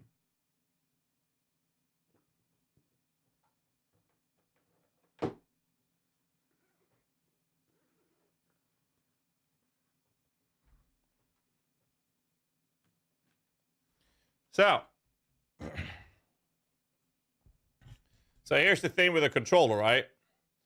These I did not have at the playtest, which are fucking insanely good for this. But so here's the thing, right? The PlayStation controller has the joystick for movement is here. And this is the D-pad, which is located here. Now, if you want to be able to move and use a potion at the same time, you would use this stick. That means you don't want to let go of that thumb to then click your potion, right? You don't want to do that because then you're stopping to move. That means you have the triggers, these triggers down here, or these buttons, the face buttons, to use a potion. This joystick is made for targeting and where your character is facing. So what that means is that the best position for potions would be either these, the ones below, or the face buttons instead of the D-pad for potions. Because then you can move and click any of these buttons for potions, right? Now, that in mind, you have this for targeting and this for movement. So you want to be able to use your targeting abilities, such as offensive skills and curses and debuffs and whatnot. You want to be able to use those whilst having both thumbs busy, which means that neither the D-pad or the face buttons are going to be used for that. Which means that your offensive abilities are more likely going to be on these side below buttons or these buttons, the triggers. And holding down the L2, which was the default key button, is a modifier key that will change to a secondary action bar. So you can have, these 3 key binds, and then you can have, without that holding down, have another 3. So you have 6 key binds you could use on those for offensive abilities. So to me, it was pretty natural that the solution would be to have potions on these 2 keys, dodge roll, looting, offensive abilities, alt key for offensive abilities, and or potions or offensive abilities down here. That's how I figured the best way to play it on a controller was, which was very natural to switch the keybinds into, for me at least.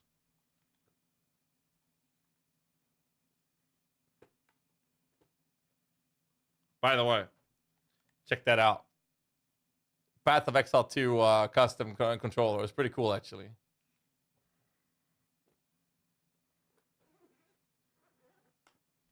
Pretty goddamn cool.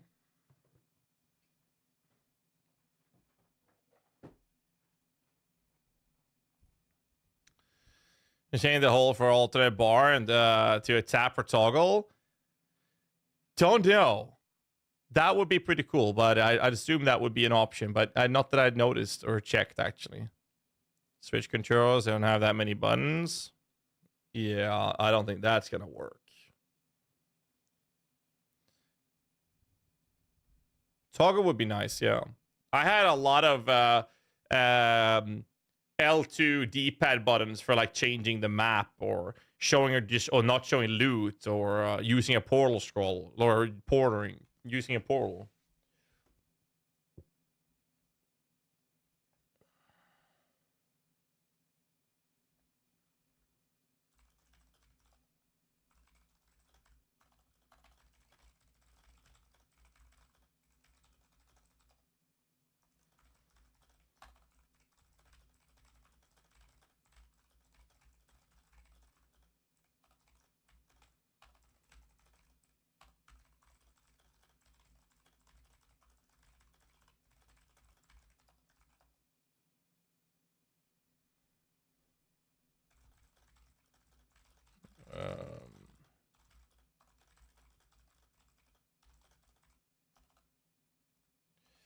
A second.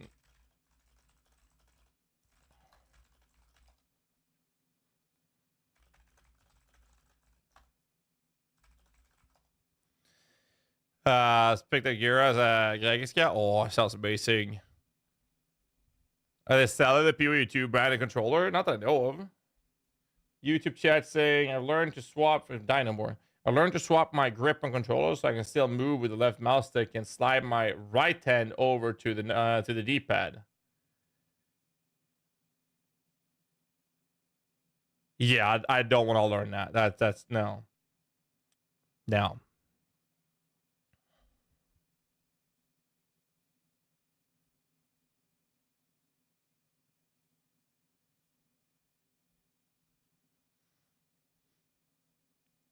Is that back actually 3 Xbox Elite controls already? Rip my wallet.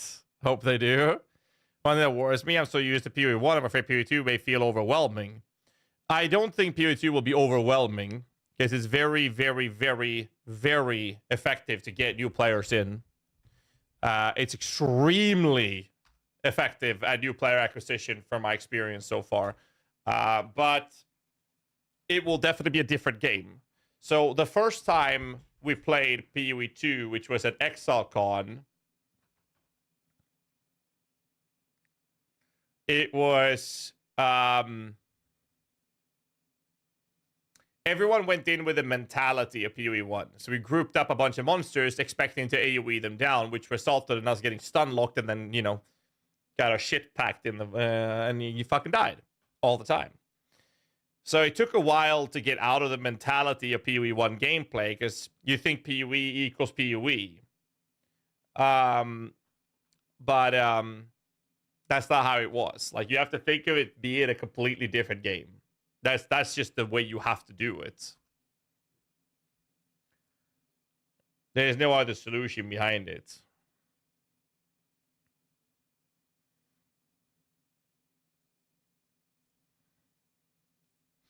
Probably be similar to playing Final Fantasy 14 on controller, which was pretty doable. And that's an MMORPG, right? Or MMO game.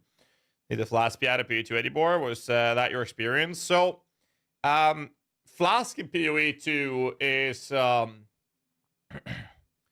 there are three things. One is Life Flask, the other one's Mana, and the third one's Utility. Now, you can keybind every single Flask. You have 5 different Flask keybinds. You could do that. Now, I'll pause the music for this. There is a meta Life Flask and a meta Mana Flask keybind. And what they do is that they will use your Life Flask from left to right. Flask choice works similar to PoE1. But when you click the meta Life Flask, you will use the Life Flask from left to right. Same thing with the Mana Flask from left to right. And then you can have a third keybind for a Utility Flask. I guess there is Utility Meta Flask. I'm not sure actually if there's one left to right for that as well. But what's really important to remember here is that in PoE1, they wanted us for a long time to play reactively. But the game is so obnoxiously crazy down the road, or the route of pushing for power creep, that is not a way you can play the game. Because if you play reactively in PoE1, you will fucking die. A lot. That is why we have Flask Piano. Because the game pushes the player to play proactively. That means the Utility Flask providing defensive layers needs to be active at all fucking times. So you push the Flask, and then you want to clear fast and effectively enough to make sure that you have Flask charges enough to click the Flask again when they run out or have the enchant on it, right? Or the Instilling or Killing Orb, to make them trigger over and over and over again. So that you can create a proactive gameplay experience. PoE2 is the direct opposite of proactive gameplay. They want you to have an engaging feel when you're actually in combat. You are fighting the monsters. You're not going into a screen, clicking a button, and the entire screen is now exploded, and now there's just loot to pick up. If you want to play that, you could go PoE1 or play a cookie clicker game. In PoE2, you actually have to engage with the fights. Even normal monsters, you actually have to engage with the fight with them. That means that the way they've designed the Flask are not going to be designed in a way that they are proactive.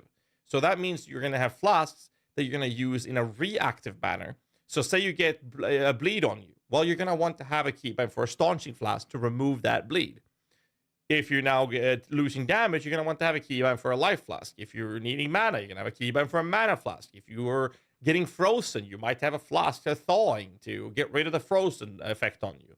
These are reactive responses to what happens to your character in-game for a reactive gameplay experience, which means that you're going to have a feeling of actually engaging with the combat and actually fighting monsters, not going in, exploding to see some loot, because that's how PoE1 is played. Those are very fundamental differences between the PoE1 and PoE2, because PoE1 is nowadays more of a loot simulator than anything with the way it's designed and played.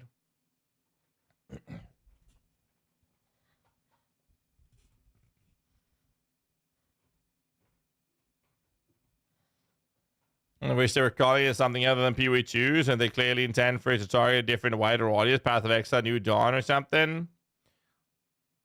I like the idea that they're calling it PoE 2 because you already have a suffix name to the Path of Exile in PoE 1 already, Visual. So you have Path of Exile, War of the Conqueror of the Worlds or whatever, War of the Atlas, and you have those different expansions, which is already happening within PoE 1. So PoE 2, if they would name that PoE New Dawn, that would could be very easily be seen as another expansion into PoE 1, right? And the idea with calling it PoE 2 is clearly telegraphing or communicating to the world that this is a new game, because they have a problem, which Chris Wilson was stating in one of the interviews a few years back, where there's a lot of people who played PoE 1 back when there was desync issues, said this game is shit, and then they never came back. Because to them, it was the desync shit game, which was fixed, 7 or 8 years ago? Something like that. By calling it PoE 2, it's like, hey, this is a brand new game. So I think that that's really good from a marketing perspective to call it PoE 2.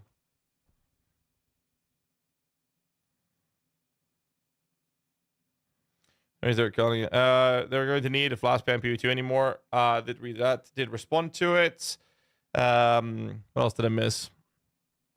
Exclamation mark Starforge. Yes, we are sponsored by Starforge PCs. If you want to have a flawless experience, and obviously buying a Starforge PC with my affiliate link that it's pinned in the message, right? Actually, not pinned. You type exclamation mark Starforge.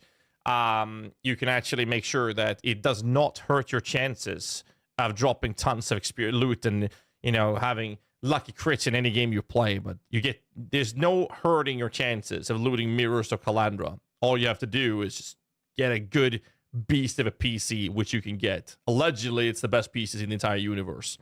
All by typing exclamation mark Starforge. I mean, just saying. Then PoE 2 is going for a more grounded approach, which will be a wind of fresh air. I like that the gameplay experience between the two games will be very, very, very different. I like that a lot myself, because you're going to end up in a position where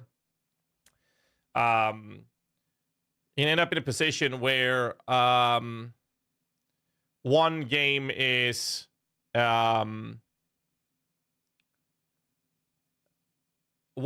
more zoomy, right? And the other game is it's very different, like more combat oriented, right?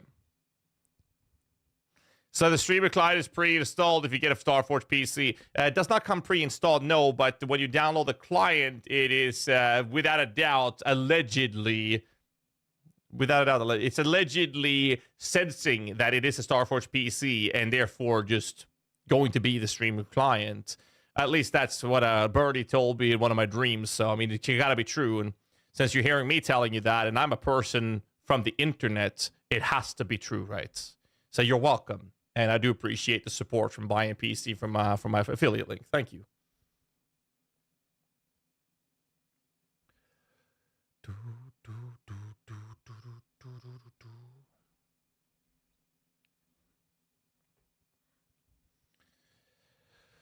Ay. It's true, it's on the internet. Exactly. All right, do we have any other questions that I could cover? Funny, that's my main problem in PoE. I always wanted more action in my ARPG. I felt constricted to go mostly with one skill. Yes, that's also why I much prefer to play minion builds in PoE. So a lot of people say that minion builds are lazy and that you don't press anything playing a minion build, and that is so far from reality. Minion builds are among the most active gameplay experience you'll have in PoE 1, which is kind of crazy. And only people who are completely mindless, have no idea what the fuck they're talking about when it comes to the minion archetype, will say that it's a lazy playstyle, because it's quite the opposite. And PoE 2 is bringing that gameplay and then emphasizing on that and doubling down on it and applying that approach across the board for all classes. That's the best way to describe it in a few short words. Hey guys, I got a tip for where to find optimal graveyard for Minion 1. I would go to my friend's website, craftofexile.com, and utilize their tool there. Other than that, I don't know. I didn't like the graveyard crafting at all. With a better life flask, it calls you cannot remove bleed on your third flask.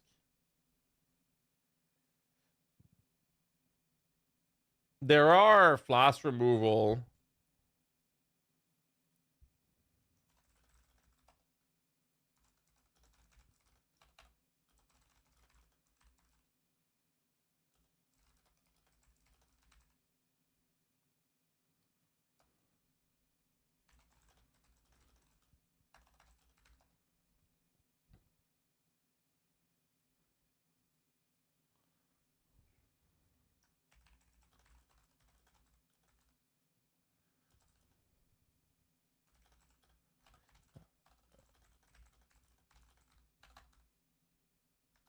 Um.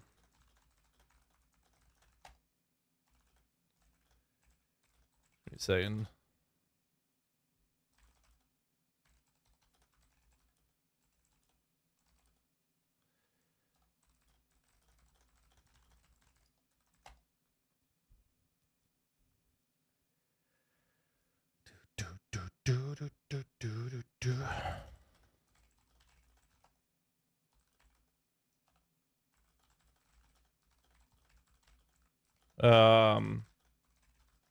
Give me a second.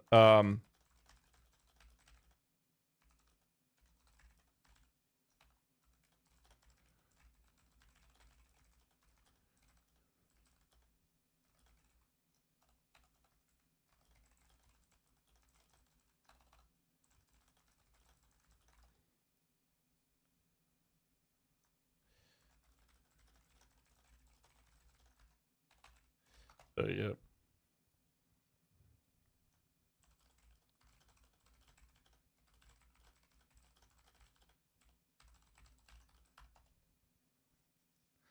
Yeah. Software question. They don't really seem to really explain the difference between the core, enthusiast, and creator option. You know the difference between them. Should be listed in the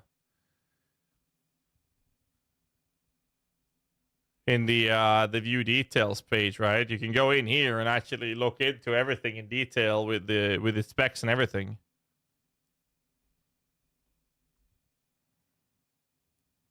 So you should be able to do that. Just check the details. You'll see everything in there. So just go in and check it out.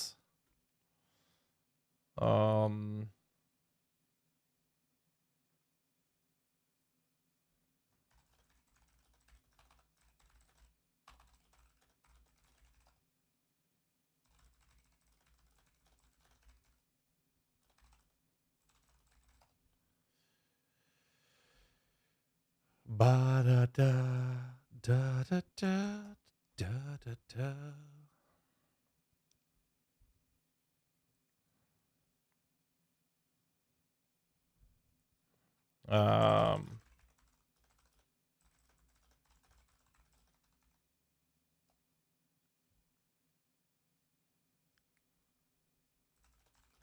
Give me a second.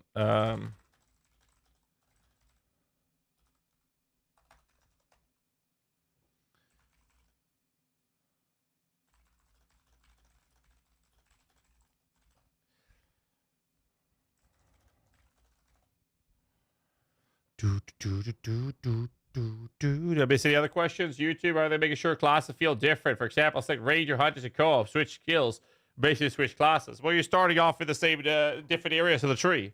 What's the difference between you playing a Templar or a Witch in PoE 1? If you start picking abilities that is for the Witch as a Templar or vice versa, you're basically switched the classes, right? It's the same question. It's the same statements. The difference, however, in PoE 2, I will say this, is that the recommended abilities that you get presented as a new and newer player is going to be designed for the class that you choose. That doesn't mean that you have to take those. Oh, ads are playing during ads. Waiting with answering questions till they're done. All right, I'm going to take a quick toilet break since we're waiting for the ads to finish. I'll be back in a second, boys.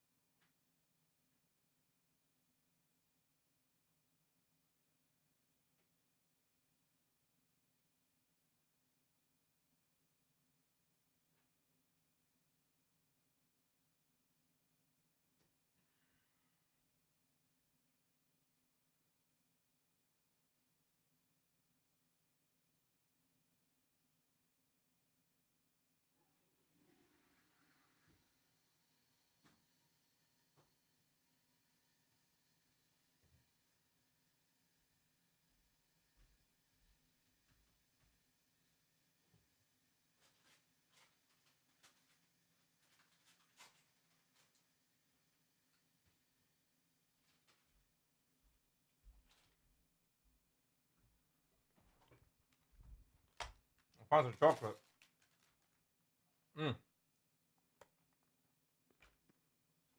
Good shit.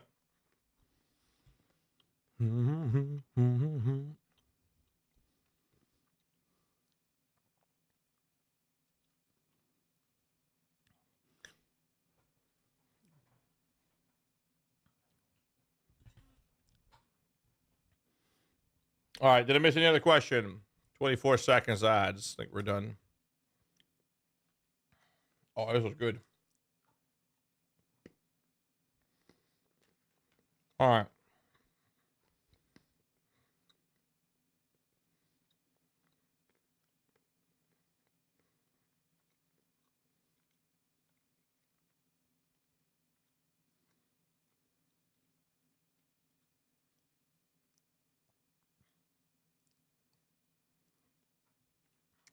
Keep in mind that the skill tree that we've seen is not finished yet. So we don't know exactly how it's going to look.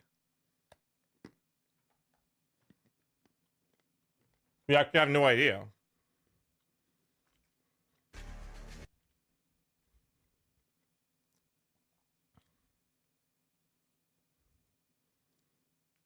Voice in the new SoundCloud. That would be so. That would be amazing.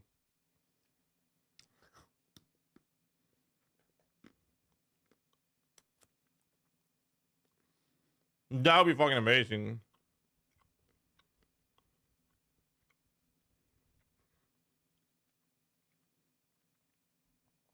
GHAZZY must be frothing at this. I love this comment. Watching GHAZZY equals 80 IQ heart locked as an int stacker. What does that even mean? Is that a compliment? I don't get this comment. I didn't get this one. Why I don't have voice lines in the game yet? That would be fun though. That would be fun.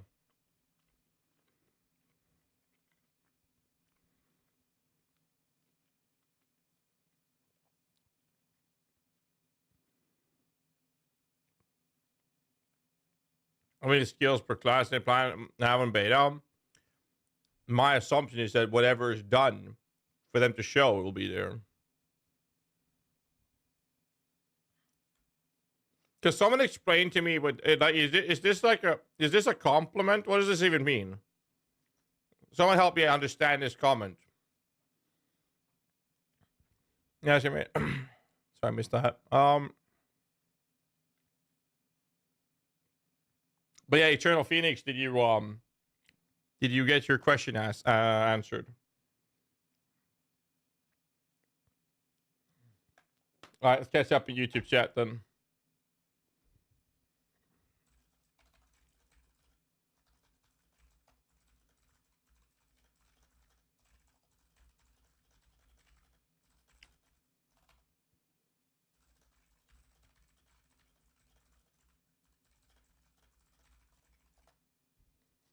All right, YouTube chat. It sounds like he's insinuating you aren't smart enough to do what you're doing. It sounds like it, right? Yes, I have, Paragon. It sounds like he's trying to, like... It sounds like he's just making me, saying that I'm stupid or something. Or saying that people watching me are stupid or something. I don't even know. I don't even know what this... Like, maybe it's because I only have 80 IQ that's making me not understand his comments.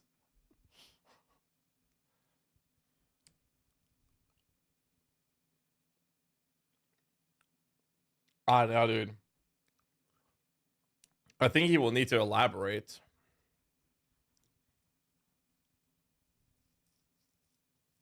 How does this video have 73,000 views and I have 1,000 upvotes on my fucking comment? All I wrote was hi.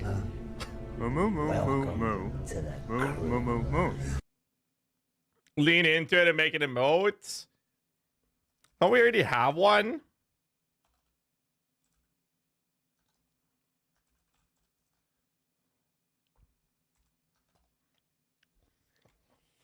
Paragon Gaming with a tier 1 new subscriber. Thank you so much for the support, man. Don't forget to link a Twitch account with your Discord account and get access to the sub channel, man. Thank you, dude. Thank you. Let's see what did I miss on YouTube here. They wrote, in a way, the real class of PoE are the ascendancy classes. That's true. Well, guys, you not have voice line. Did read that. It sounds like he's insinuating you aren't smart enough to do what you're doing. That, or maybe he means himself. Hard to tell. There's a recommended video, a green object going towards the mouth. Recommended, what? Recommended a green object going towards the mouth. You don't recognize this guy?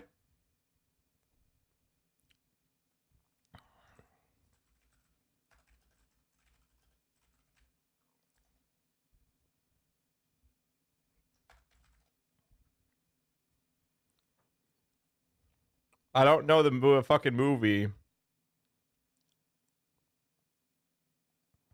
It's Daniel Radcliffe, right? Not upcoming. No, here, previous. Fuck is the name of the movie?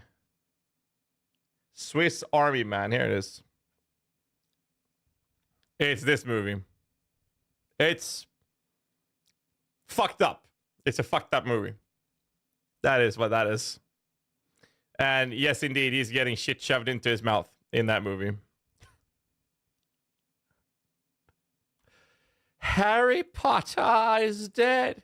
That's the best quote for those movies, by the way. It's great. It's a good movie, but it's really fucked up. But it's a cool movie. I figured it out ish. They have different staff, but they require knowing what each thing does. The assumption is that you're already custom building computers, which I am not. I'll figure it out. If you ever have any questions, Eternal, just hit up the tech chat in the Discord server, and either myself or some of the other guys will help you out, of course, man.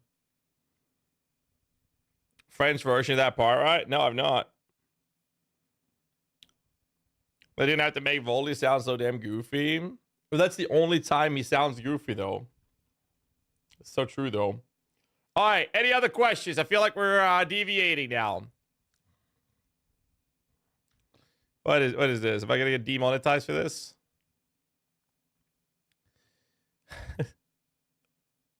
Okay.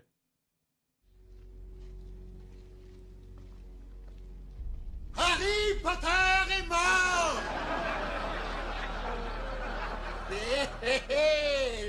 Et là... That's even better.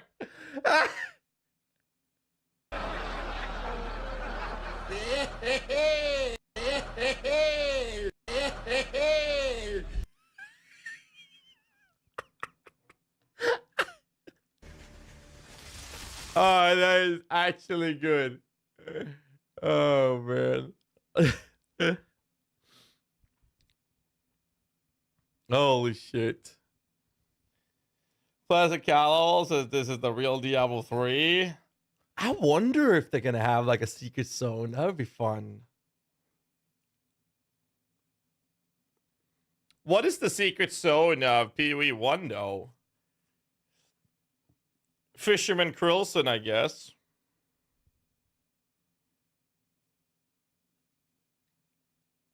The Alluring Abyss is probably the only like Easter egg zone.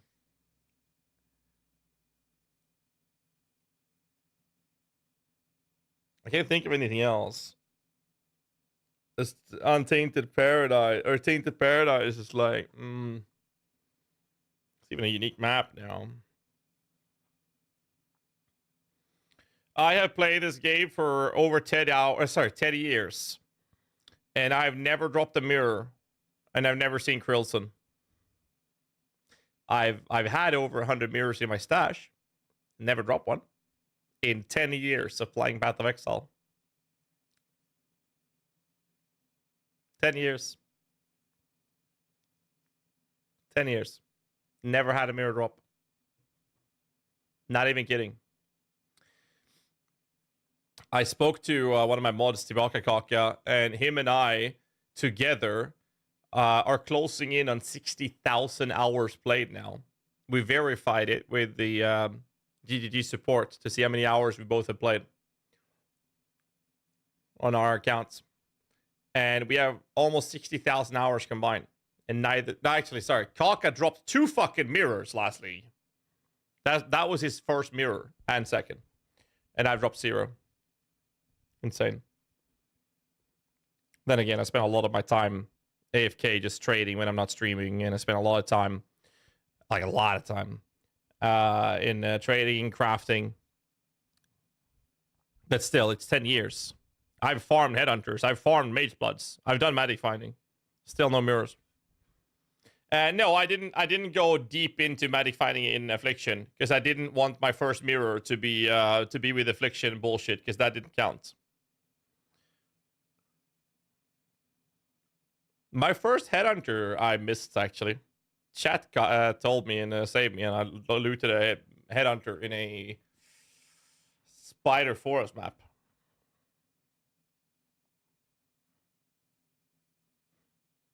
Yeah, never dropped a mirror. That's insane. No joke. All right, any other questions?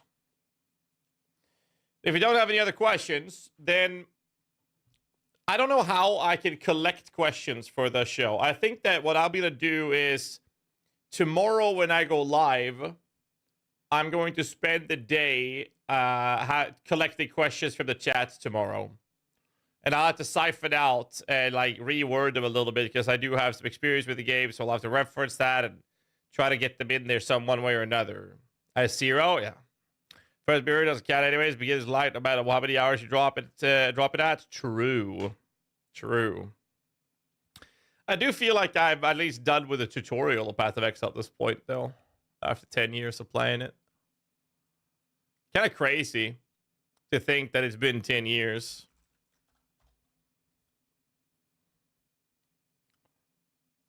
Joined March 13th, 2014.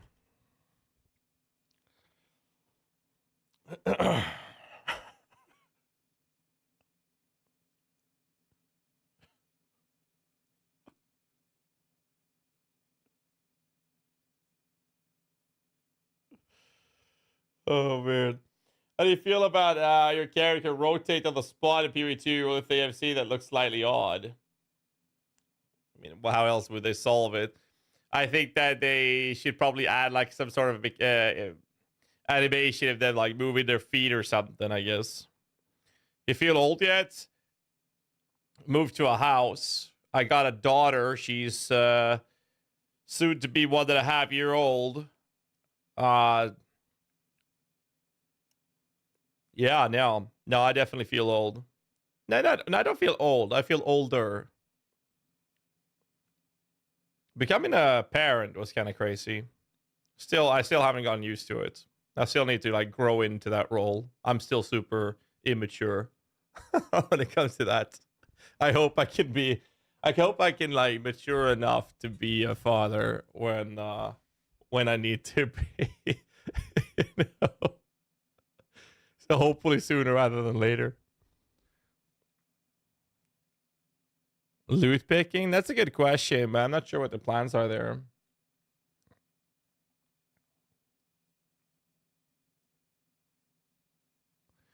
And then there will be a major server issue to PvE2 early access. I mean, server issues should be expected by now. Even the biggest companies can't handle it properly, but so we don't know. We'll see. PoE Young, you joined 2012? Sure. Well, this is actually not my first account. I have another account that joined a little sooner than this. That account I'm using for trading. And I will never show that on stream. You see, what people do, or started doing, since I've been showing people how to profit crafts, is that they started doing this. They search my account name, then they click search like this. I'm not online right now. They did this, and then they look at the items that I'm selling, and they looked at the items I had most of, and then they started crafting them. and flooded the markets that I had.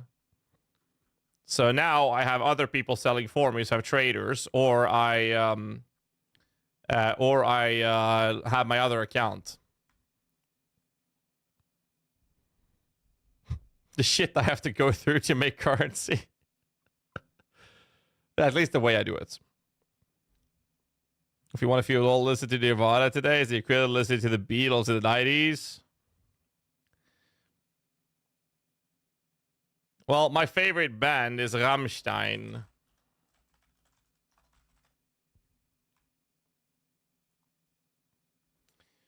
And I remember listening to them.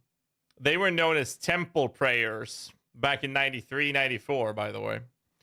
They, a GHAZZY album was 89 up to 96. Sehnsucht in Livehouse Berlin. Mutter is one of their better albums, fucking amazing. And then Reise Rosenrot at Volkoball was fucking amazing. That live show, I've seen the YouTube recording of that. That's so good. Live in Paris is really good as well.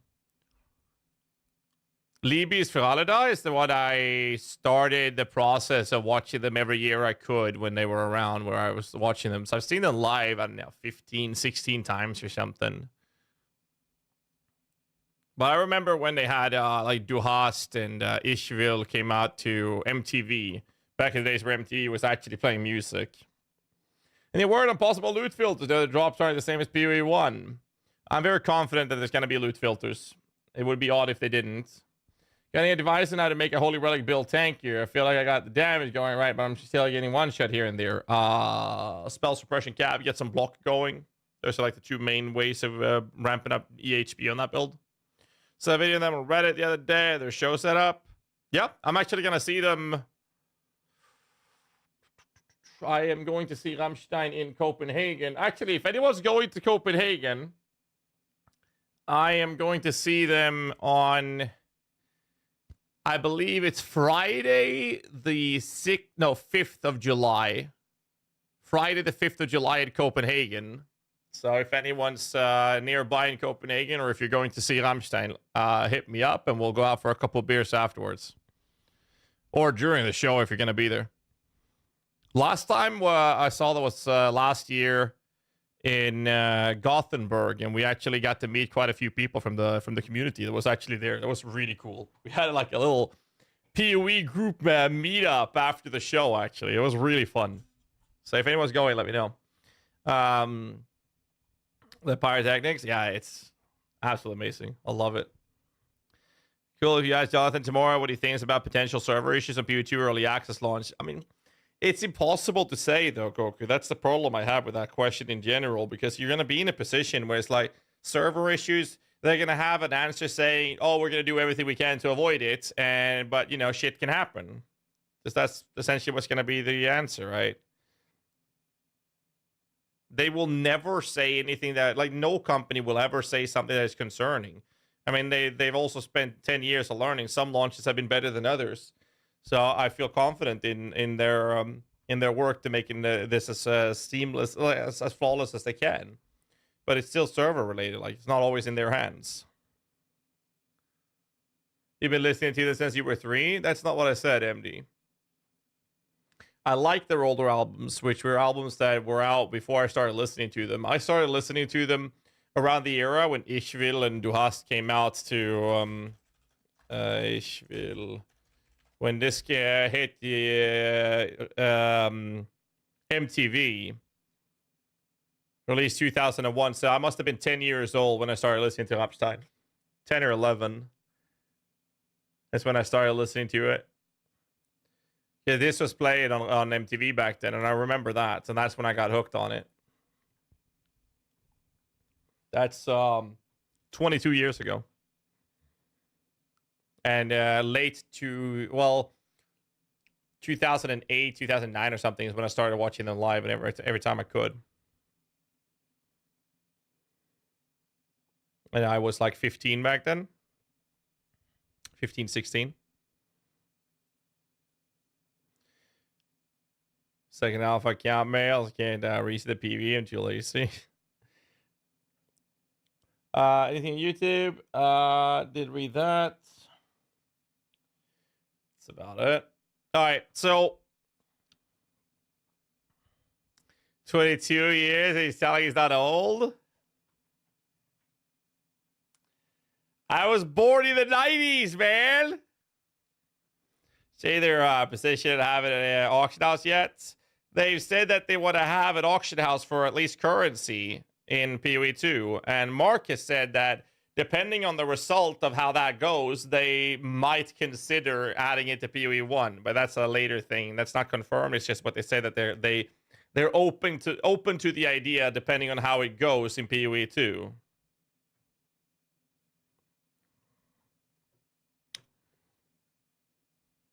So, something regarding loot, actually, there is a system in PoE 2 that is pretty cool.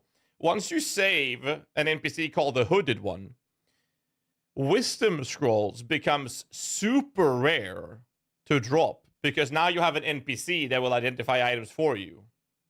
Just like Deckard Cain in Diablo.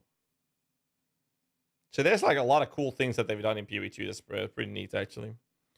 So they have a little higher drop rate up than beforehand, and then as soon as you save the Hooded One, the content past that point has a much rarer drop rate of Wisdom Scrolls. It's pretty cool.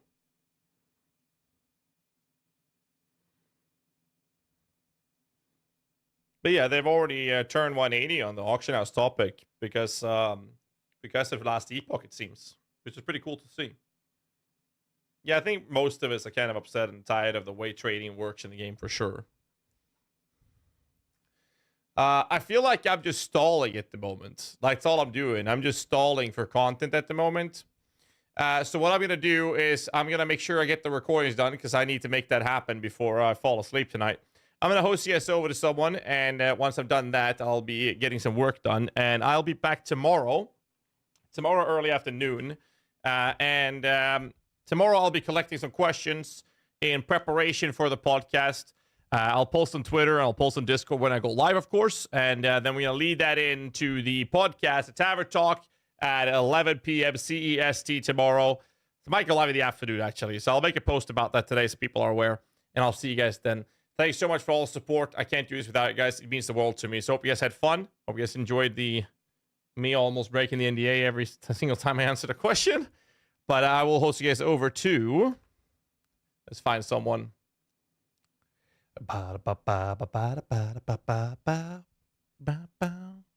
Good song. I'm going to host you guys over to Mr. Arrow. Also yesterday as well. Again, big girl welcome. He's currently playing a private league if you guys want to join in. Till tomorrow, as always, stay safe, keep rocking, have a great fucking night. And thanks so much for all the support. We have a lot of shit to cover. Tomorrow is going to be a crazy fucking day. I might actually go live in the later afternoon so that we can continue playing or streaming after the podcast so that we can cover all that we need to cover after the podcast. How about that? We're going to have a long stream tomorrow, so get ready for that. A lot of shit to cover, a lot of action. I'll see you guys then. We're going to have a lot of fun. Make sure you get some big welcome. Good night.